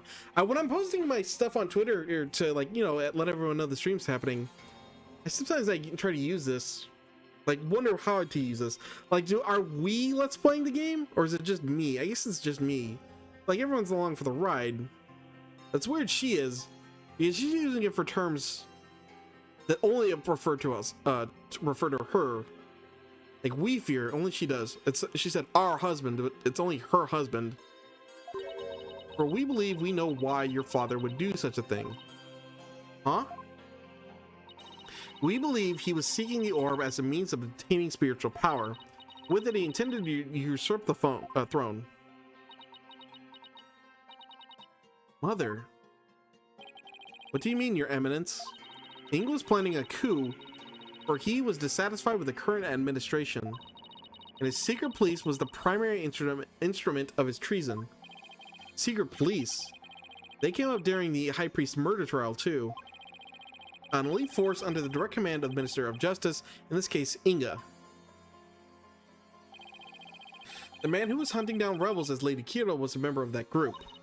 Indeed, Inga turned that once proud force into his own private army. He intended on using them to launch a coup and assassinate us. Their eminence had no control over them. As much as it shames us to admit it, Kurin is not the unified realm it would appear to be. It's definitely not. We're truly sorry you have had to witness the dirty underbelly of our kingdom. How could Father... But know that Inga could not have become king simply through our assassination. For in Kurin, only those who possess spiritual power may sit on the throne. I see. That explains why Minister Inga was seeking the Founder's Orb. Bard one, do you recall the man known as Please Understandin'? What about him? He too was involved in Inga's machinations. Inga had bought his loyalty, ordered the man to steal the orb and covered up the theft. Then he sent the orb to the US for a document to study, all coming together. Everything's connected. Like this, you know, this all checks out. Seems to make sense as far as we know the character. But I think there's going to be a hook in that he wanted to give the power to his daughter. Maybe.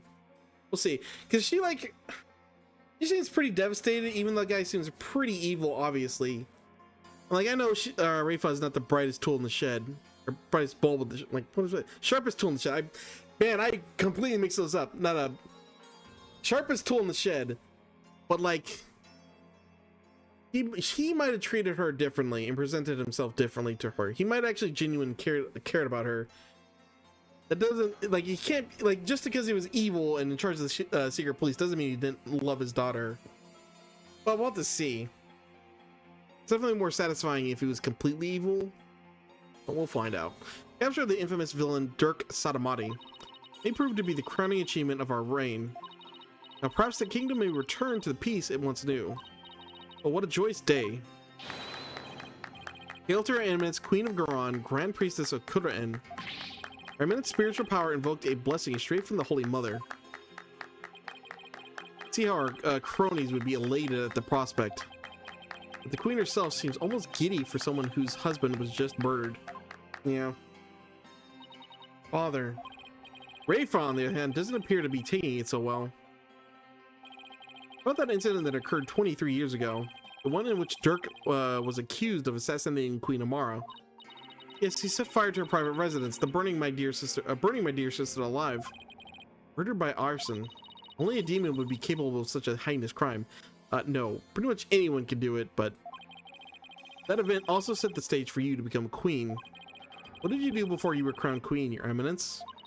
Part of our training to be queen, we served in many different governmental positions. The longest of which was the previous Minister of Justice. It was in that position that we were best able to support our elder sister, Queen Amara. Okay, so we didn't know this before. I didn't know the relationship between her and the previous queen. I thought it might be daughter, but no, it is younger sister, which, oh boy, well that kind of settles that, doesn't it? Puts her right in the crosshairs.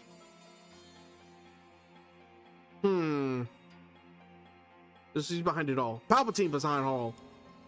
Garon's behind it all. Best able to support our eldest sister, Queen Amara. Interesting, that's her husband's position, or at least it was. When you ascended to the throne, you passed the Defense Culpability Act.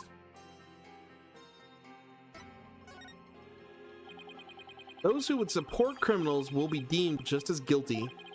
What prompted you to pass something like the Defense Culpability Act, your eminence? The assassination of our dear sister Amara. When the infamous villain Dirk Satamati was apprehended, he announced that he would act as his own lawyer. Right, Dirk used to be a lawyer. Dirk had been an extraordinarily talented lawyer and highly esteemed by the people, but he falsified evidence in an attempt to win his own case. I see. When the truth of his fabrications and the assassination of the queen came to light, the people were devastated, and trust in the legal system plummeted. Now, why does that sound so familiar? Yeah, I wonder. In Kurdan, the Halls of Justice is a sacred space where victims receive their last rites. If the people lose their faith in it, the kingdom would be shaken to its very core. That's why the Defense Culpability Act had to be passed. It was the only way to keep our legal system from tumbling into the abyss. That's how you sought to eliminate the use of perjury and the phony evidence, huh? That law is what made lawyers go extinct in your kingdom. Now there's no one left to defend those who have been accused. We see how you could take issue with such a reality. However, we have not banned the act of lawyering itself. Those who are confident that they can prove their client's innocence are always welcome to mount a vigorous defense, as you yourself have shown. Well, I guess so, but without lawyers, there's the possibility of false charges being filed and prosecuted. Is that right? Yeah. So long as our prosecutors continue to run nothing but perfect trials, there need be fear of such nefarious dealings. Do you disagree? Perfect prosecutors and their perfect trials, huh? Let's not get started down this path. Yeah, we've kind of seen all this before. Furthermore, here in Kurdan, we have the divination seance. And so it is, we no longer need lawyers for the dead, nor for the dead do not lie. Well, in the short time I've been here, I've been beaten back false charges twice, and I found that cases built upon the memories of the dead are less than perfect. Yes, do not take issue with it. I do take issue with the Defense Culpability Act, to say the least. Oh, that's relentless rhetoric. Your reputation precedes you, Barbun.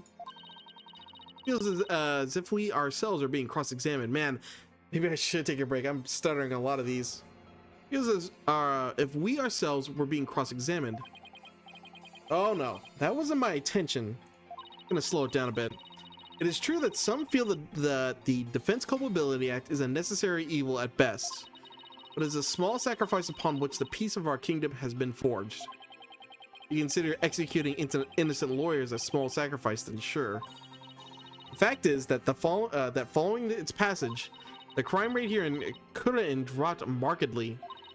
Therefore, we have no regrets concerning the enactment of the Defense Culpability Act. Really, none at all. Right, why don't we leave it at that? This isn't a court of law after all. Yeah. About the Founder's Orb, what was to be that was to be exchanged for the hostage? What missing after the murder? Would you happen to know anything about that? Missing? I'm sure Dirk had it when he went into the tomb. If it wasn't there, I have no idea where it could be, Your Eminence. In that case, then perhaps Dirk has hidden it somewhere. Incidentally, there is the matter of that horned youth you were with. Oh, you must mean Apollo. From his odd hairstyle, may we assume him to be a relative? Perhaps your younger brother. No, you got it all wrong. He's Dirk's son. Well, more like a foster son. They're not actually related by blood. Dirk's Royal Guard, Your Eminence. What's she whispering in that one guy's ear? Maybe we should get quiet about that. Thank you for your time. The two of you may go now. Yes, Your Eminence. We'll be on our way. Okay, now what? Apollo and the Athena have the murder scene investigation covered, so maybe we should go speak with the locals over at the bazaar.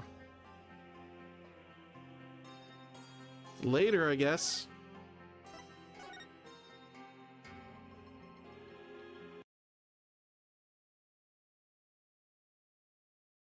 The load on over there very slowly. Yeah, so like if it wasn't clear before, it's clear now. That queen's up to stuff. But why? Why is the question? I guess maybe she just has grand ambitions and wants more spiritual power on top of the super powerful or super great existing spiritual power she has. Or maybe, just maybe, Queen doesn't have spiritual powers whatsoever. Because she didn't do any of the divination seances, and I don't know if they've mentioned her doing any spirit channeling. Like usually, I guess they do it for the good of the country. We don't know if that's been relevant lately. 18th, Kurin Bazaar. Tiger? What was that, a lion? Oh, that caught me by surprise too when I first heard it. The cry of a local bird known as the warbird. That's its cry? Really? A bird? That sounds like that. Sounds more like a beast than a bird if you ask me. The form of mimicry. You know, to help protect them against predators and stuff. Yes, well, can't say I've heard one quite like that before. Oh, it's more than unusual. It's endangered. Extremely rare to encounter one in the wild these days. So rare, then what's one doing out in here in the middle of the bazaar? Weird we're having this conversation. I guess it's got to be relevant then, because you might not click on it. You got me. Maybe it's got something to do with it being their national bird.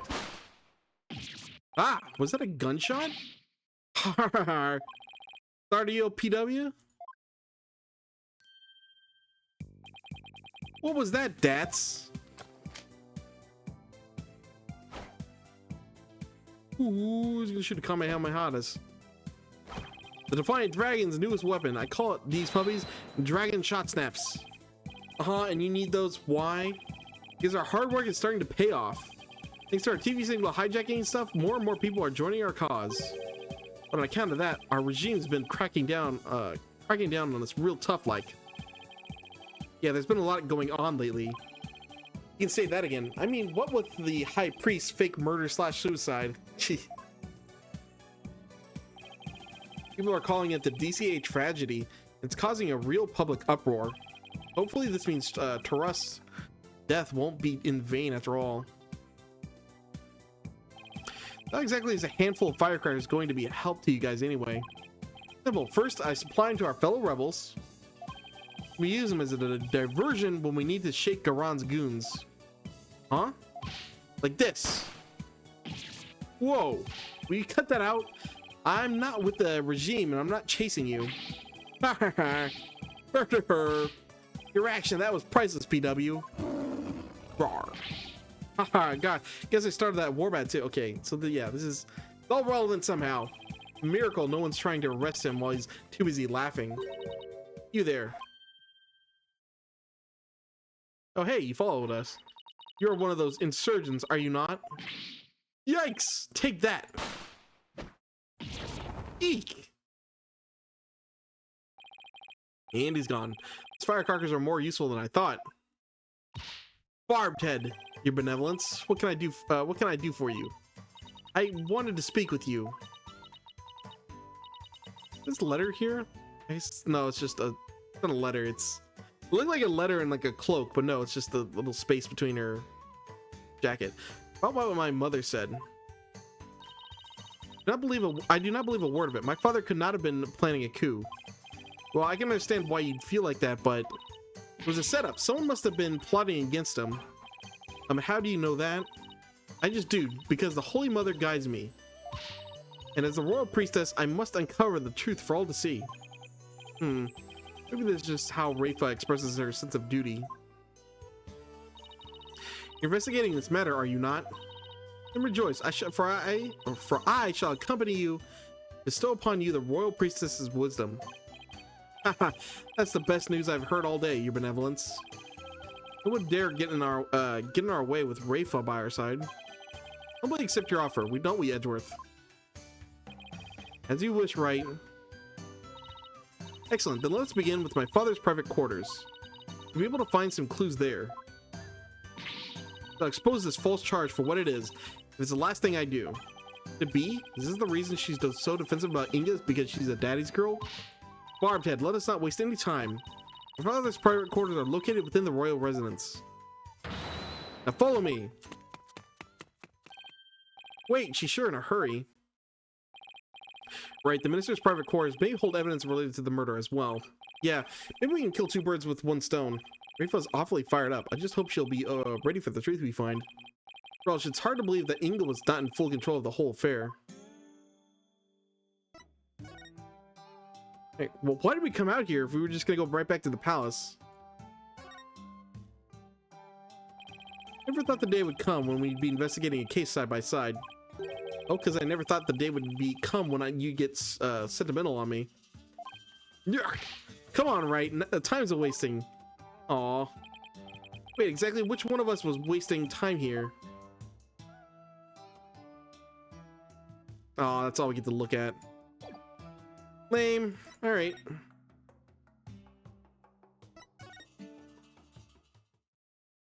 Back here. 18th. Gabron Palace Royal Residence. If we can figure out which one of these buildings houses Inga's private quarters, we'll find Rafa. Not that hard to figure out, Phoenix. This overturned urn spilled its water all over the place. It was already knocked over when we got here earlier this afternoon. I wonder where I get an achievement for looking at this urn. That's why I'm doing it again. You can rule out Athena at least. Right? What does it say about you if your first suspect is your own subordinate? Footprints? Is it gonna actually be evidence now? There are footprints coming from this residence. Too bad they just kind of end. I wonder who made them and where they went. Now that's what I call an extravagant exterior. This is where Inga's private quarters are? Watch your step, right? That urn's been knocked over, spilling water everywhere. Yeah, the ground's soaked. Wonder who did this. Zob. I think someone's in there. Father. That, Princess Rafa? There are still so many things I wish to tell you. She always puts on such a brave face. But hearing her crying all alone, I can't help but think of Trucy. Mother. Princess Rafa? Are you in there? Ah! Just a moment, I'll be right out. Tch. I see you are finally here. Well, let's commence our investigation, shall we? Your benevolence? Maybe you should rest for a minute first. You were eavesdropping on me, weren't you? No, I mean, yes. Sorry, I couldn't help overhearing. Grr. It wasn't like I was spying on you or anything. You stupid, stupid barbed head. Each, youch. Could have feigned ignorance. His heavier brain to mouth filter shuts off the moment we step out of the courtroom. I'm not that bad, Edgeworth. Anyway, what took you so long? I thought you would never get here. You have a lot of nerve keeping the crown princess waiting. Oh, I'm sorry? This is my father's residence. I have already unlocked it, so you can go right in. Oh, and be careful. Some dingbat dog got in the courtyard and spilled the water over there. Dingbat dog? That's right, the yappy mutt spilled a whole urn's worth. Wonder how it got into this area. Do you know what it looked like? I have better things to do than memorize what some stray dog looks like. Anyway, it's not worth talking about. Let's search my father's room, shall we? I really hope she's alright. Hope my throat will be alright. Alright, now can we go inside? Yeah. Those private quarters. Private quarters. Ooh. Very, humble, this guy. Run Palace, England's private quarters. I can never stand to have, like, pictures or busts of myself made. Ugh. Look at this chair, too! Oh my god! What a mess. You can definitely tell a guy who used to live in this room. This Inga and I had at least that much in common. Bah, the staff keeps getting in the way. Nina. Soundproof? Oh, huh? Where's Dana? Normally...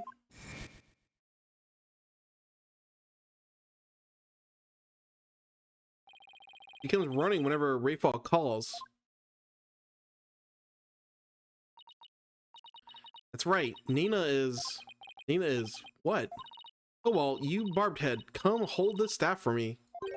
Why me? Just take it. Too heavy, and I'm tired of holding it. Does Nina put up with this day in day out? I'll just set it over here for now.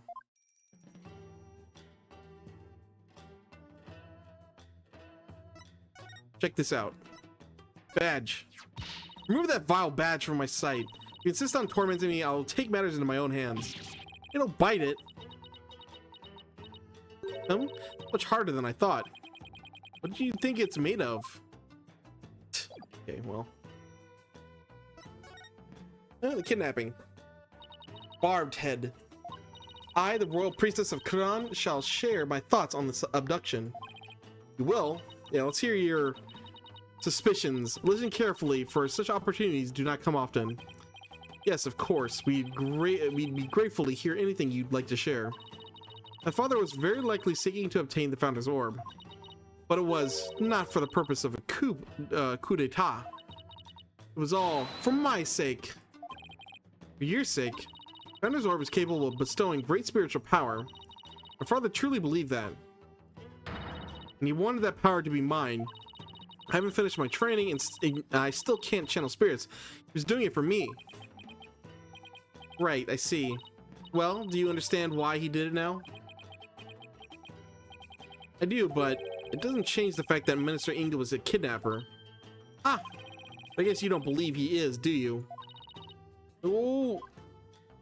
New information is sure to surface upon further investigation. Suffice to say, he did this all for me. End of story. Is he really trying to obtain the orb for his Rafa? No, I doubt it. Yeah, I doubt it too, but, well, it's possible. It's hard to say, actually. I don't fully doubt it, but it's not the most likely thing. Speaking of powers, I wonder if Rafa will be performing the divination seance tomorrow. Probably ask her more about that, or ask her about that. It's possible he was in on the plan because he thought he was going to give it to his daughter, but the queen actually wants it for herself because she doesn't have powers. Something along those lines, maybe. What's going on with Nina? Your benevolence. I noticed that Nina isn't with you today. Ooh, is she in the sarcophagus? I know not where she has gone. I have not spoken with her since this morning. Seems she must be quite busy today. I did catch a glimpse of her a little after 2 o'clock. I tried calling out to her. She went off somewhere again. A little after 2. It's about an hour before the murder. Indeed, of all the times for this to happen, she normally comes to me the moment I call her name. I know it's hard to believe, but even nannies have lives, you know. Her inability to find her after murder is slightly alarming. I wonder if her absence is related to today's incident somehow. You think she was unwittingly caught up in them? Who knows? At the very least, I don't think she was at the scene of the crime. Nana, I hope she's alright. Rifa seems really worried for Nana. Yeah, she's probably in the sarcophagus. Interesting. Maybe we'll find a key in here. Tomorrow's seance. I think you'll be conducting tomorrow's divination seance? Who else if not I? Good point. Thing is, divination seances are all about what victims experience at their final moments. So tomorrow, Rafa will experience her own father's death exactly as it happened. That's more than anyone should ever have to deal with. Do you really have to go through with the seance tomorrow? There's really no one else. What about just calling the whole thing off? Not as if I'm doing this because I want to. No? Ah! Never mind. I misspoke. Divination seance is a very important duty of the royal priestess. It is one I intend to fulfill. Is that word duty? Yeah, duty. Your benevolence. Crown Princess, you are destined to rule this kingdom one day. That means there will be many things that you alone must determine. Things like how to keep your people happy and what is true and what is false. Most importantly, what role you must play therein. Wonder if I'm even up to the task. Performing the divination seance is very important for a priestess. A duty or not, it's a very heavy burden for someone so young. Even worse, she'll be forced to watch her father's murder. Be a weight too heavy for her to bear?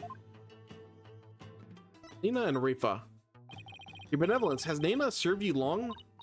Yeah, she's been at my beck and call for as long as I can remember. I've heard she even cared for me as an infant, right down to changing my diapers. Wow. TMI. Your diapers almost sounds like she could be your mother. Indeed, but that is a simple fact of life when your mother is busy being queen. And it takes care of my every need. My teacher in all things as well.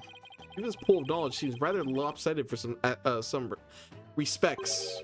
Be that the result of Nana's teachings? Nana, could it be that my trusted attendant has come to dislike me? Now that I think about it, perhaps I've been acting rather spoiled as of late.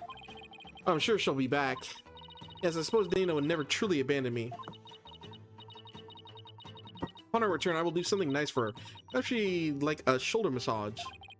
Yet I can't shake the feeling that Nana's connected this case in some way. Alright, now we can look around.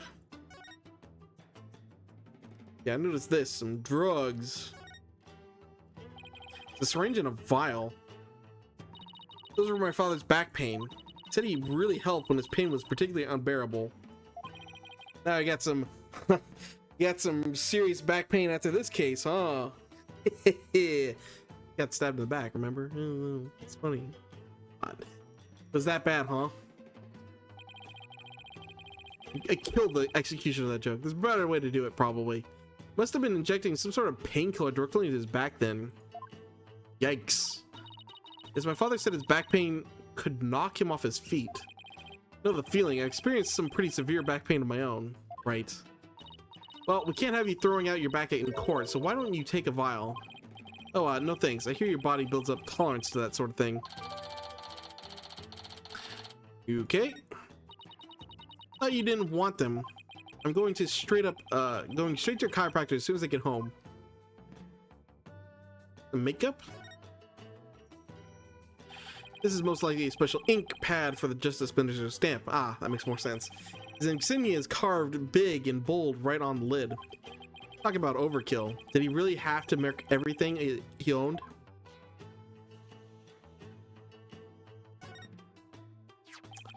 The spell pad must have belonged to Inga. Let's see. Vanya, purple hat, glasses, diamond-shaped tattoo on forehead. Dirk, long hair, eye patch, blue clothes. Phoenix, bright, spiky hair, blue clothes, pink necktie. That's strange. Notes detailing people's most prominent characteristics. Well, why? Hey, there's even some stuff about me in here. Why would he bother to doing this? I mean, it's obviously... I guess it has to be making some fakes. Impersonators. I'm afraid even I can't answer that. Whatever the reason, it's giving me a case of heebie-jeebies. It's as though he's taking down descriptions of people over the phone. What it reminds me of, anyway. What a brilliant deduction. One fitting of a chief prosecutor such as yourself. I commend you. That's high praise coming from your benevolence. You're right. They look like dictation notes, but I don't know. I mean, why bother describing Nana? You must have seen every day. Yeah, that one is weird. I mean, it's like readying it for someone else, then I guess.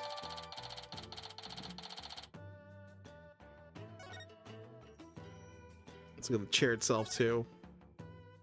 This chair looks like it was modeled after English suit jacket. The backrest even has those fancy buttons of his. Imagine they make the chair awfully uncomfortable to sit on. Actually, they started to massage the pressure points on his back. Father suffered from terrible back pain, you see. Relevant again, huh? What if it really works?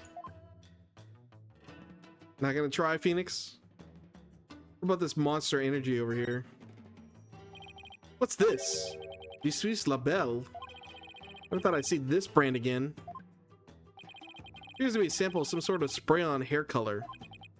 Color jet black. Wonder if Inga was going gray. Here, Edgeworth, maybe you can use it. I like my natural hair color just fine, thank you very much.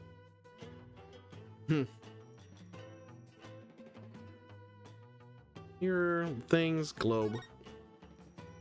His desk desk is crammed full of documents. They appear to be paperwork for executions, but for this many cases? Hey, something is rotten in the kingdom of Kurain. This one dates back to 5 years ago. Something tells me he simply kept putting them off because he hated doing paperwork. Look at the footprints. There's some muddy shoe prints here. Come to think of it. There's some spilled water by the entrance. Somebody must have stepped on it before coming in here. They're already dry. That means they're at least several hours old. And someone must have been in here today in the early afternoon. Our servants clean this room each day. Here in Kurain, we have a saying, leave not today's untidiness to the morrow. But it's why clean up today when you leave it for tomorrow? Opposites there, I guess. Let's see. Well, I guess we had to look at it. Wow, that's one gaudy sculpture. My father sculpted it himself from a block of solid gold. Why does it not surprise me that he also was a narcissist? It's pretty detailed. He even included that personal stamp of his. Hey, the stamp's a little loose.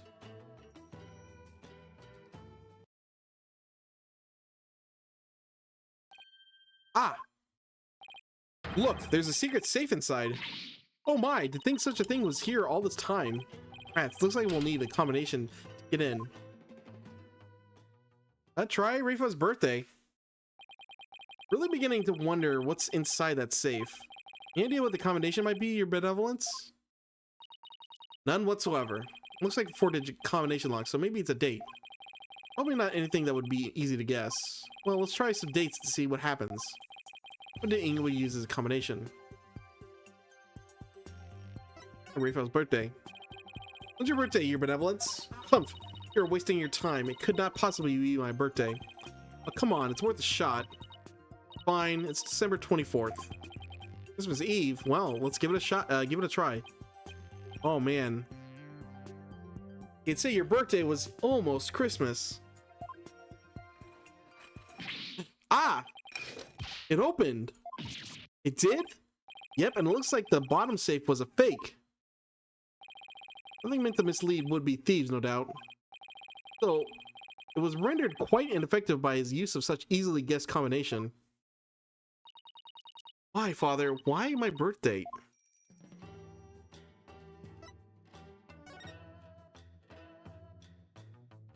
Let's take a look-see. Okay, let's see what's in here. Oh, this looks like a letter or something. Let's see. Dear Father, wanted to wish you a happy birthday. You're always so kind, and I love you very much. Hope you live to be 100 years old. Love, Rafa. Okay, so we're establishing that, yeah, he cared about his daughter.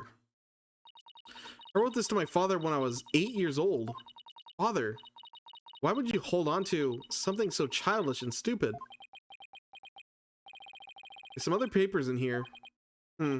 Ah. Once I poison the queen, the throne will be mine. The spiritual power I obtained from the treasure will back up my claim, and in the meantime, keep the secret police. The secret police are to keep a close watch on Garan. This is the plan for the coup d'etat. What? Give me that. It could be planted. I don't understand. It seems Justice Minister Ingo is plotting the assassination of the queen. Oh yeah, and these footprints show that yeah, someone was in here. If it's not Inga. This can't be true. Father would never harm mother, although this is really sloppy if someone was trying to plant evidence and left this behind. Poor Rafa, this has to come as a terrible shock. What's this? There's a photo in here too. Ooh, it's Amara. A woman and a baby. I wonder who they are. Anything else? No, it's just Amara and Yehuta. On the far left, there's the law book with the mark of the Defiant Dragons branded on it. Wait, that's your benevolence? How can this be? This is Rafa.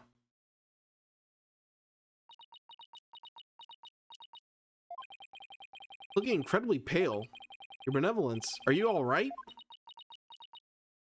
All right? How can I be all right? Huh? All that I have believed is all lies. I'm afraid I don't follow. What the heck is she talking about? Can I ask who the woman in this picture is in this picture? How should I know? Seems I didn't know anything that was going on. Doesn't look like I'm going to get much more out of her while she's like this. It's weird that the Defiant Dragons picture is there, because that didn't come until after Amara was killed, wasn't it? Like, this has to be Amara. It looks like the pictures. It looks like, you know, Yehuta. Then why does he have it? Weird. Mother. Huh? Let's ask my mother about the secret she's hiding. And what secret? Must go. Goodbye.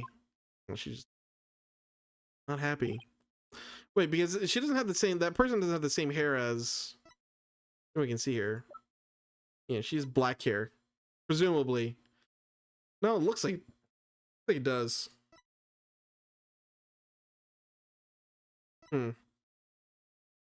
Maybe she does, but pretty sure it's Amara. Wait! What's that all about? Like her mind was off somewhere else. Here's this photo really upset her. Wonder who the lady in this picture is. Stop! Shadu! Come back here! Oh, that's a dog that knocked over the water, huh? Wait, that sounds like Albie and Shadu. That's odd. Commoners aren't normally allowed in this area. I wonder what's afoot. Well, let's go check it out. Maybe more to look in here, but let's go back outside. Ooh, my power just flashed on and off, but everything's still on. Like, it was just like half a second. It happens sometimes when it's raining heavily. Although it sounds pretty calm outside right now. So if I get cut off, that's why. May 18th, Garan Palace, Royal Residence. Nagyo! Ha! Edgeworth!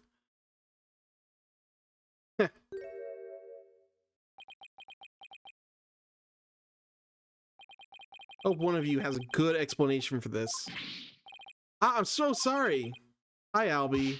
No, Shadu, bad dog. Leave the man's frilly thingamajig alone. You would kindly detach your dog from my cravat. Right away, sir. Just hold still and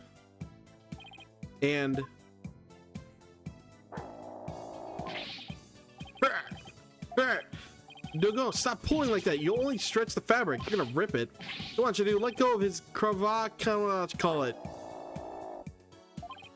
This isn't working. I'll just have to pull harder then. 1, 2. Wait, what are you? 3. Come on. No! Arr! I need air. Choking out Edgeworth. Oh, things intact. Huff, huff. Are you trying to kill me? I'm really sorry, mister. My dog has a habit of attacking frilly things like that. For his sake, he should stick more to traditional targets like cars or his tail. What's worse, he's stuck in here again today and stole some weird-looking hat. Oh, it's Nana's, huh? I don't know what to do anymore. Bad dog. You're a very bad dog. Wait a second. I've seen that hat before. Hey, check out my badge. No. Yes, let's do it. Check it out. Oh, that's an attorney's badge from your homeland, right? Oh, no, it's the same dialogue.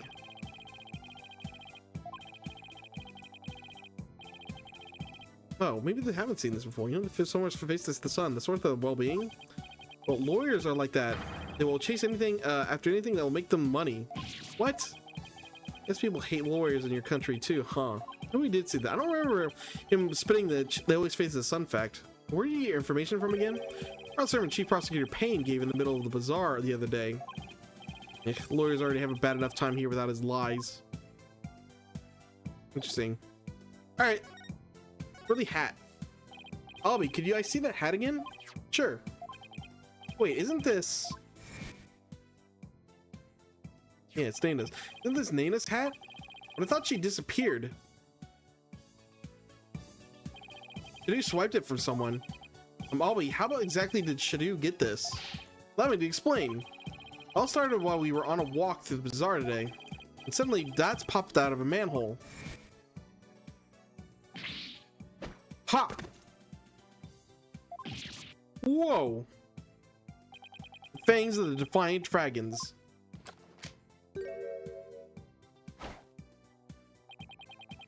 Aww. That's our rubble is here. Hey, you want to join our cause, kid? Huh? I mean, naturally, I was super startled by that weirdo sudden appearance. Did you not know? Like, Albie's already with, like, he Albie's kind of on our side, kind of on the Defiant Dragon's side by technicality, I guess. Here's that really making sure you know about that Warbat screen. Rough. Back dog, the dog of the Goron regime. Oh, but this is my dog, Shadu. Find dragon secret weapon. Dragon snot shaps. Oh my god. Dragon snot snaps. Chew. Whoa. Oof. Ha ha ha. Oh man, the look on your face. That was classic. Like he just pops out of a manhole and pranks a kid. Sudden bang of the firecracker spooked Shadu and he ran off into the crowds. Ah, Shadu, come back here. Haha, then I'll teach you Garum's lapdog. You there, what do you think you're doing? Ah, not good. That's when a policeman came running over to and hauled Dots away. That happened right around 2 p.m. if I remember correctly. I'm not even gonna pretend I know what Dats is trying to do. Seriously, I chased right after Shadu, and when I finally caught up to him, they were there in the here in the palace courtyard. He had this in his mouth. 2 p.m. That's about an hour before the minister's death. Nah, Nana supposedly went missing after the murder. This would place her at the palace around 2. All right, well. Actually, I just remember I saw something pretty amazing around that time too. Something amazing. What is it this time? So Albie, what is it you saw was so amazing? I saw her eminence, her eminence, Queen Goron, channeling a spirit. Is it really that big a deal to see her channeling someone? You bet it is. Commoners are never allowed to behold the sacred rite. Oh, can you tell me more? Of course. I'm always happy to explain. I believe it was around 2:10 p.m. today. Got lost in the palace grounds while looking for Shadu. Oh, what is this place? It gives me the creeps. Where could Shadu have gone? By search, I took a peek into the small room, and that's when I saw Queen Garan. She's channeling the spirit of a neighboring kingdom's king. I'll transform right before my eyes. It was so exciting, I had to take a picture of it. You took a picture? I know I shouldn't have, but I'm just gonna help myself. Between this and the treasure room, Albie's not exactly the picture of self-restraint. The channeling rate ended right after that, so I ran off before anyone could spot me. Could have been arrested again, you know. Yeah, I know. Anyway, here's a copy of the picture. Just don't tell me I was the one who took it. I worry about his future sometimes. You say she transformed, but must have been right after the picture, if it's true at all. Obviously, I don't think she has any spiritual powers. Come to think of it, how did you and Shadu get into the royal residence anyway? It's not open to commoners after all. Let me explain. There's a way to get into the palace from the bazaar. It's a bit of a tight squeeze though. You can easily fit, but anyone bigger than me is out of luck. You don't say. Yeah, part of the palace wall is damaged, and there's a hole I can just make it through. Go on. Bet you didn't know they have some really tasty food here. Oh, then this isn't your first time in here, huh? Trespassing is illegal, you know. No, it's not like that. I didn't mean any harm. It's just, I want to help change this kingdom. What do you mean? Well, after Miss Faye's trial, I started thinking, like maybe there was something I could do to help the revolution too. Maya's trial, huh? The tragedy only happened because of how twisted Curran's legal system has become. How utterly foolish to cast away oh my god, cast away one's life for such a reason. Must have been been other ways to cover up the crime. Yeah, I'm reaching my limit here, but I feel like we're coming to a climax soon. Yeah, had I done so, my wife would rush to my defense, and when the case went to trial, she would suffer the same fate as I under the Defense Culpability Act. And I'd have lived with myself had she been convicted because of that fiendish man. Yeah, take a look at this sound later. This cannot be. I have done under the laws of our kingdom. It has all been. DC Act led to the false charges against Maya and the High Priest's suicide. The trial also caused the public to start questioning the current state of things. It seems even Albie has some pretty strong feelings on the matter. And either had to be something I could do to help. When I remembered the hole in the palace wall and started thinking, maybe we could sneak in and take a picture of one of the royals up to no good. I just want to do my part. The spirit of revolution seems to be catching on, even with one so young. Right, the momentum is steadily building, and the tipping point is fast approaching. It's a matter of time, matter of when. I agree, and the public's perception of the Defiant Dragon seems to be changing too. But Albie, you can't go trespassing like that, even if it's for a good cause. It's not right. Okay, I won't do it again. Oh, but is that really all you have to confess? You haven't been up to any other mischief. When I say you, I mean Shadu.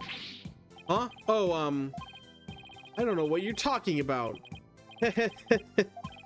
Nice try, Albie, but the proof is literally right in front of us. We had to look at it. Albie, you wouldn't happen to know how this urn got knocked over, would you? Ah, because her benevolence told me something rather interesting. Careful, some dingback dog got in the courtyard and spilled the water over there. Dingback dog? That's right, the yapping mutt spilled a whole urn's worth. The dingbat dog she mentioned wouldn't happen to be Shadu, would it? Oh! I guess the dog's out of the bag. Sorry I lied, but I was worried I'd get in trouble. I know I shouldn't lie to a lawyer like that. No, it's no good to lie to anyone like that, so let's try to only tell the truth, okay, Albie? Oh, Mr. Wright, I almost forgot. I saw a couple of Americans a moment ago. They had a really weird haircuts, but I thought they might be friends of yours. Really now? Your little friend thinks all of us Americans have strange hairstyles. Suppose we have you to thank for that, right? What exactly did their hair look like? There's one guy with 2 crops of hair sticking out his forehead like an antenna. And there was this lady with long bunch of hair that looked like a big orange spider leg. Oh, that sounds like Apollo and Athena. What are they doing? They're racing through the bazaar with the Garan Royal Guard in hot pursuit. Wait, what? Why were they being pursued? I'm not sure, but I have my suspicions. Just hope they're all right. Sorry for not mentioning it before. It's just kind of slipped my mind. Alright, well, priority 1, getting to them. Oh, we're switching perspective back to Apollo now. I kind of want to get all the way to the trial, but I'm at my limit here, so I think I'm gonna have to stop here. I'll be back 10 a.m. tomorrow, normal time, Pacific time. If you want to watch live, come back then. But otherwise, thank you all for joining me. It's been fun. We're definitely wrapping up things. We might be able to finish everything tomorrow, although I kind of doubt it. It's gonna be a really long trial, I bet. Especially since we're getting mostly information about what happened now and nothing about what happened 23 years ago. That might be a whole separate other thing too. Oh, we'll have to figure out then. So if you want to figure out, see what happens, come back tomorrow. But otherwise, I'll see you guys later.